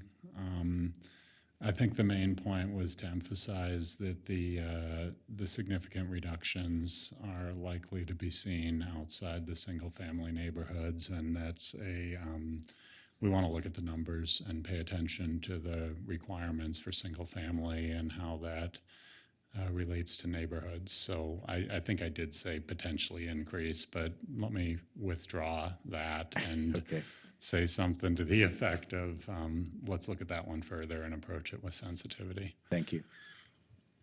Commissioner Griffith. Commissioner Griffith, kudos on the downtown zoning districts add-on. I've had a lot of commentary and issues with that, and so I definitely approve of that, and I appreciate that you added it. Commissioners, additional comments? I thought you weren't going, no, I'm sorry. Mr. Commissioner Chairman, Wojcicki. just for the record, I'm open-minded to having possibly a different opinion after I get done with some future reading on parking. And I'll share that with Arlo directly, okay? Thank you, Commissioner Wojcicki. I think I would, I'll weigh in. I appreciate the, maybe the basing our parking on the manual. I think that's the right approach. I think that's, rather than having our own standards, and whether it's a reduction, large or small, I think at least it's based on something technical. And then I would also, I guess my one comment on the on-street residential parking programs, I don't know that I'm in favor of expanding that and moving that to areas other than, say, the university where it's at, where it is a specific issue where you have a huge influx of cars for a specific purpose and a direct impact on the immediate neighborhood. I can't really think of another situation where that same level of non-resident parking demand exists. So even as was pointed out with some of the parking in the Midtown area that's there, I wouldn't even be in favor of that, which I have heard as a potential location for additional residential zoning. I personally would prefer the maintain for the existing ones we have, but I don't know that I would be in favor of codifying specific residential parking beyond what we already have. And truthfully, that's not a development code issue or really something It's a zone, it's under almost our a department. enforcement. But it's something we can share with the other departments in the city. Thank you. Additional comments? Okay. Next item.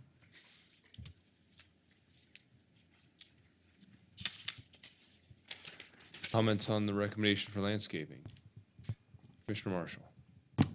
I didn't see this, Arlo, when we were talking, but the shifting to a grading scale, between 5 and 20 potentially has an impact of resulting in a net reduction in landscaping, which is probably, I would perhaps not be in favor of, but I think it could be that if you're looking at the substitution for different types of landscaping, that maybe that could be ameliorated, if you're looking at street trees and other things that are, somehow that could offset or be used to mollify,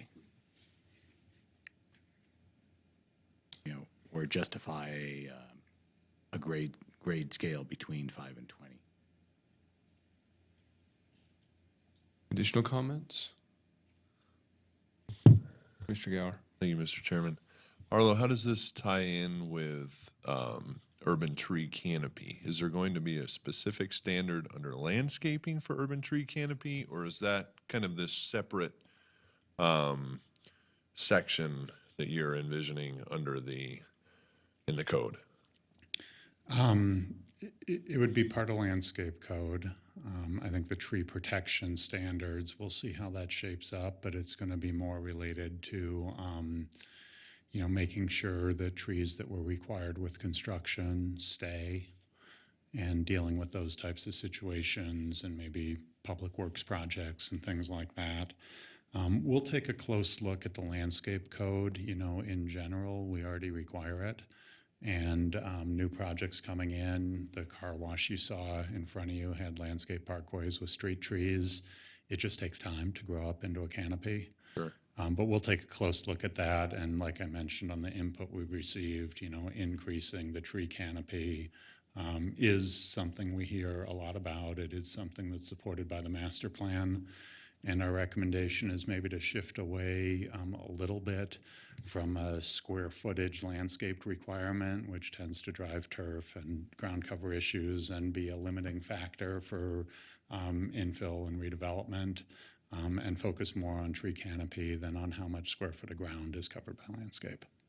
Yeah, and I was excited to hear that because particularly in the core areas, and even with that project that we looked at, I mean, there was an opportunity there to have tree canopy where you wouldn't necessarily want a footprint of vegetation on the ground. You don't want the turf or, foliage, whatever. You just want to have the canopy.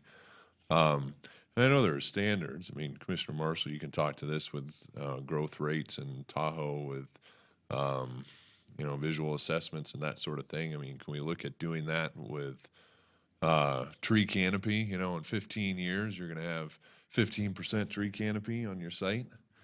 You're making me twitch a little bit because I worked with John up there for a while. So you know what I'm talking about? There may be an approach that gets to that end goal. I don't know. Maybe the city wants to go to those scenic assessments, but I'm not it's saying pretty to go to the intensive. scenic assessment. No, we don't need to go that far. But some for the tree monitoring thing. canopy, yeah, I think it's for a a good growth idea. rate. Yeah. Based on the type of tree and. And another big piece of it, a lot of the input I get is talking about government projects. RTC and NDOT and city projects. I think they're increasingly including street trees, but we're hearing a lot of interest in lobbying those other agencies to make sure they do include street trees in all those projects, because most of our public roads are improved by NDOT and RTC, and that's where, we have fewer trees than elsewhere.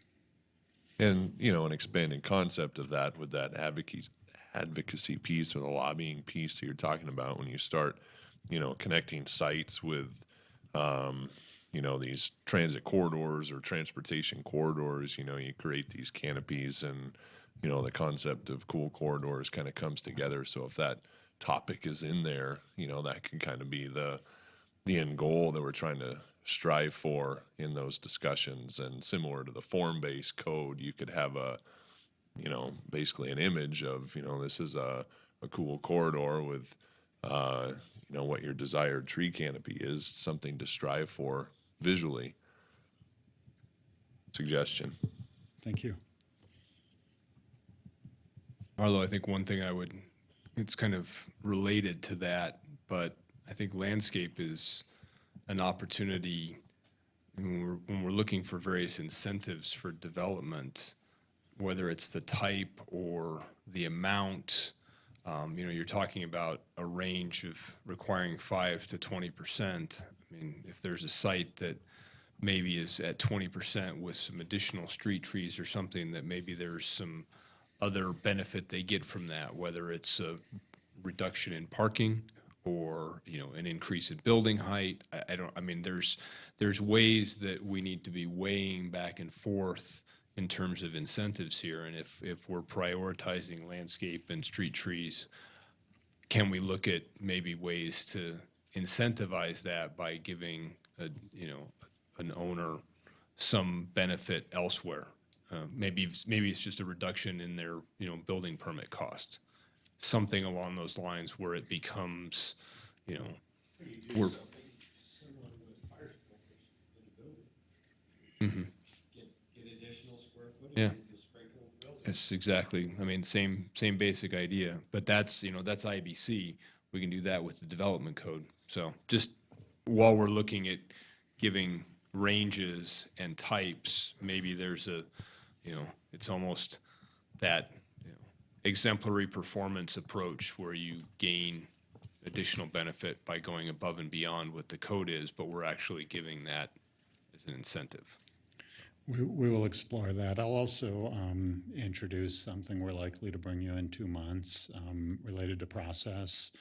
There's been discussion of a design review process of some type that would allow for potential exceptions to the base standards that we're establishing here. We've certainly envisioned that things like additional landscaping and trees could be used as partial justification for not meeting the other standards or increasing, but there may be other opportunities where we can just build it in code. But we are starting to more and more like the idea of some type of design review committee if we're going to have detailed standards. Not every project fits in that box, to have a path forward for innovative projects that may not fit the letter of the code but provide other benefits. So we'll look at that in a few different ways. All right. Next item. Any comments on exterior lighting? The approach we're taking? We're good. Historic resources? Comments on this? No, I got this one. I want to hear what everybody else says first. Arlo, I think we talked, this one goes, I'm going to echo what Commissioner Weisky said on the trail network. We have a very ambitious historic resources here, and right now, the only way to make that work is if the city puts more focus on it beyond, whether it's staff time, personnel, position. All of these things here don't currently exist for whether it's who's on the HRC processes, none of that's in place. So this is great. The city needs to back this up with some level of support because it doesn't exist right now. So I've heard about 3 or 4 topics today that needs more money from the Yep. city, and the city doesn't have more money. I understand that. I'm just saying, if we're So- going to push this forward, it's basically we're setting something in place for somebody who wants to do something for a historic property, and their options currently, we don't have that. And I'm not saying that as a detraction from current staff or anything else, but this is not an ongoing maintenance thing. This is a position that the city doesn't have. Correct. And the master plan has pretty specific language saying to do this. yes, and it's good language. And I think, as you say, SHPO has weighed in on this. SHPO's in support. SHPO's actually using our master plan as a template for other places because of how well they've identified the way to treat historic resources. So that's now something that we need to emphasize to council as priority along with a number of others. That's my statement. I don't have a problem with anything that's on the board, though. Thank you. What, you expected something else, Pete? Anyone else? Mr. Marshall. Arlo, why develop the district for the 3 districts following the update? Could that be not done contemporaneously, so that can be done and in place prior Part of to the it's a neighborhood staffing planning and it? budgetary issue and keeping us focused on the citywide code. We want to do this in coordination with the neighborhoods affected, and we just don't have enough humans in our department to do that without, well, I guess we can put it on the list of things to prioritize, and it can, we'll do a forced ranking with flood hazards and some of these other topics. But our recommendation was to come back when we know what the citywide standards are, so the basis for what they develop would be more known as opposed to, they're kind of guessing at what they're going to be. Your neighborhood, however, has expressed interest in putting forward some financial resources and expertise to get started. And we're open to that, but we just don't have the staff necessary to dive into all of these concurrent with the code update.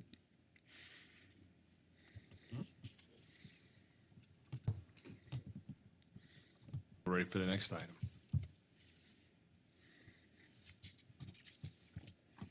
Comments on the approach to this item? I think we're good with what you're proposing. Is there anything else that we haven't outlined as part of the code update in terms of major projects or major topics that you feel really is important to bundle together? Or perhaps the reverse, should we split off historic resources till there's a budget item? I'm just making a comment. I'm not sure the best approach to that. I think it fits, yeah, sorry. Commissioner Gower, you hit your button. Thank you, Mr. Chairman. And I hate to add something else to the list of priorities, but I do think that wildland-urban interface and fire safety is something that the city should prioritize. And the recommendations were actually in Lynn's report that Nevada is one of the highest fire risk states. Our proximity to public lands and our lack of urban interface standards and ways to analyze developments within those areas is frankly frightening at times. So pushing that topic into the future, I'm not in favor of that. Yeah, this is one that's close to my heart. I spent some time in Santa Rosa after that devastating fire and would hate to see the same thing happen here. And I would certainly personally rank that as number one on this list to approach time-wise.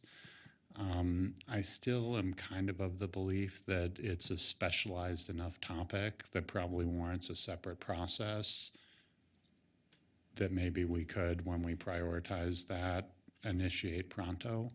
We could wrap it in, but I think in speaking with the fire department, their preference is to, they are doing things. There's new sprinkler requirements, they're doing things, but I think we'd suggest it be a focused effort on fire safety. I want goats and pigs or goats and sheep grazing around and things like that. We really are at significant risk of both wildfire and urban fire, and it's concerning.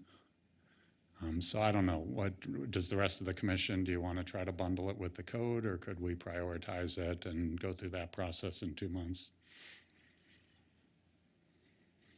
I guess I can't believe that there isn't something relatively canned. There's enough communities that have been dealing with this in terms of actually reducing it to what might be in design standards or whatever it is that, might be appropriate for Title 18. That it might be worth just casting about a bit to see actually how much effort it would be to, develop some sort of skeletal or a skeleton outline or something to look and see, can we pull something from, one of the, California community, or is there some standardized code provisions that could be adapted with relative ease, and that might give some more information as to how big of a task it would be to incorporate.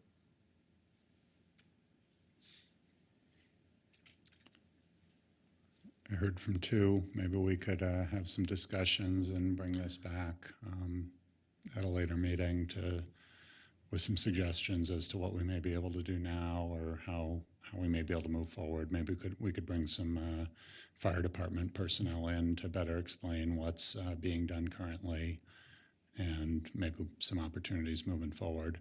Ultimately, for the land development code, we're getting into probably requiring non-combustible materials to a greater extent, and probably having something opposite of a tree protection ordinance where it relates to defensible space and combustible trees. You obviously dealt with it up at Tahoe. It's a real deal.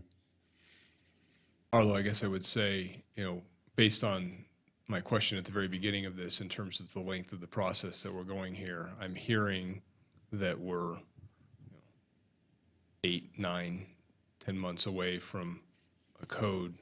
Seems to me that something like this, if we're not doing it with the code update and we're not prioritizing it, we're over a year away from addressing it. And I don't think that's the direction that we really want to go in. So I understand current staffing, but I also think based on a lot of this, it's fire department, I think, is giving us a lot of recommendations. And as Commissioner Marshall said, it's, fire department and existing precedent.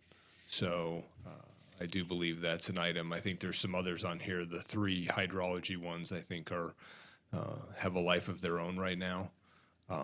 So I think having those separate from the code update is fine. And I think that there's enough push on those that they're moving along concurrently with what we're doing. So I think I'd like to, I would agree with the 2 commissioners that have already spoken about the wildland interface and fire safety, that I would hate to push it, take it out and push it back. I think it needs to be incorporated at the same time, even if it's on a different track.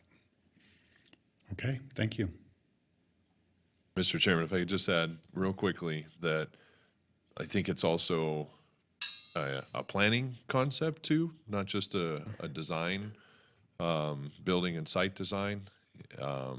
Potentially, identifying, number one, where the WUI is, and looking at, some potentially discretionary review in those areas at the planning level. Excellent point. Thank you. Good. Commissioners, additional comments on these items? Commissioner Marshall? I couldn't see on the A or B summary table.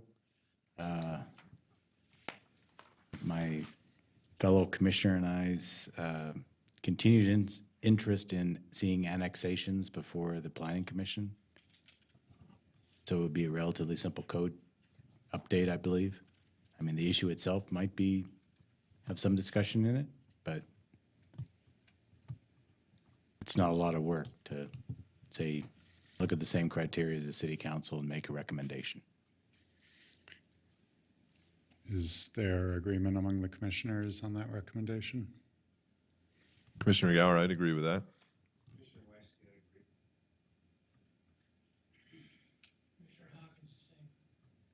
Commissioner Johnson, I'll agree with that. Yes, Commissioner Olivas, yes, so. I think you're sounds like enough. a unanimous recommendation for that one. Additional Thank you. comments? Pardon me? I don't know if it was that annexations and abandonments?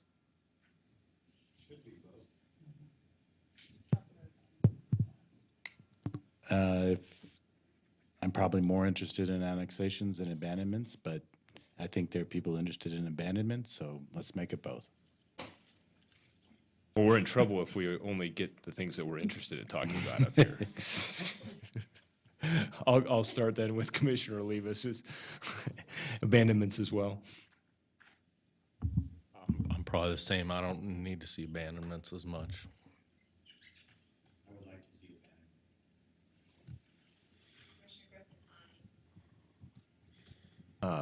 Commissioner Johnson, I do not have, I'm fine with seeing abandonments, but I don't have a large push to see those. So I'm kind of ambivalent. We'll call that a Call that, abstain. call that an abstain. I have no opinion on the abandonments issue. Honestly, I don't. The annexations, I agree with. The abandonments, I think it's relevant for Planning Commission. Commissioner Gower. Commissioner Hawkins, I've been talking about this for 2 years, about getting on this, so it's about time it's coming around. Commissioner Weisky, aye. yeah. There you go. Last call. Annexations, It's getting late. annexations and abandonments. Any additional items for you, Arlo? No, thank you for your time and Thank your you, input.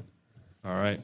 Mr. Chairman, before we leave this agenda item, I was hoping to just have a brief discussion or recommendation about the timing or where these meetings show up on the agenda. I mean, these are really lengthy items. We've been talking about it for 2.5 hours at the end of a meeting, and that was with a continuance on probably our longest item. So if we didn't have that continuance, it'd be after midnight, I'm sure. Is there a way that we can look at having these on separate meeting days or earlier in the agenda? I mean, I'm sure the public would appreciate not being here too at 11 o'clock at night. We are happy to craft a process that works best for you. You know, I kind of like workshops myself, but I know that's another appointment in everyone's busy schedule. So if there's interest in starting meetings early or scheduling a different day for these sessions, I personally think it's important. Commissioner Griffith, what do you think? Aye. Says the guy Yeah. Wow. Arlo, I guess I would defer back to some of the approaches that we took with the master plan, which was the same night, but an early start, whether it's 4 o'clock, 5 o'clock. I think that's an easier sell to start earlier with a workshop prior to the start of the meeting than trying to schedule a standalone workshop would be my comment, just based on how that worked for the master plan. So we can do this starting next month. If there's an appetite, maybe advise us what time you would like to arrive. I think part of that discussion is based on what else is on the agenda. I think that's what we've also found, is that it's nice to schedule these and minimize the public cases that we have on the same evenings. I think for the most part, master plan workshops were only about an hour. I think we started those at 5. And so while I know that could potentially push back the start date of our 6 o'clock meeting, I would hesitate to go much earlier than that as a starting point. But I would defer to all of the commissioners except for Commissioner Weisky and Commissioner Griffith for their comments. Commissioner Griffith, I have one comment. Just based on the public comment that we heard earlier, maybe 5 p.m. to start hearing stuff like this is better, just so that they don't feel like they got gypped seeing it too late and then they missed it because they're at work. So Well, why don't we try 5 o'clock next month? And I do think this was probably one of the longer items, but when we get into the draft codes, we may want to look at approach and possibly do longer workshops on those. Okay, agreed. Thank you. Good point, Commissioner Gower.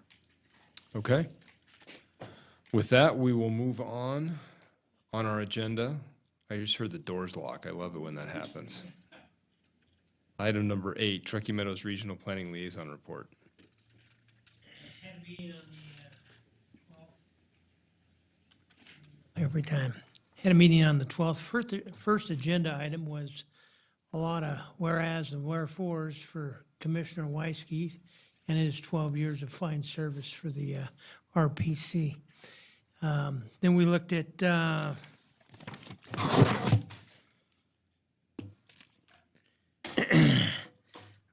resolution regarding mapping amendment, maps 9 through 11, that passed. Steamboat Power Project passed.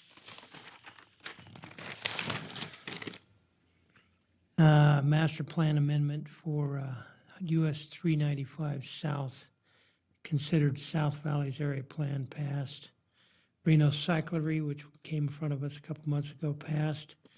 And there was a short update for the regional plan. That's all I have.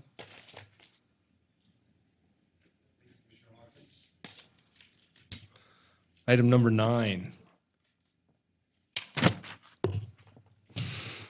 Okay, so this is great. We have an appreciation and recognition for 2 of our commission members, Commissioner Griffith and Commissioner Weisky, for their service on the City of Reno Planning Commission.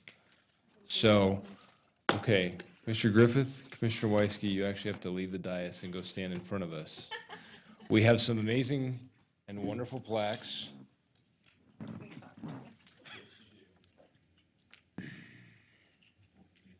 Around.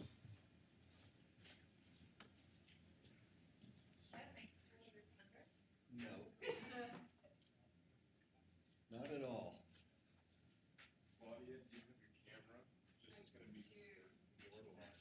I'm glad we're taking pictures at midnight. Arlo, could you take our picture of all of us and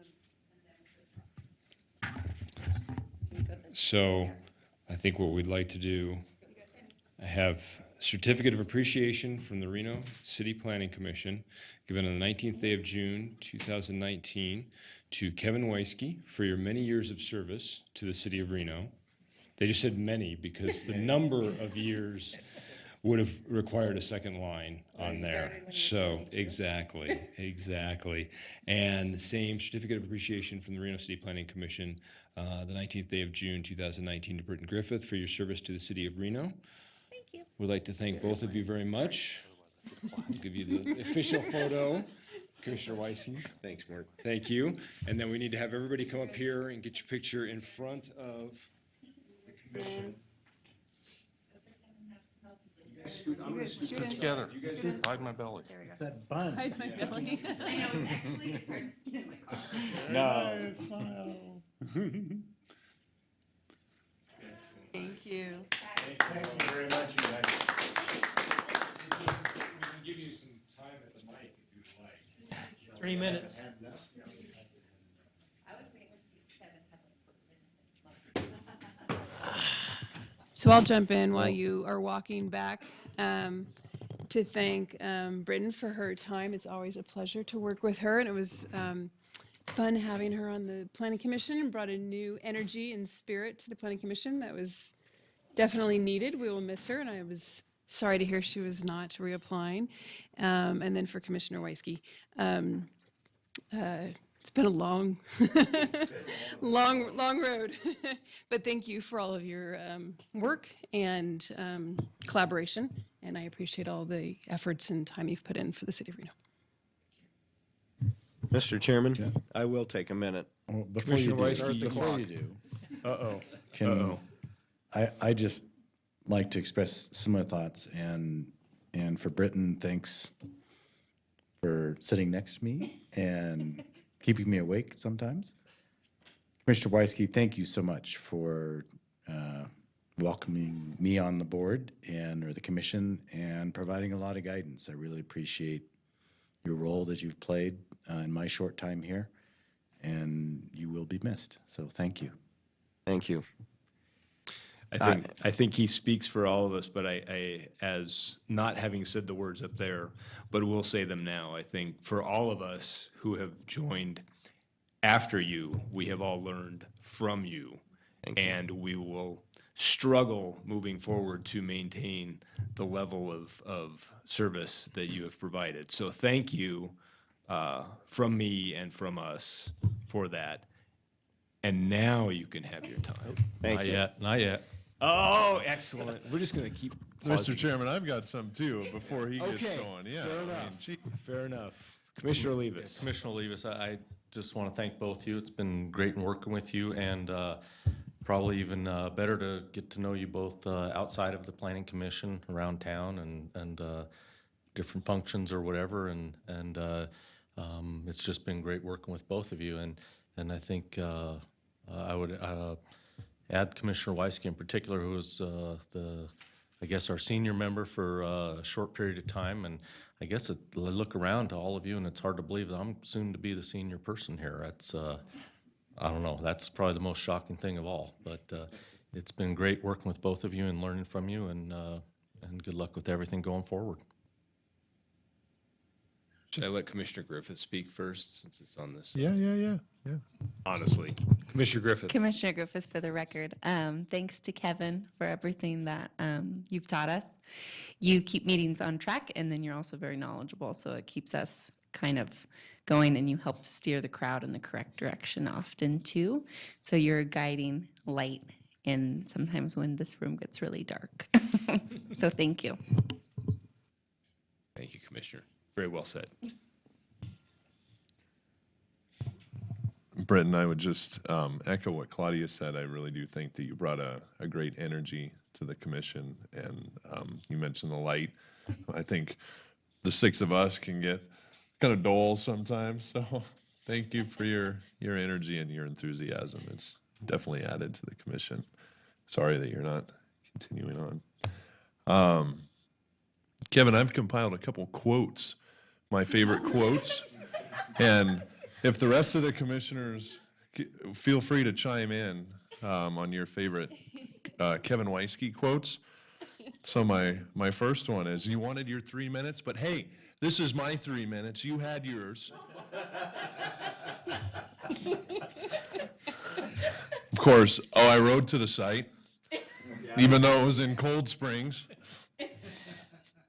And I'm concerned about the carbon footprint of the project. That's why I rode my bike there and didn't take my Dodge Ram. The move to adjourn, we'll do that one at the end. I'm waiting for that one. But now my favorite one is the parking. And you want to make sure that everyone has a parking space. And I'm wondering who gets yours, the VIP spot out front when you leave. Nice. As Kevin, just to echo what other commissioners have said, your leadership, your mentorship on the commission has been really invaluable for me. I know we worked together in different capacities a long time ago at regional planning. I respected you then, and I really respect you even more now as a commissioner, as a person. You know what you're talking about, and when you don't, you make it seem like you do, and I really appreciate that. So, thanks so much. And I just want to thank you for the mentorship for the last 3 years.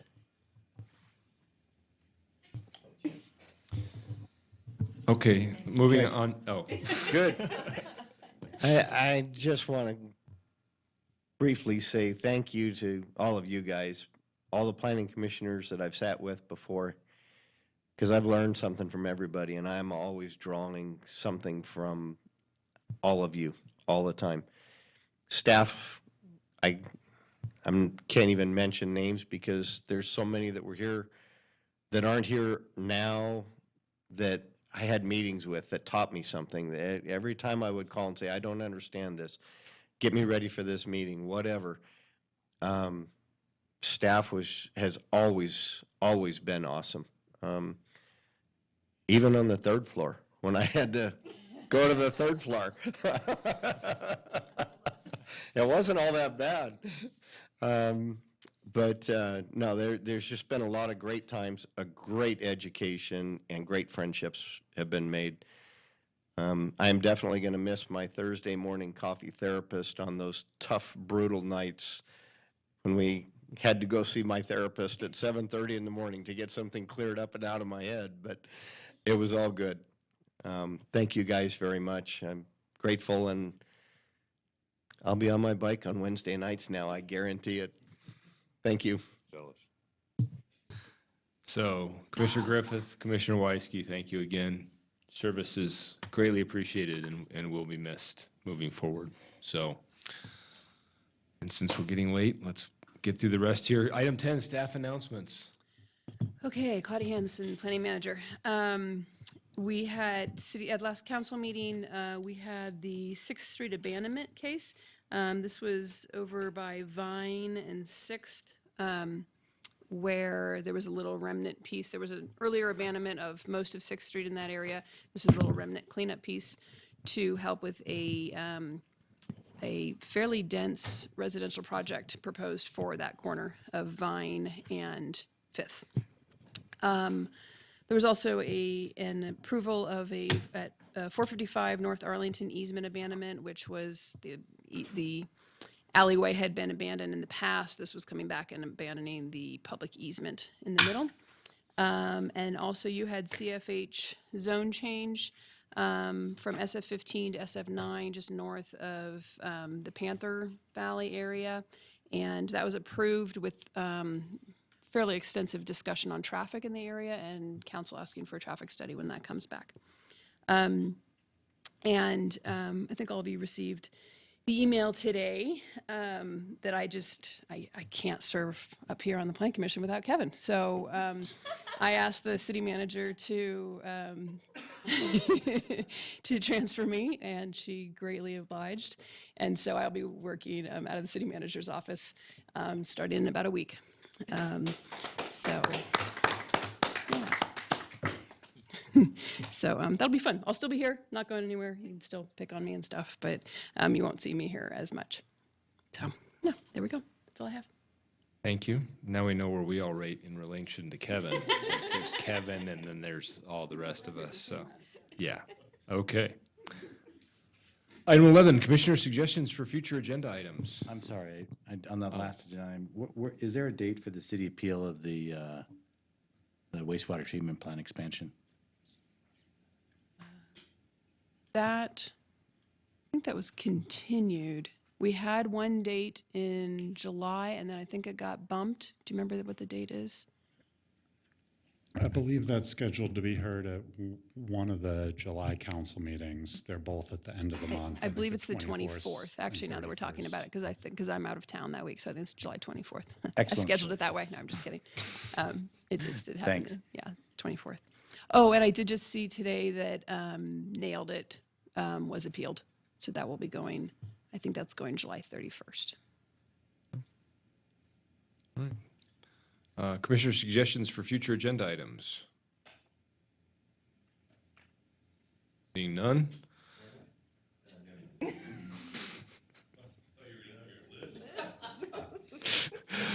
Item 12, public comment, for either public comment on any action item or any general public comment.